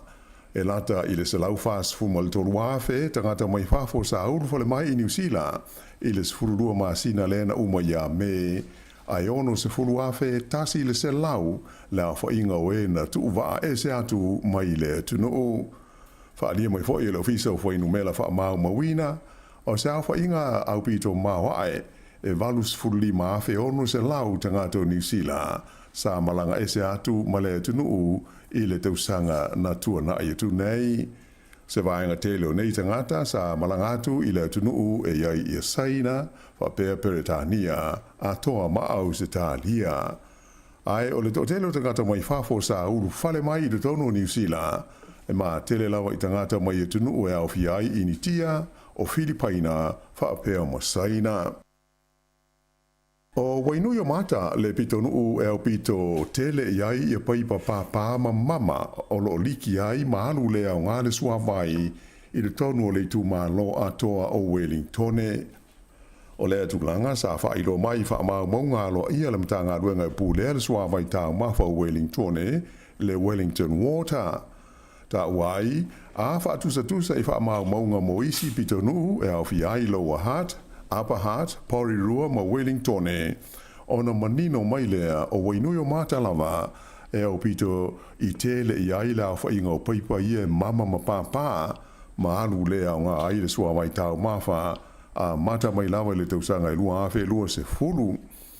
O le vāo le masina o Iulai lua afe lua se fulu ma Iuni o le lua afe lua fultasi e lima se lau iwa se fultolu le a whainga o paipa na papa maliki ai le sua vai i wainui o mata. I Upper Hutt o le pito nuu o Trentham sa o pito tele ai paipa papa ai o Wellingtone o le pito nuu o Karori. E talitonu le pule nuu o Lower Hutt a Campbell Barry a tonu o le tele o wainui o mata e mafua ai ona tele i a paipa e liki ma mamai i a le sua vai na i lo isi pito nuu o le lo mua. Ta ua foi le lipo le no ua tu ina atu le pulenga o Lower Hutt se vai ngā tupe wha au popo e lua tesi ma le varu miliona tā la i le pulenga o le sua vai e lango aia la tu ngā ruenga i le tonga fitinga o paipa papa ma liki ai le sua vai.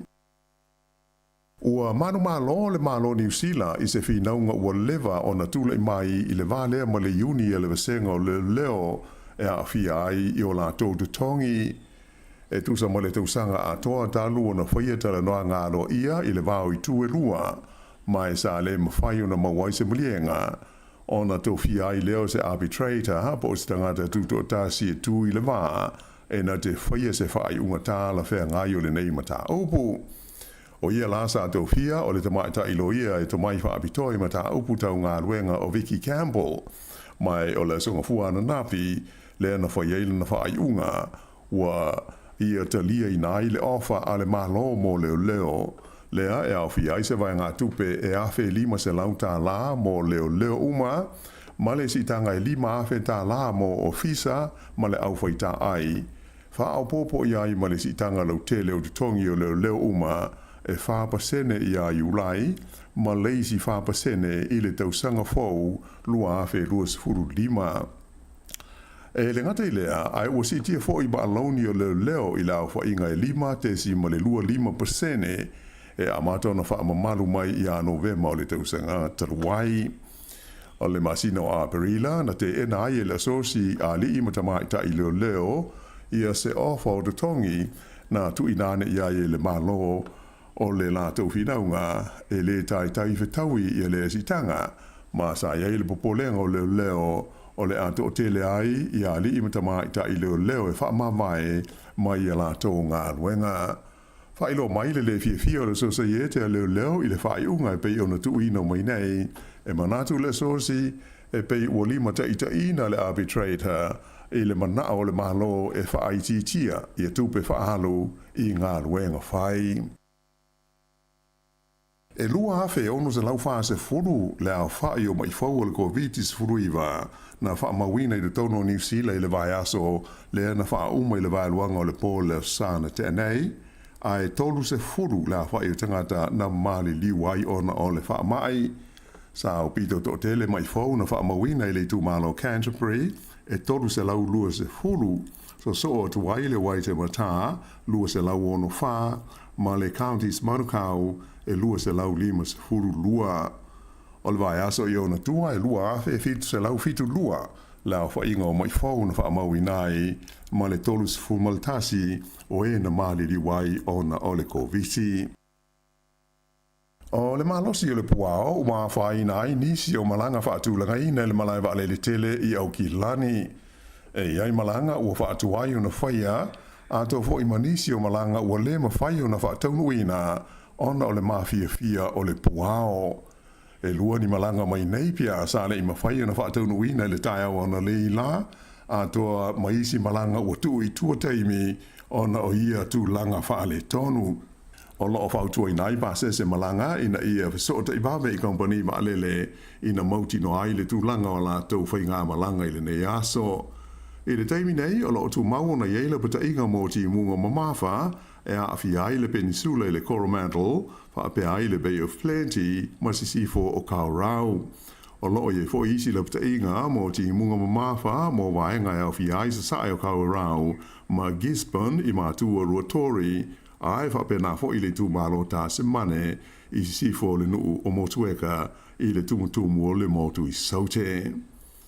I nai tala i le laulangi fafo, ua te tau i tangata o Amerika o na toe la atasi i tua ina ia fua le ai pe whape whea o na tātua ngai i luma.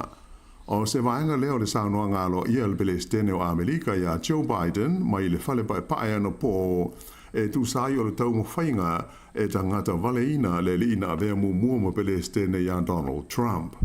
Whaali e Biden e le te tau ona talia ngō fie te ngātau Amerika le neitu ainga o winga matautia e na ia sanga wha o pēa. Na ia whaalia o le taimi nei ua matua vevela ma vevesi ia wha upunga malafonga e a fi aimata uputau upwhai o malo i te tonu o Amerika. Mai ua te tau ona tau wha ai titia ia tu langa. O le tiu te whai o tātou uma le whaatino o lea wha moe o le sauronga lea le li Palestine. Na ia wha mawhaina foi o Amerika o le pusa pālota lava e tadi ai o na whaafita uli ma senga o manatu ai le o le pulu whana. Mai o le malosi anga silia sui ai le pule i le tono le United States o Amerika e iai lea i lima o na tangata ai le o lima o se tangata e tau pule e tangata valeina se isi tangata. O lona tolu i leo taimi ua whaiaini sao noa ngalo ia le li Palestine o Joe Biden, talu ona tula i mai le whaalawelawe le nei le astona i ua mamae taimi a Amerika. O le nei whaalawelawe e le o a whaina ma a fiai fuafuanga a le patia le Republicans mo le lātou taua o fianga tele whaia i Milwaukee i le so. O le whaatasinga le nei, o le aalo i ai o na filifilia le Republican i Donald Trump e avea masui tau wao le nei pāti i le pālota o le tofi Palestine. O le a whailoa i fo i le so e Trump, i a le ngoa o le tangata o le a avea maana panga e tau moa i le tofi sui Palestine i le pālota tele i a Novema. Ua whamawai mai lona tofi le tamaitai pāle mia o le tunu o Estonia i le atu Europa, ona ua filifilia o ia whai maulu o whai ngā whaamai tau i le vai whafo a le Uni o Malo Europa po o le EU i se taimi o le tausanga nei. O le tamaitai nei sua whai a Acacia Colours e whaas furufitu tausanga o le soifua. O le urua i tamaitai lea ua avea ma pāle mia o le nei atunu o Estonia. Mai o le asonga fua nafi le ana tu ina tua ialo ia na whaamawaenga i le Palestine o le atunu o ala Caris. I lalo le teita inga al tamai i pāle bia le nei sa tu le maiai Estonia o le atunu Europa au pito i malosi lona de te i a Lucia malana o so inga o Ukraine e pei ona iai nei le taua i le wā o ia malo e lua. I le Pasifika, ua whailo mai le malo Australia, se whaopoponga e ona sifuma le malu miliona tala o lana fesoasoani mo le fa'alelei o mea tau fa'atelelauga ma feso'ota'iga i le itulangi o le Indo-Pacific i le tonu o leisi 5 tausaga o lumana'i nei. O le nei whaapoponga o lo whaamoemoe, e sanga whaamalusi ai le fuafuanga tau whaaselelonga mo le nei tulangi, e awala le le $4 miliona o le atu ina atu i le ABC, e sanga whaale le iaia na Paul Kalame, whaabitoa mo tangata atu motu le Pasifika, ma whaalau tele ina atu ai le au nanga, ale wales whaaselelonga Australia, ina ia manino ana whaaselelonga i le ala leo whaamo, mo le tele o atu motu le Pasifika. E le ngata i le au le awhia e fo i ma le whaatino ino ni Paul Kalame whaale awa onga mo le au whaasera lau i le lumanai. E le ngata i le nā, ai o le amaua fo i le au nanga TV e le Pacific Oz TV i le sili atu le luas mo le malu miliona ta la o le neifeso soani e le malo Australia e le tongi ai Paul Kalame i o le whaonga ina e whale televise i atu motu o le Pasifika. E ta alonga, ua maua awa noa o New Zealand wha pe hai ma New Caledonia e tau wa ai le taamusango le ipo le lalolangi mo le awali i e lalo o le lua se furu te usanga le marutua i le taalonga o le soka lea e whaia i le tunu o Chile i le tausanga lua afe lua se furu ma le 5. O au nei e New Zealand wha pe ma New Caledonia na manu malo i la semi-finals sa ta aloai ma le awafiti whapea bale atu Solomona i a pia i le asonga fua ana nafi o New Caledonia na malo i le awa Solomona e tolu i le lua a o le awa New Zealand na malo i a fiti tasi i le ai. Ua sa auni nei la New Zealand ma New Caledonia e ta alo i le final mo le sa ilinga o le siampini o le vaenga o alii e i lalo le ta isfuruiva te usanga le maaritua le o le awhaia i a pia i le astofi ai e mua le talo ngā fiti ma Solomona e sue ai le tūlanga tolu ma le whā. Ia, o le whā iunga nā o telefou i le nei tūla.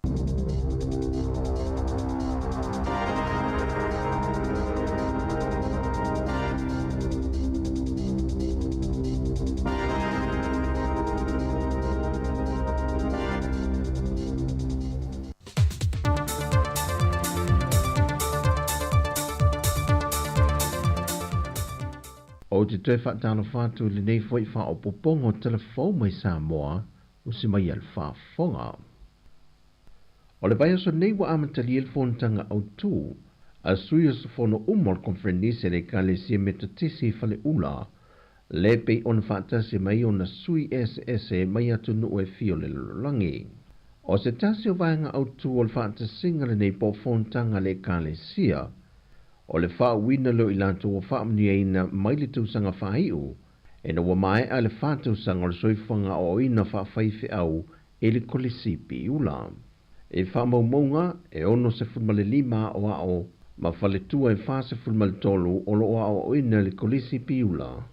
Ai to se fulmale fitu lau whai waso, le sa wha tino ina la lato wha au unga i le vaiaso na tenei. Ma o le ua whaamni eina le tūlanga mua le tausanga whaiu. O ia fo e sa a vea makapitene o le lātu tausanga lua whi lua sa fumal wha, le sunga ia piula i oritana le hifi. O le sunga fo ia piula na vea masuia le au whaau, o i mori moria le anganga wha aftai le pūlenga o le kolisi wha whai whi au, ai wha pe foi i le tāpua i ngā mātua. E le whontanga le au ngā lulue ma fo mai a le soifua maloloina na talo le fionga le minista. Le fionga valasi lua pitu whanua tā fitu se le sele le vai aso tea.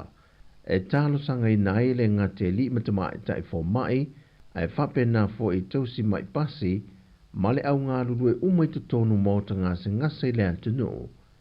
E na ia mawhai o na mawale a ngangol tutu fantasi e ngā lulue mata pena pena, ia mautu vaenga o mai tali atua i so se mana onga, pe a taita i atu e le tura soifua ma le ola i le tali ngā malo le atunu. I le fontanga taita i o malo le taupulenga ia o ke topa. O lo wha solo i vaenga wha le leia wha uma o maotanga singasi ulumato tua, e pe o na wha wina i se vaenga o potu tau fia maotanga singasi, e wha leo mo lea fontanga, mo malo le a whai mai. O le tala wha te tau au tu o le tupe ua pāsia il pālemene, wa wha ata te se ele se lau 5 tesi maleono miliona tāna e wha tupe ai le au onanga wha le soifua malo loina. O le tausanga nei walu waile o wha alawe lave wa wha mao ni al mtanga luenga leo leo ina ua o latu tau limaina. E le maali li waionesi ni FSS a inga, e afua mai le wha amari nei wha ai unga o wha masinonga. O atu o lalo mai le fionga le komisena o mtanga luenga leo leo i le atunu. Ina ia alo lofa e amana ia wha ai unga o wha masinonga e tu ina mai, e mei se lava le wha masinonga o whanua maswafa. O le wha ai unga le vaiaso i le aso to nai, wa tau fia mai leo leo se ta mai 5 fumaltasi tau sanga le matua le soifua. Ina ua mali wai se ta mai 5 tau sanga le matua, ina ua tongi e le ua moli e le maa, ma e ui ina o ane i le maota ngase tau mawhai e se tonga fitinga, ai na maliu lava. Ua moli e leo leo le ta mai 5 fumaltasi tau sanga lea, e le molianga o le fasio tangata whaamwe mo ina. Wa whailo mai al whailo tusi o le komiti o le fono awa le ka le sia whaapot putonga Kerisiano i Sāmoa, le sunga Reverend Dr. Taipisia le lua, le tau a whae o wa whaata atia mo se tasio poloketi na pāsia, o le whawina lea o se whale tusi mo lea o ngā whaafaifi au. E wina ia saunua e 5 miliona tā la le tau a whae na whaata oto, ai o loo te tala lava fo i male awa noa, e ono mo whai o na whaatupe se isi vaenga e siri atu, pe a whai ai mo o mia ni vaenga e toi wha o popo ma wha le leia. O lea ngā luenga po le ata fofoi no le whalitusi le nei, e iei uma vaenga wha teknolosi mo o mia wha ono po nei, e vesoa soa ni ai isusunga ia o ao, e a o tauina ai. E tuli lo lava le komiti whaafoi o le palola i lanto uma, e whaasa o loto mai o lanto whaasa langa whaafalpui na wa iei swinga te tele wa ia, e pe o na toi whaafoi atu i lalo le wa ai ngā leo. Se tasi o i lanto na ngā lue le vaenga o le fuimu, na mangaro mai lalo le vaenga o le palola, e na wa whaamao ni o na mōlianga o le wha o 5 le tina o le ainga. O se tasi nei o vaenga pito i sili o na malosi o ai ingo le tatana i o i lanto i lalo le palola, ia le maua i lanto ni mōlianga o le wha o 5, o le sawa ina leo tina matama i tae, ia po whanau foi. Wa tādia le aso e toi tūlai o i e luma le wha amasinonga, maolo iei le māsau salonga o le ato e wha foi atu foi o ia e nofo sala, pe a mai a leiloi longa o lana mata opo. O le ta masa anga lue le vaenga o le tinei mu, e na ualu ese mai, ma le to ese i tanu malala. O tala fowia mo le ni aso, man via tele o le tātua tunu o, wha soi foia.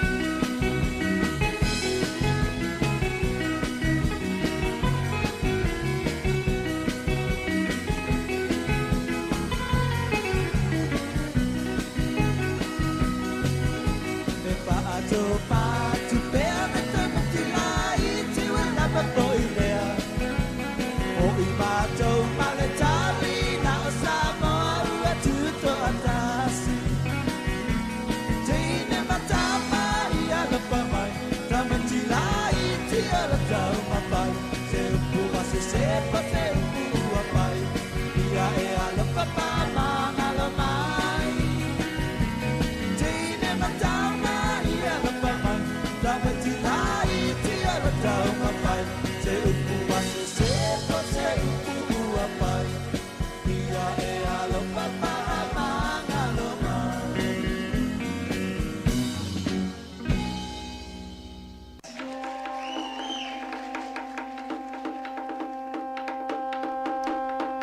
Ian whaintoi whaafonga ia tātou tala fōi lona whaopoponga fōi le i tolai walu.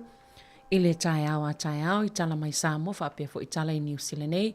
Pe ona tāpena ina le sunga ia lawano a ti lawa. Ia whaatasema le sunga ia tā sesa Lam Sam i le nei fo ia so lua le asosful ma le ono i ulai lua fe lua wha. Whaatalo whaati ia tau umalo mwhana mawhata mai pēr tau tō māsani al si ufonga lau mua. Ia le nei taimi o le awa uli o lo whianga i em tau mawhatanga malo lo mai niso ngā luenga malo lava leon sa ia tau tau umalawa i le nei taimi o le aso. Tātou whaafia fianga o le nei awa uli te tau lua i maoe ia o whianga i ei ma vaenga o lo mwhana whaatino ino ele ngā te tono ngā luenga ia e whaapea i foi i te tono o āre tau tasi.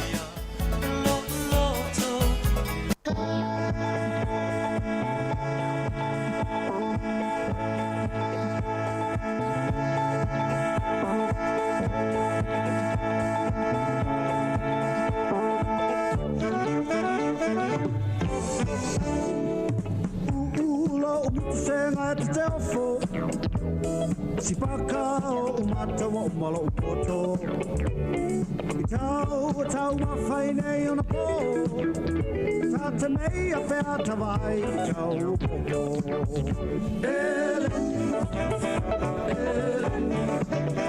A whalai sili manong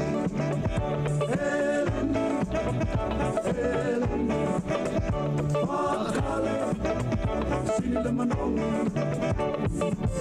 Vai tali oe is vai nai vai ai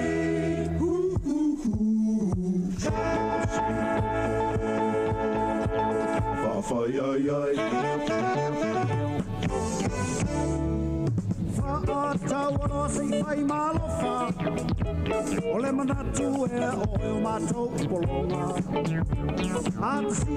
Matsi tai tau ila langi Wale I loa e lea wangi lua o I ai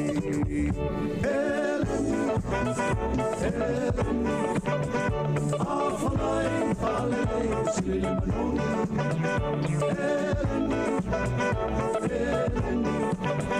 Whakale sili manong Vai tali oe is vai nai vai ai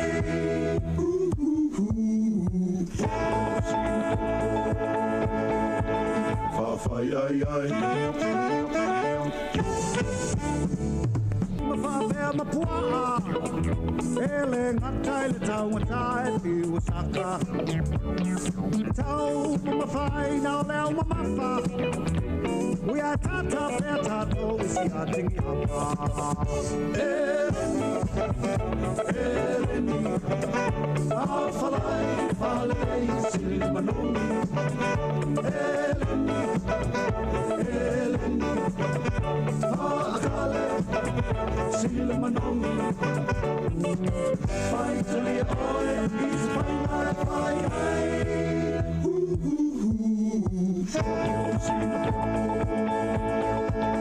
Fa ai ai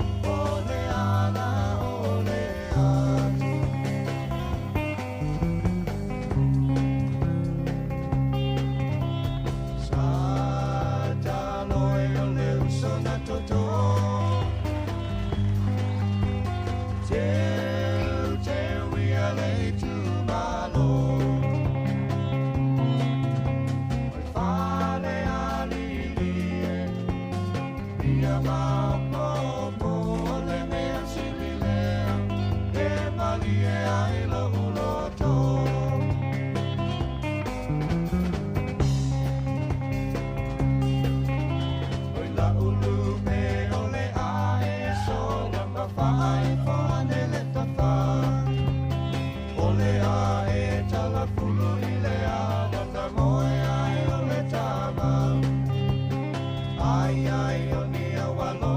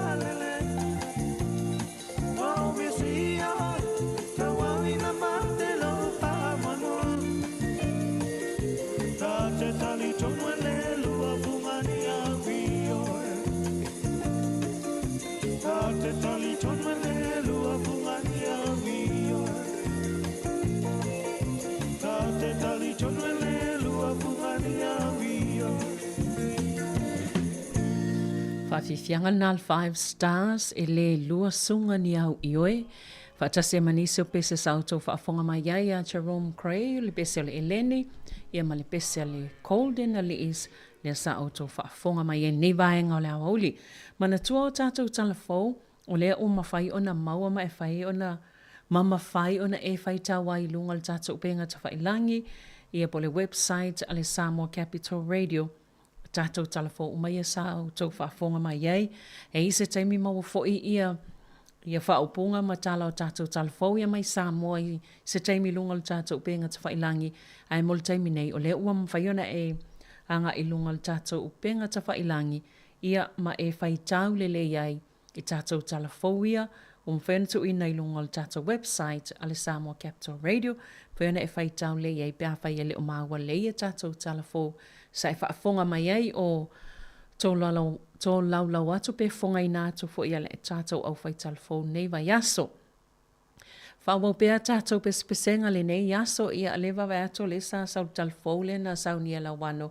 Whale tonu lava ia le swa vai tele pai papa ma mama o lo liki fo i malu i si vaenga ia e pei o moinui o matale tele fo i ina whale tonu le swa vai. A me se lava li tu malo ato Wellington e ia tau tuana le swa vai a whai o ise pai pa o mama ia longol vaenga e wataunga tā fo i le tu e whale lei au pai pa pe a mama ato no li si vaenga le alena whainga tāona o na longo ia pe a whale tonu ia pai tono tātou whale ia e mantolo o tele lava le swa vai o lo mau ia se i tau tuana vaenga tāua. Whawau pia tātou pesenga nei au auli, whaatalo whaatea tautou. O malawa lo mwhena mawhita mai lunga le tasi ono te si mali. Tasi whamo, ia whaapea foi ma lunga le tātou penga ta whailangi, i tātou i tū lau ia le Facebook, ma le YouTube, ia whaapea ma le tātou app. Tāle tasi ana mai ala tātou tū i lunga le tasi ono te si mali tasi whamo, whaawau pia i lunga o tātou i tū lau ia, o fiso ta inga i pia na masani ai, i aso ta i tasi.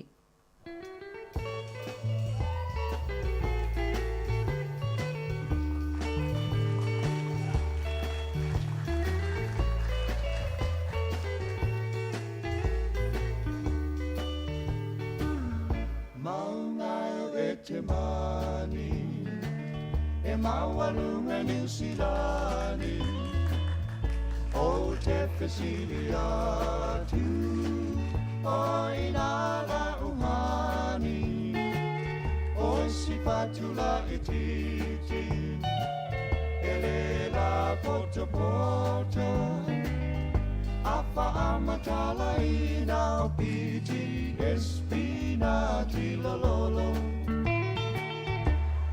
Felele ya le fua manusina olo opino atuai masia usekirita la utulipe uliuli waole mawaina tofadia oe uale tanu tafa amoe moe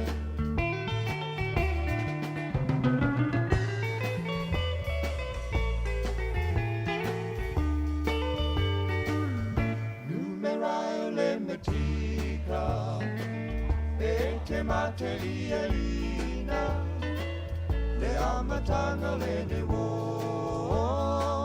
ilona fuaina kanti tau pele ua mate lau tupua tala pai o numera ala laki o le vanu male sepulu male lua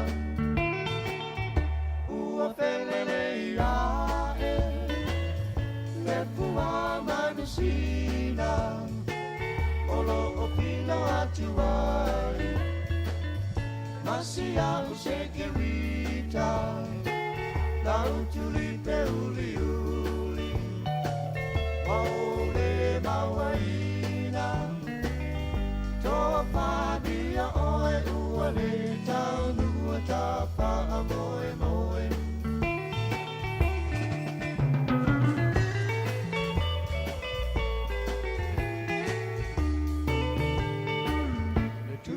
so tama faina miliona Ana Luciana Paua Ne uli e sarona Na ia nati atuai Ia amena tipo E fa amame atu e a amile se fulu fiti O ai kupito Ua felele ia e Le pua manusina Olo o pino atu ai Masia o se kerita La utuli pe uli uli Waole mawaina Topa dia oe uale Taulua tapa amoe moe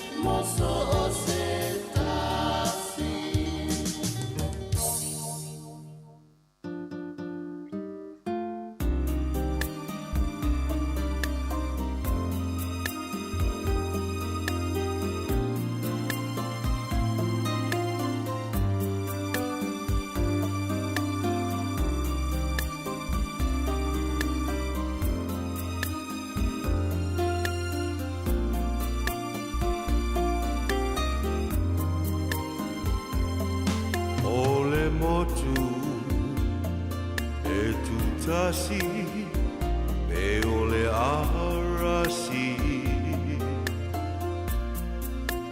Beautiful Savai,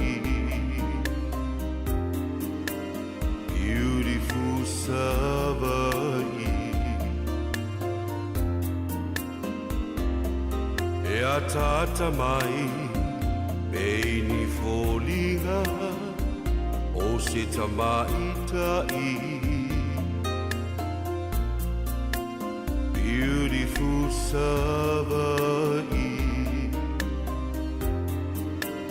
beautiful Savai.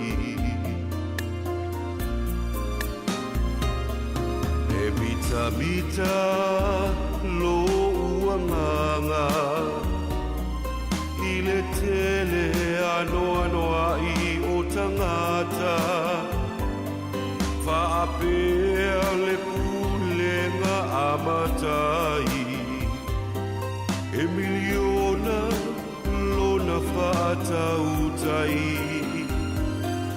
paasalele o le taulanga, o te tiwahi. Beautiful Savai, beautiful Savai. Uleono isalafai, alufa asauai. Beautiful Savai, beautiful Savai. E bita bita lo uanganga, i le tele anoa noa i o tangata, whaapea le pulenga amatai, e miliona lona whaatautai, paasalele o le taulanga, o te tiwahi. Beautiful Savai, beautiful Savai. Uleono isalafai, alufa asauai. Beautiful Savai, beautiful Savai.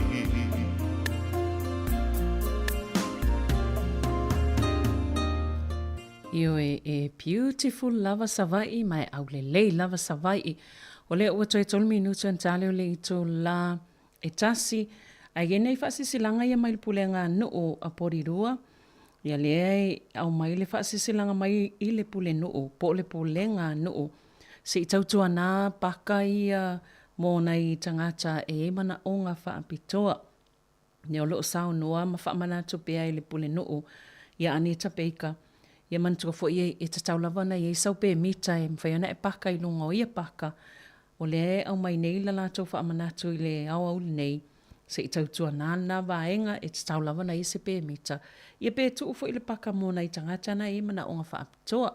Mantua le sale se lau 5 futa la, ia tautua nāna vaenga e tā ua tele. E malisi wha sisi langa lea mai le pule ngā nu o le ua tatala nei ia. Lea wano mo wha atala noanga e tu ato I fina ngalo e wha atatau I le tāpuninga o ni vaenga ia o paka I totono o le Cannons Creek Park. E iei ni vaenga o lo oto e fia wha lea. E au fia ia vaenga I wha atafe sua vai mai ti munga. Ia malolonga wha atase e masua vai ia na wha atafe mai sa wha o ngai nei tono fale ma tūlanga wha pēna. O vaenga lana na e fia wha le leia le taimi nei. Ai o lo o tala mai lea wanoa e wato ini fina ngalo wha lia o tangata. Ia mo le tapuninga o ia vaenga o le paka lea Cannons Creek Park. Ina ia whaanga solo I fo I nei ngā luenga tāua I totonu o le aile nei o Porirua. Ia whaftai tele lava ia te utonu mafta mai taon le lailunga o le tasi ono tesimal tasi whamo. O le awha mai al tātou tautua ki lunga le tātou frequency lea o le tasi ono tesimal tasi whamo e whaawau pia le tātou tautua masani. I lunga o tātou upenga so tainga o le Facebook ma le YouTube ai toi amatalia le to lai fitu tai au ai wha malo mo I lātou umasamwhana mafta mai I le nei fo I vaenga o le tautua masani a le si ufonga lau mua.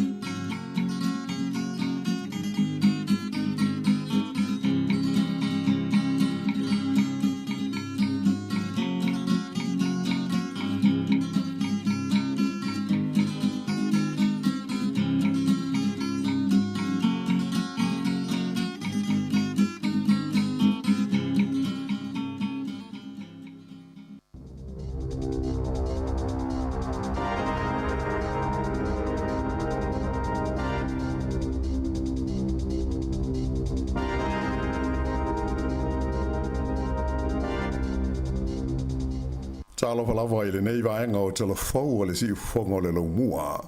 Ua whamania mai e lo visa fe malanga inga le Immigration New Zealand le whamano no ai le tu mau o ni ana tangata whainga luenga se toa malu taru nei.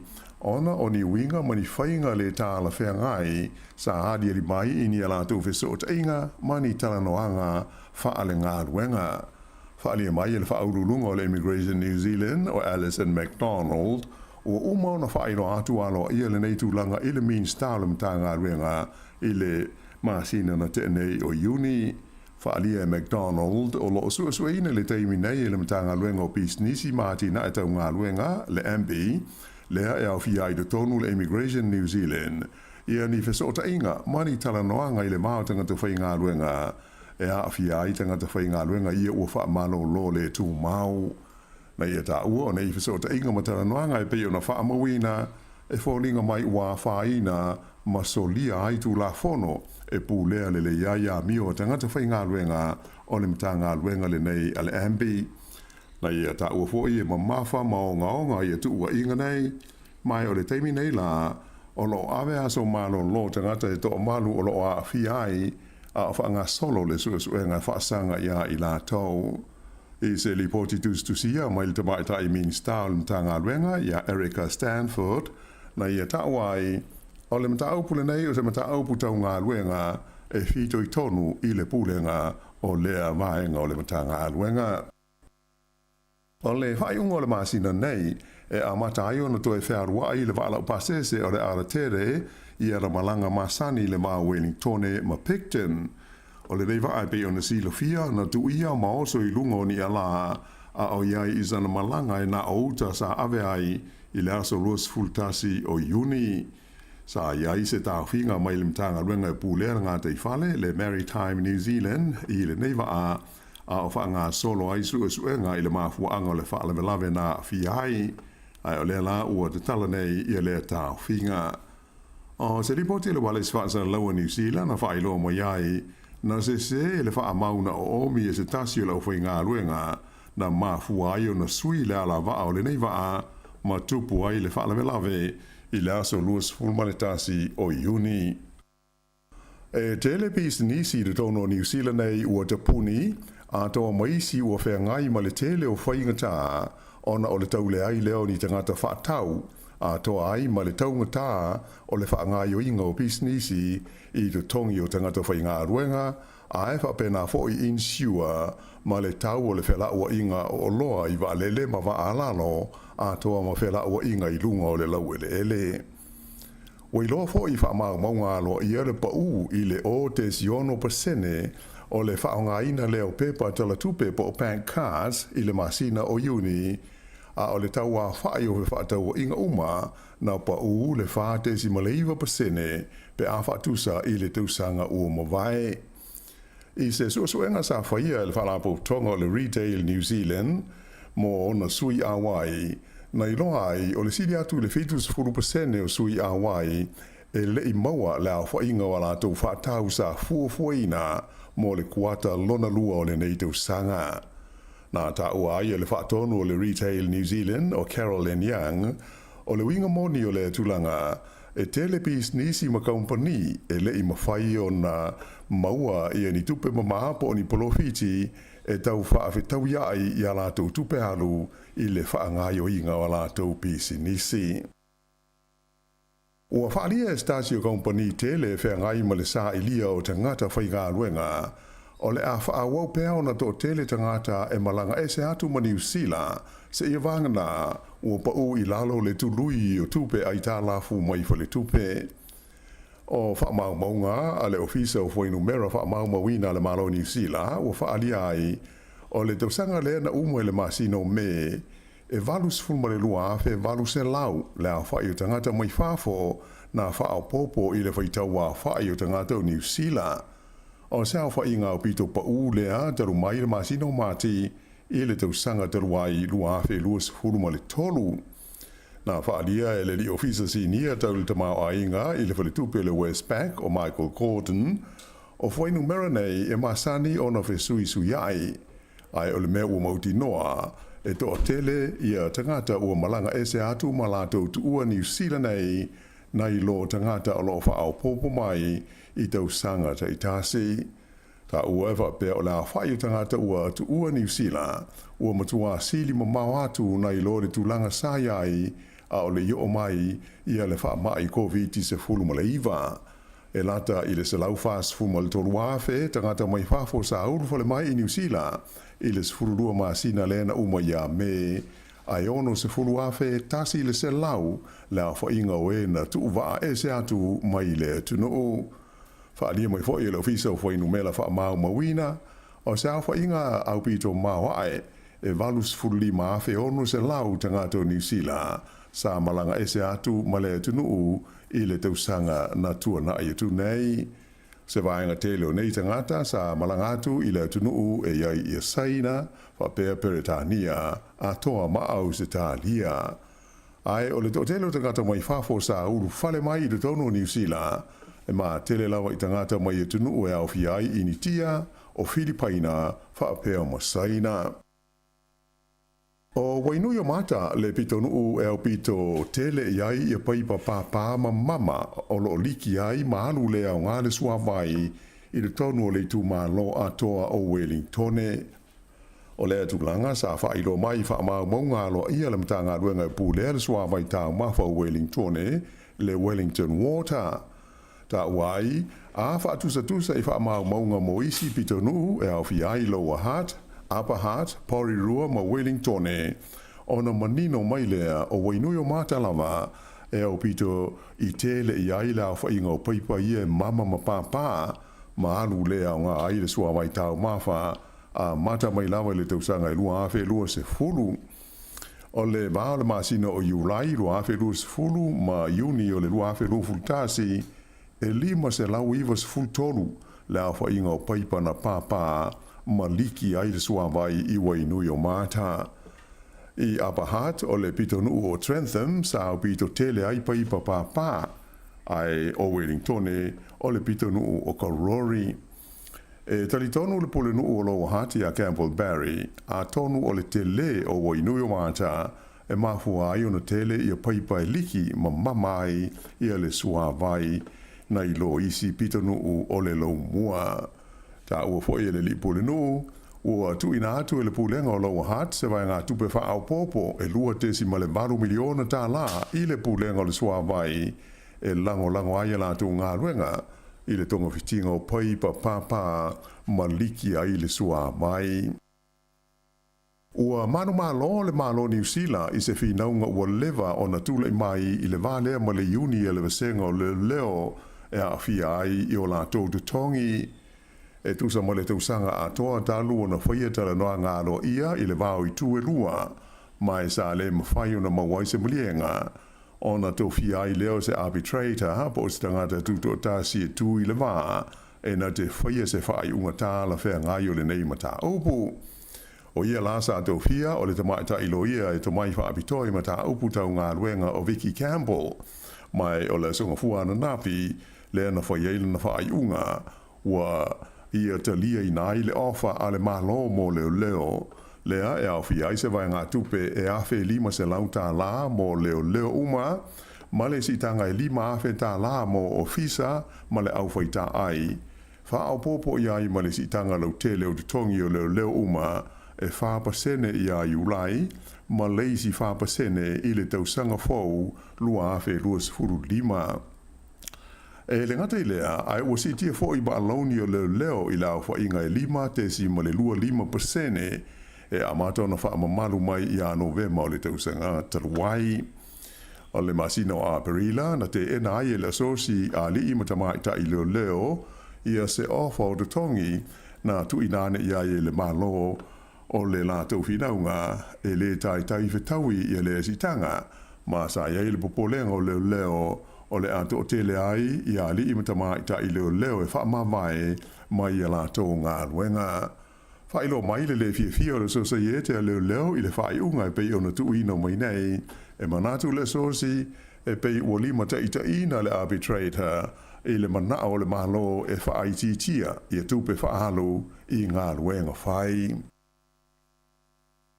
E lua hawhe ono se lau wha se furu le au wha i o mai fau o le COVID-19 furu iwa na wha mawina i le tauno New Zealand i le vai aso le na wha uma i le vai luanga o le pō le sana te anei ai tolu se furu le wha i o tangata na mali liwai ona o le wha mai sa o pito to tele mai fau na wha mawina i le tu malo Canterbury e tolu se lau lua se furu so o tu wai le wai te mata lua se lau ono wha ma le counties Manukau e lua se lau 5 lua. O le vai aso i ona tua e lua afe fitu se lau fitu lua lau wha inga o mai fau na wha maui nai ma le tolus fumaltasi o e na mali liwai ona o le kovisi. O le malosi o le puao o maa wha inai nisi o malanga wha atulanga ina le malai wa le tele i au ki lani. E iai malanga ua wha atuai o na whaia a to fo i manisi o malanga ua le ma whai o na wha taunu ina ona o le mafia o le puao. E lua ni malanga mai nei pia sa le i mawhai na whaataunu ina le tai au ana le la a toa maisi malanga ua tu i tua teimi ona o ia tu langa whaale tonu. O loo whautua i nai pa se malanga ina ia fisota i bawe i kompani ma alele ina mauti no ai le tu langa o la tau whai ngā malanga i le nei aso. I le teimi nei o loo tu mau na yeila pata inga moti i munga mamafa e a awhi ai le peninsula i le Coromandel, wha ape ai le Bay of Plenty, ma sisifo o Kaurau. O loo ye fo isi le pata inga mo ti munga mamafa mo waenga e awhi ai sa sae o Kaurau, ma Gisborne i mātua Ruatori, ai wha ape na fo i le tu malo ta se mane i sisifo le nuu o motueka i le tumutumu o le motu i saute. I nai tala i le laulangi i fafo, ua te tau i tangata o Amerika o na toe la atasi i tua ina ia fua lele ai pe whape whea o na tātou a ngai i luma. O se vaenga leo le saunoa ngalo ia le Palestine o Amerika ia Joe Biden mai le whale pae ana po e tu sai o le tau mwhainga e tangata valeina le liina avea mua ma Palestine ia Donald Trump. Whaalia Biden e le te tau ona talia ngō fia te ngātau Amerika le nei tu ainga o winga matautia e na ia sanga wha au pēa. Na ia whaalia o le taimi nei ua matua vevela ma vevesi ia wha upunga malafonga e a fi ai mata upu tau upu whai o malo i te tonu o Amerika. Mai ua te tau ona tau wha i tia ia tu langa. O le tiu te whai o tātou uma le whaatino o lea wha moe moe o le saunanga lea le li Pelestene. Na ia wha mawhaina foi o Amerika o le pusa pālota lava e tali ai o na whaafita hauli ma e senga o manatu ai le o le pulu whana. Mai o le malo si anga sili sui ai le pule i le tono le United States o Amerika e iai lea i 5 o na tangata ai le o 5 o se tangata i tau pule e tangata valeina 6 i tangata. O lona tolu ai leo taimi ua whai aini sao noa ngalo ia le li Pelestene o Joe Biden talu ona tula i mai le whaalawelave le nei le astona i ua mamae taimi a Amerika. O le nei whaalawelave e le o a whaina ma a fiai fuafuanga a le patia le Republicans mo le lātou tau o fianga tele whai e Milwaukee i le so. O le whaatasinga le nei, o le aalo i ai o na filifilia le Republican i Donald Trump e avea masui tau wā o le nei pāti i le pālota o le tofi Pelestene. O le a whailoa ai fo i le so e Trump i a le ngoa o le tangata o le a avea maana pānga e tau moa i le tofi sui Pelestene i le pālota tele i a Novema. Ua whaamawai mai lona tofi le tamaitai pāle mia o le tunu o Estonia i le atu Europa ona ua filifilia o ia e whai maulu o whai inga whaamawai tau i le vai whafo a le Unio Malo Europa po o le EU i te taimi o le tausanga nei. O le tamaitai le nei sua whai a Kasia Kalas e whaas fulfitu tausanga o le soifua o le urua i tamaitai lea ua avema pāle mia o le nei tunu o Estonia. Mai o le asonga fua nafi le ana tu ina tua ialo ia na whaamawaenga i le Pelestene o le tunu o ala Karis. I lalo le teita inga al tamai tai pāle bia le nei sa tu le maiai Estonia o le tunu Europa au pito i malosi lona de te i a Lucia malana o sa inga o Ukraine e pei ona iai nei le taua i le wā o ia malo e lua. I le Pasifika, ua whailo mai le malo Australia, se whaawoponga e ona sifuma le malu miliona tala, o lana fiso soani mo le whaalelea o mea tau whaatera launga, ma fiso ta inga i le tūlangi o le Indo-Pacific, i le tonu o leisi 5 tau sanga o lumanai nei. O le nei whaawoponga o lo whaamoemoe, e sanga whaamalo si ai le fuafuanga tau whaatera launga mo le nei tūlangi, e awala le 4 miliona tala, o le atu ina atu i le ABC, e sanga whaale le iaia na Paul Kalame whaabitoa mo tangata atu motu le Pasifika ma whaalau tele ina tuaile au nanga ale wales whaasara lau Australia ina ia manino ana whaasara lau ngai le ala leo wha mo le tele o atu motu le Pasifika. E le ngata i lea o le awhia e fo i ma le whaatino ino ni Paul Kalame whaale awa onga mo le au whaasara lau i le lumanai. E le ngata i le nā, ai o le amaua fo i le au nanga TV, le Pacific Oz TV, i le sili atu le luas fo mo le malu miliona ta la o le neifiso soani le malo Australia, e le tongi ai Paul Kalame i o lo whaonga ina e whale televise i atu motu o le Pasifika. E ta alonga, ua maua awa noa o New Zealand whape hai ma New Caledonia, e tau wa ai le taamnusango le ipo le lalolangi, mo le awali i lalo o le lua se fulu te usanga le mātua i le taalonga o le soka, lea e whaia i le tunu o Chile i le tausanga lua afe lua se fulu ma le 5. O au nei e New Zealand, whapea ma New Caledonia, na manu malo i la semi-finals sa ta aloai ma le awafiti, whapea ma le atu Solomona i a pia i le asonga fua ana nafi, o New Caledonia na malo i le awa Solomona e tolu i le lua, a o le awa New Zealand na malo ia fiti tasi i le ai. Ua sa auni nei la New Zealand ma New Caledonia e ta alo i le final mo le sa ilinga o le siampini o le vaenga o li e lalo le taisfuruiva te usanga le mātua le o le awhaia i pia i le stofi ai e mua le ta alo ngā fiti ma Solomona e sue ai le tūlanga tolu ma le wha. Ia, o le whae ungara nā o telefou i le nei tūla.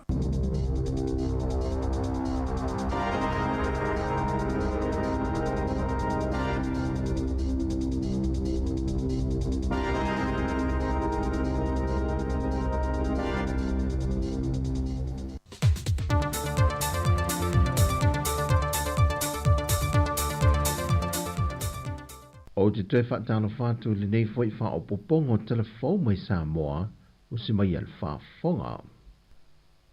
O le vai aso nei wa amatali el whontanga au tū, a sui o sa whono umol konfrenise le ka le sia metatisi fale ula, le pei on whaatasi mai o na sui SS mai atu nu e fio le lulangi. O se tasi o vaenga au tū o le whaatasinga le nei po whontanga le ka le sia, o le wha wina lo ilanto o wha mnia ina mai le tūsanga whaiu, e na wa mai a le wha tūsanga o le soifanga o ina wha whaife au e le kolisipi ula. E wha maumaunga e ono se fulmale lima o ao, ma whale tua e wha se fulmale tolu o lo o ina le kolisipi ula. Ai to se fulmale fitu le au whai waso, le sa wha tino ina la lato wha au unga e le vai aso na tenei. Ma o le ua whaamni eina le tūlanga mō mua le tūsanga whaiu. O ia fo e sa a vea makapitene o le lātu tūsanga lua whelua sa fumal wha, le sunga ia piula i oritana le hifi. O le sunga fo ia piula na vea masuia le au whaau, o i mori molia le anganga wha aftai le pūlenga o le korisi wha whai fe au, ai wha pe foi i le tāpua i ngā mātua. E le whontanga le au ngā lulue ma fo mai a le soifua maloloina na talo le fionga le minister. Le fionga valasi lua pitu whanua tā fitu se le sele le vai aso tea. E talo sanga i nai le ngā te li matama e tai fo mai, ai whape nā fo i tausi mai pasi, ma le au ngā lulue umai tutonu mōta ngā se ngase le antunu. E na ia mawhai o na mawale a ngangol tutu fantasi e ngā lulue mata pena pena, ia mautu vaenga o mai tali atua i so se mana onga, pe a taita i atu e le tura soifua ma le ola i le tali ngā malo le atunu. I le fontanga taita i o malo le taupulenga ia o ke topa. O lo wha solo vaenga wha le leia wha uma o maotanga singasi ulmuto tua, e pe o na wha fo wina i se vaenga o potu tau fia maotanga singase, e wha leo leo mo lea fontanga, mo malo le a whai mai. O le tala wha te tau o tu o le tupe ua pāsia il pālemene, wa wha ata tia se ele se lau lima sa whamaleono tesi maleono miliona tala, e wha tupei le au onanga wha le soifua malo loina.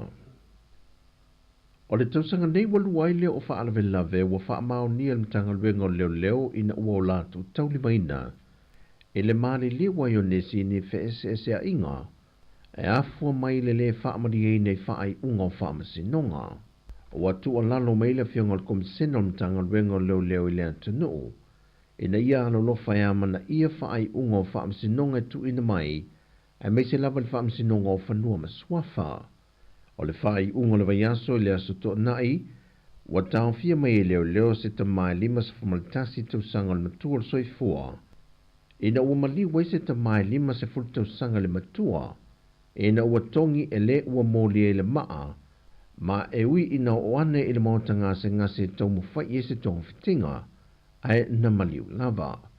Ua mōli e leo leo le ta maa lima sa whamalitasi tau sanga lea, e le mōlianga o le fasio tangata whaamwe mo ina. Ua whailo mai al whailo tusi o le komiti o le whono awa le ka le sia whaapot putonga Kirisiano i Sāmoa, le sunga Reverend Dr. Taipi Sia le lua, le tau a whae o wa whaata atia mo se tasio poloketi na pāsia, o le whawina lea o se whale tusi mo lea o ngā whawhaife au. E wina ia saunua e 5 miliona tā la le tau a whae na whaata oto, ai o loo te tala lava fo i male awa noa, e ono mo whai o na whaatupe se isi vaenga e siri atu, pe a whai ai mo o mia ni vaenga e toi wha o popo ma wha le leia. O lea ngā luenga po le ata fōfoi no le whalitusi le nei, e iei uma vaenga wha teknolosi mo o mia wha ono po nei, e vesoa soa ni ai isusunga ia o ao, e a o tauina ai. E turi lo lava le komiti whaafoi o le palola i lantou uma, e whaasa o loto mai o lantou whaasa langa whaafan pui na wai iei swinga te tele wa ia, e pe o na toi whaafoi atua i lalo le vāwa ai ngā leo, se tasi o i lantou na ngā lue le vaenga o le fuimu, na mangaro mai lalo le vaenga o le palola, e na ua whaamao ni o na mōlianga o le wha o 5 le tina o le ainga.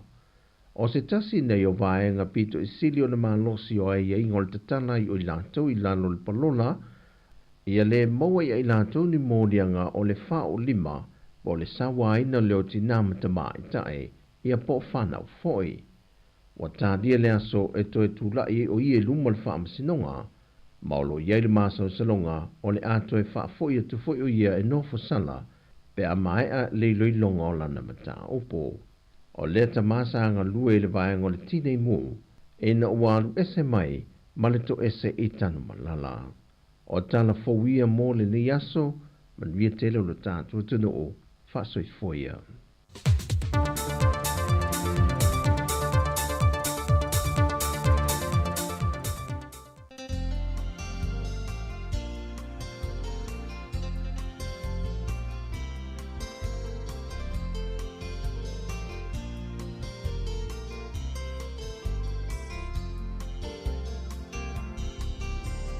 Yesu ole vine moni a o la la i tatou o i tatou a o Yesu ole loko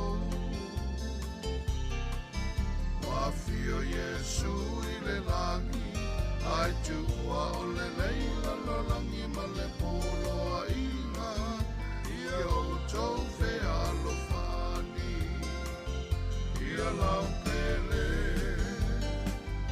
ia la upele ia e mana tua ole awa la e vala lua ai savali o wane ie toe te pai tua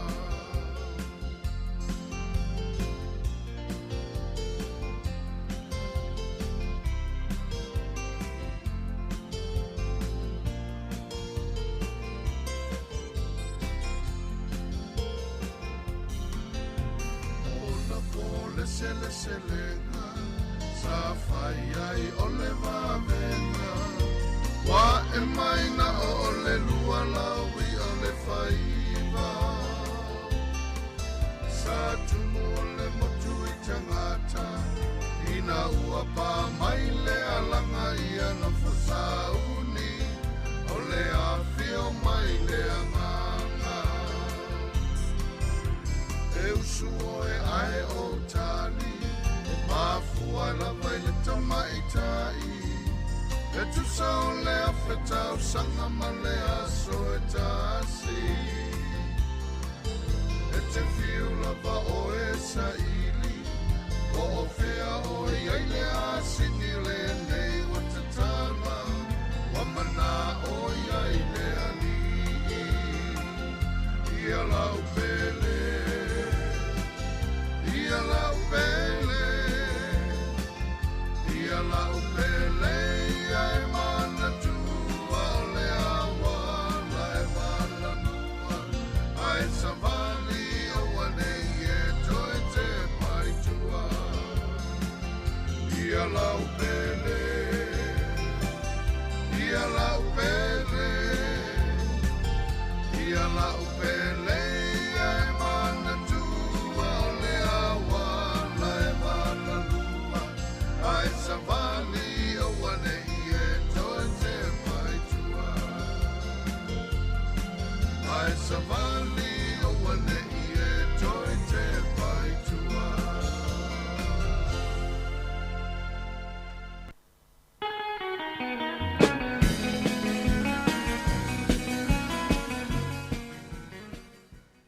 Ia mwhentu e maua le whapoponga o tātou talafou i le aso a tai au i le ito lai walu. Pio nau tau whafonga mai lona toi awe nātu. Tāpena ina le sunga ia tāse Salam Sam. Tātou tala mai Sāmoa. Whapia i fo i tātou talafou mai New Zealand nei. Ia mai si vaenga la langi whapia le Pasifika le ana sauno ia i le sunga ia la wano. Ai eili si talafou le wawai atu iai lea ua whaasalawina mai masalo lai sila fia uma ia le li ile sa vea mastasi fo itono le awa le ol peleki o Norm Hewitt ia le ua maliu i le 5.5 o tausanga o lona soifua sa ta alo numera lua le li ile o Norm Hewitt ia le ua whailua mai ua maliu ai ua to a 5.5 tausanga o lona soifua, stasi na taalo i le olpeleki pe o se talana le Sāmoa mai mwhaasala o lona ainga, sa ise ngase na aafia ai, ia e aafia i vaenga lona whai ai, ia le la Sāma liua i le po ana po, ia o stasi fo i sailunga, fo i le lei o lana taalo i taimi o taalo i le olpeleki, ia lea fo i alo lau i loa New Zealand o se alo maori fo i o le o maliu, pe o na whaai loa ai i tatou talai i le nei aso. O le fo i wawa i atu na whaalia le li i leo mo unga, lea sa ta alo numerous fulu o Richie mo unga, lea na ia ta ua, na ia te ena ina se ofo a le vaenga lea le NRL, po o le aula kapi liki lea le Warriors mo sana kone kalate, ai le taimil na tau a matalo na taalonga, tau a matalo na taalo i tono le awa le ale Warrior, ale olpeleki.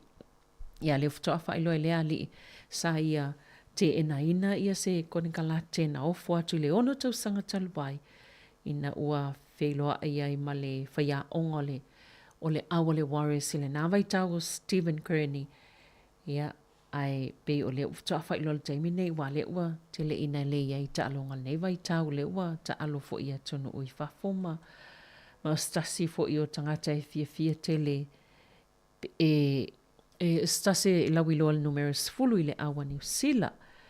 Ia pe o lana ta alonga mua lava na ta alo i mole olopeleki o le ta alonga le na ta alo i olopeleki ma Engelani i Dunedin. Ia lesa ta alo i fo i ia lesa ta alo i le li ile nei o maunga. Ia pe o le taimi nei o le sa amata i le tausanga talwaila na kone karate mo tausanga e tolu i se au i tutono i Apani, ma se kone karate i se kalapu i Apani, ina ua mai ale i pola langi le sa iai ta alo i mo New Zealand, ta alo neila le Toshiba Brave, lupus i le i aufa i tu malo i tono le atunu o i Apani. Ai o le sa mata i ta alonga le sa ta alo ai ma le olpeleki ma Engelani i Dunedin le masina nei. Ia pe ona whaasalawina mai e le nei taimi o ta alonga.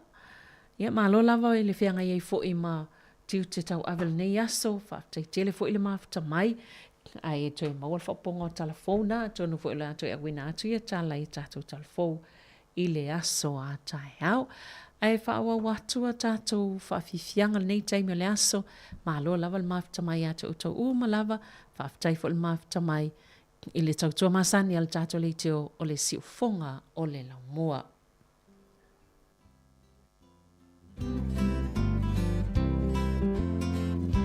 Musu atu, isi o talinga, awa e te pe te tauina i te lo ainga, o te whielo moni, funa so tauwhi,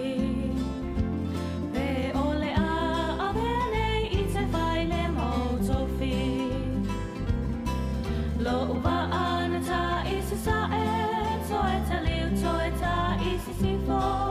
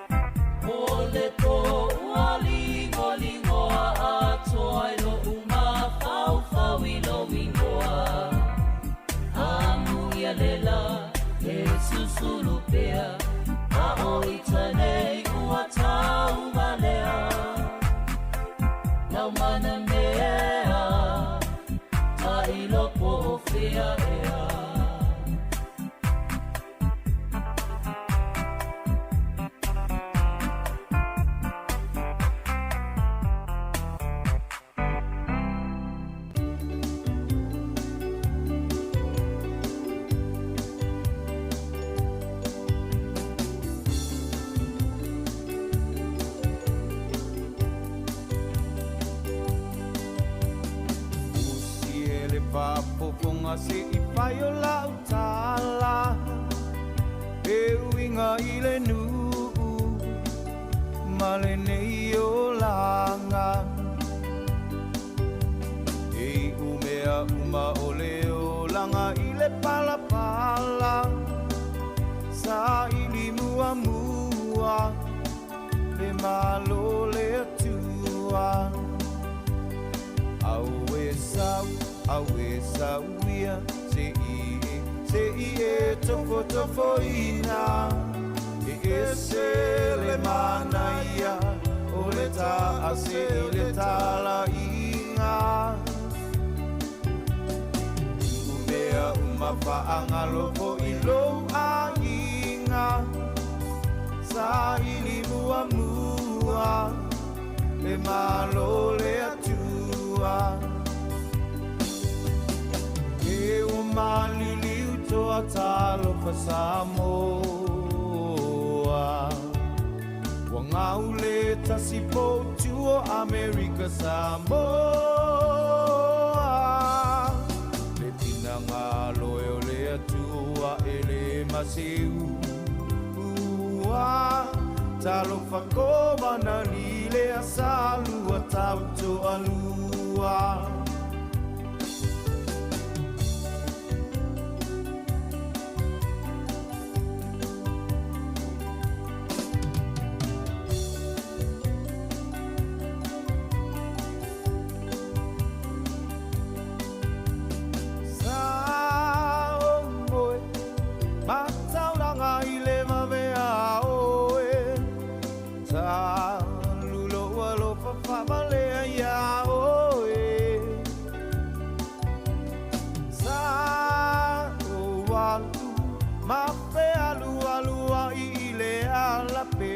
Tawiai I ta ua I le tawhamaio ata Mo e ta I le alanga I sa sae Toe ape Pe tawi matanga ta toe fo I anga I sisifo Awe ta ilo e ta ino I si a me pa vale Wa ila vea tele I le lau le vau tele kea O le papine lea o eva ua malai ai o le lalo langi O na o siana ata ma vala au mai o e tia darling au e fefe O abio ale ai lalo langi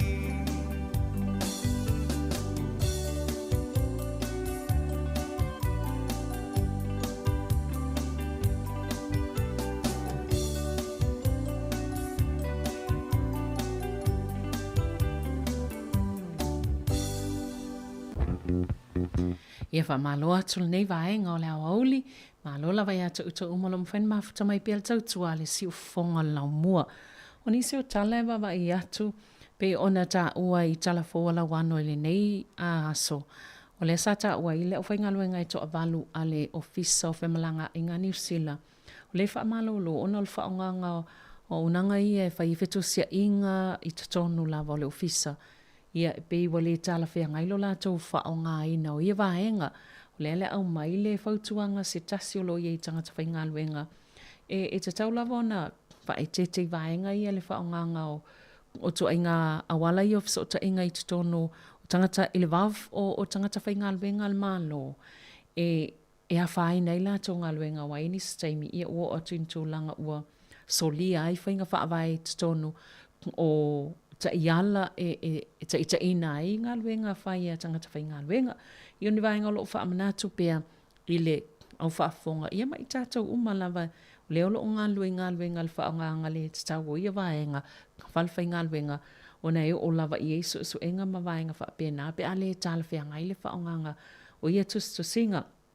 Wha talo wha atu ia Debbie Boo o lo o mata mai I Utah. Ma lo lava le mai mo mai whaftai fo le mafta mai, ia alo whātia te utou i le nā vaenga o le atunu o Amerika, ma alo lava le whafonga mai, nisi o vaenga po o tala fo i tonu lava o Wellingtone, o lewa vai atu fo i to tonu o Lower Heart, ua le lava au whaingalwenga i te tonu lava o se tasi o au nanga ia whaasoifua maloloina. Le ala ua lua i nei fo mai ia ua haia pe whaingalwenga ese mai tono le au nanga lava le fo isata ua i talafou lava ia so ua tua nai. Lona lua i lea o fo mai o lea ua whaingalwenga e sosani lau whaingalwenga ona ua to tele tangata e anga iai. Ia ai o tangata nei e anga i lea au nanga e to ai wafe. Ia o isi tangata e whai ia whesota inga i lunga telefoni, whai whesota inga i lunga le Zoom, ina ia whai e ima a lato mta upo i a lato ngase. Peila o isi tūlanga na o telefo i tangata pe o ia anga i eina isi tangata o wili atu isi au o nanga whaasoifua maloloina. Wale maone awa noa ua tumu, ia ma wale lava fo i fo ma ima tau soifua ngā lua nisi au o nanga. Ia lo tūlanga lana le tupu nei tono le se au o nanga whaasoifua maloloina lea i Lower Heart. Ia, wale lava ua toe whaafai ngā luenga pe haia maisi fo mai. Ia la tau te sosoani le ngā luenga ua le lava o whai ngā luenga. Mele a mawala o appointment nisi vaenga ia le o masani o na wha amanatu. Ia a mawala o avanoa e whai elau siakil fo mai. Ia ele lei o na wha o ngā lei. Pe wha o ngā fo ina avanoa. O le isi tau langa a wha pe o le mwhai o nao o e whai lau appointment po lau siaki. Ia toi vili e tau iai o na o le mwhaina e o atu wha o ngai lava noa mo le stangata lau o fia wawe maua lava se ava noa e vail fo mai.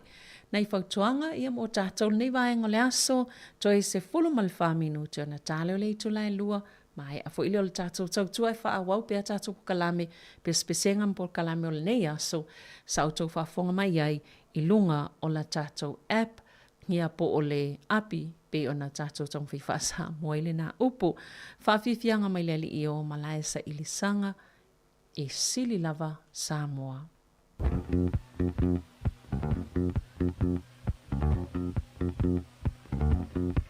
Au tamiro ne i motu o le Pasifika. Au tu lima ta i pe, tangata mo lato ina. Ese tu mana, whaalia e tangata. Samoa e sili lava o i motu uma o le nei masa. Mana mawhaina te fo i tu o ina o le lalo langi. Tui te pātu a sama i lau tu, ma lau masani. Le whaalo iso o se tasi Tau sa awhia o i motu umalawa o le lalo langi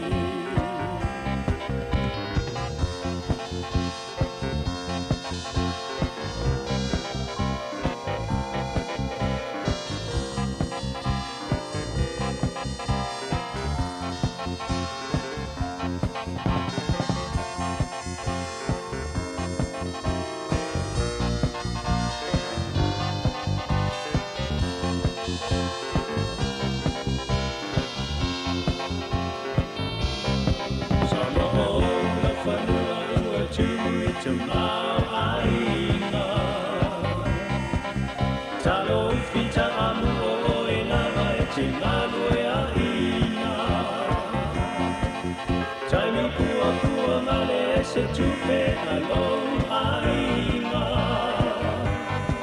E tangi folava o Sāmoa I fua o nai o hima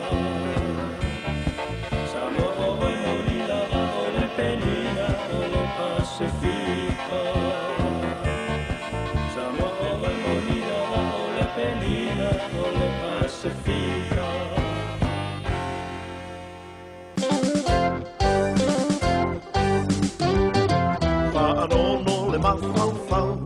Mea wa ai atu I le whanau O le sikailia ua le tu sai a o le wale ngata mai e fua lava le na alo whata mala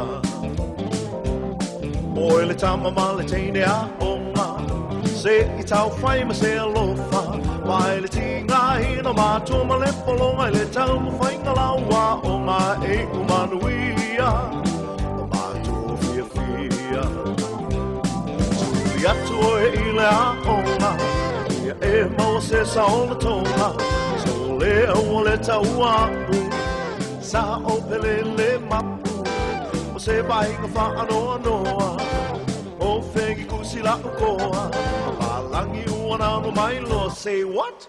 No school before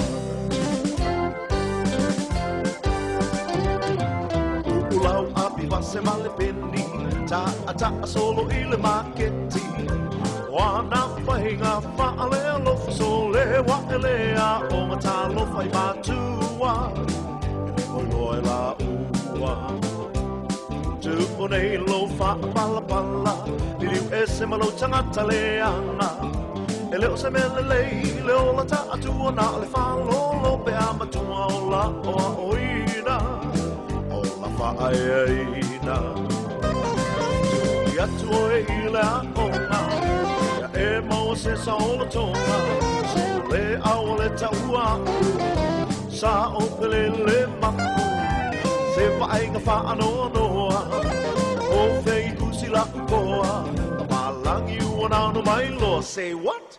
No school before Teimi nei o lo tau ma whai Nei e Sāmoa atu ai Fua e te lulu e te sele seleina E lotu tonu lo ai Ngaula o a oina O la whaeina Se vainga wha a fia fia loto O se tama masi teine at poto O lau mea alo fasili le I matua E lau pai tongi e te mua mua O la o a oina O la whaeina Tui atu o e I le a ola Ia e maua se sa o la tonga So le au le taua Sa o pele le mapu O se vainga wha anoa noa O whengi kusi la koa Malangi uana no mai loa Say what? No school before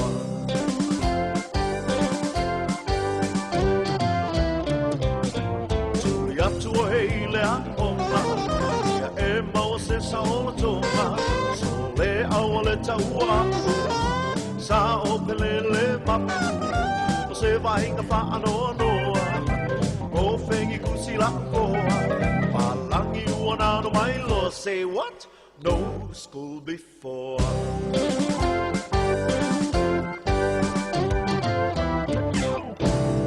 Ia e se fo ia vivi inga ia mamanato le li pese wili ta vita I le au ngao le ola o huina nei vaenga le aso. O le olo wha ngā solo pe ona tele ia wha maisenga o lo o wha lewe I tangata I lunga pe ngata whailangi ia ona o le tumalo po le maliua I o le li isa ta alo lo peleki o Norm Hewitt 5 tau sanga o lon soifua pe laman wha ilo atu I se teimi ua tea. E le ngā sele na ta ue le lato a inga I sa lato pe po wha amtalanga e a fiaini vaenga o lona whai. Ai o stasi fo I o tangata na ilonga lana ta alo I tonu o le olo peleki ia a o iei fo I le nawai tau I tonu o le atu no New Zealand. E iei le tau le New Zealand lea o le ua moa nil whai unga o le atu e ti poti pe wha fo I wha malosi mai Australia sa wha maonia lona I lona wha amasinonga ngia ma wha whalpuipui ai o se tangata na ngaoi. Ai nei au sofa ia se tina a se tamamatua na malo le tamamatua le ta alonga fo ia I masini poka. Ia no folo le ali I lea ma o sofa ai ia ma fasi ai ngaoi an tupe. Le lau il whai unga o le atu e ti poti pe wha fo I mai I New Zealand mai Australia. E uia na nofo I Australia ai to alima tau sanga o lona soifua. Talu ona soifua mai nei la langi a lea la atu e wha fo I mai I New Zealand. Ia pe ona iai whai unga o wha amasinonga I tono Australia. Ma lia I ol baba I atu I le atu nuu lea o Thailand. Luas fulu lua piliona ta lala tau tupe lea le a tufa I tangata le tunu. O tupe fa mai mo in digital money. Tu so tupe ole mafuanga lea na whaasisila I le la tau pale mia o ile aso ngafua. Apia, tatau na amata tu e pisinisi o le anga wa amtanga tatai to tasionalist tala mai masina o kuso ksia I tufa tu iei tupe nei. Ngia o se pol kalami e lo faitio ina fo ia nisi la wa ia le tunu. O nei faitau piliona tupe le tunu o le aluai. Ai o se whanaunonga ina ia faa tuptele ina ma faa ola ina ile tamau ainga o le tunu o Thailand. Tu salai e ta I fase lau 5 tala New Zealand. Ai 5 miliona sitiseni po tangata o le tunu o Thailand. Ia o le a mawaina ia tupe lātou te faalu pisinisi te tono le tunu.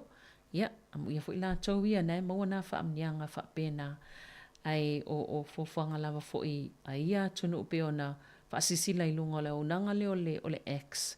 Dea sa tu sia I le song fual vai sa nei au kusola le song mwana amatai ona te tala I le stala I whaatino ina vaenga I tono le I te tono le tunu o Thailand.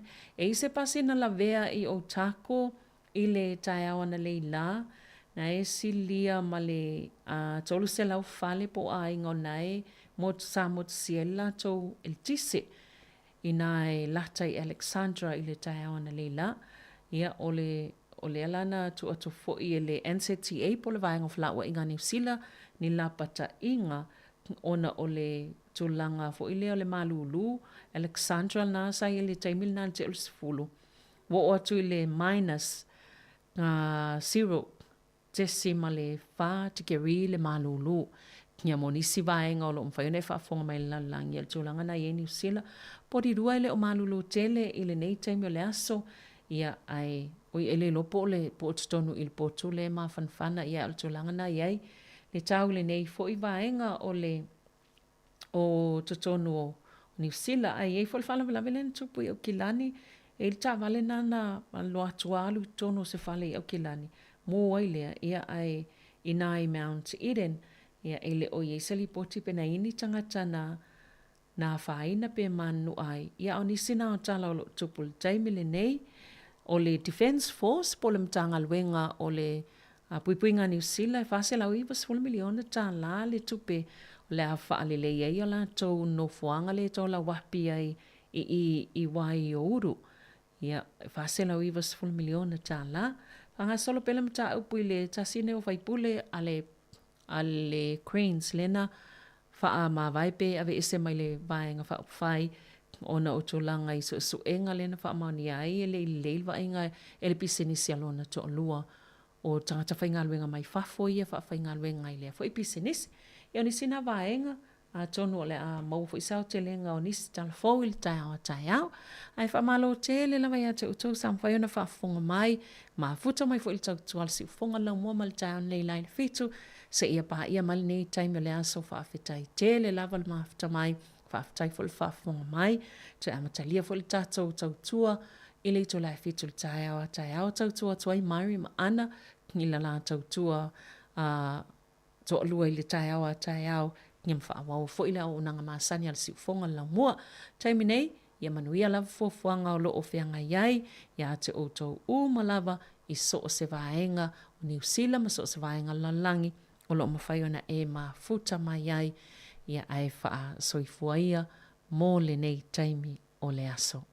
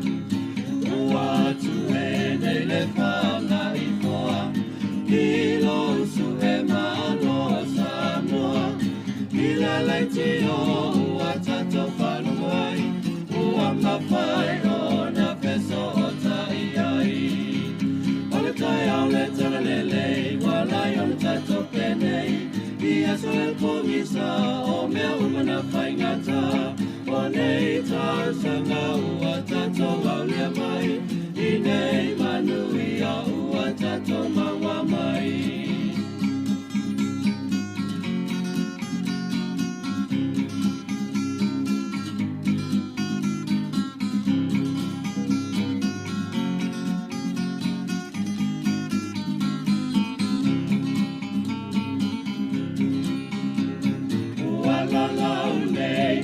Whanga I pāau Uai loa ai e a tato whana E sa ili malona I matua E ai le si fofo mau le lau mua Uala lau nei o le whanga I pāau Uai loa ai e a tato whana E sa ili malona I matua E le sin fofo male la umua Ala tai au le tole le nei Wala I ala tato penei Ia sole pongisa O mea umana whaingata O nei tā sanga ua tato au lea mai I nei manui a ua tato maua mai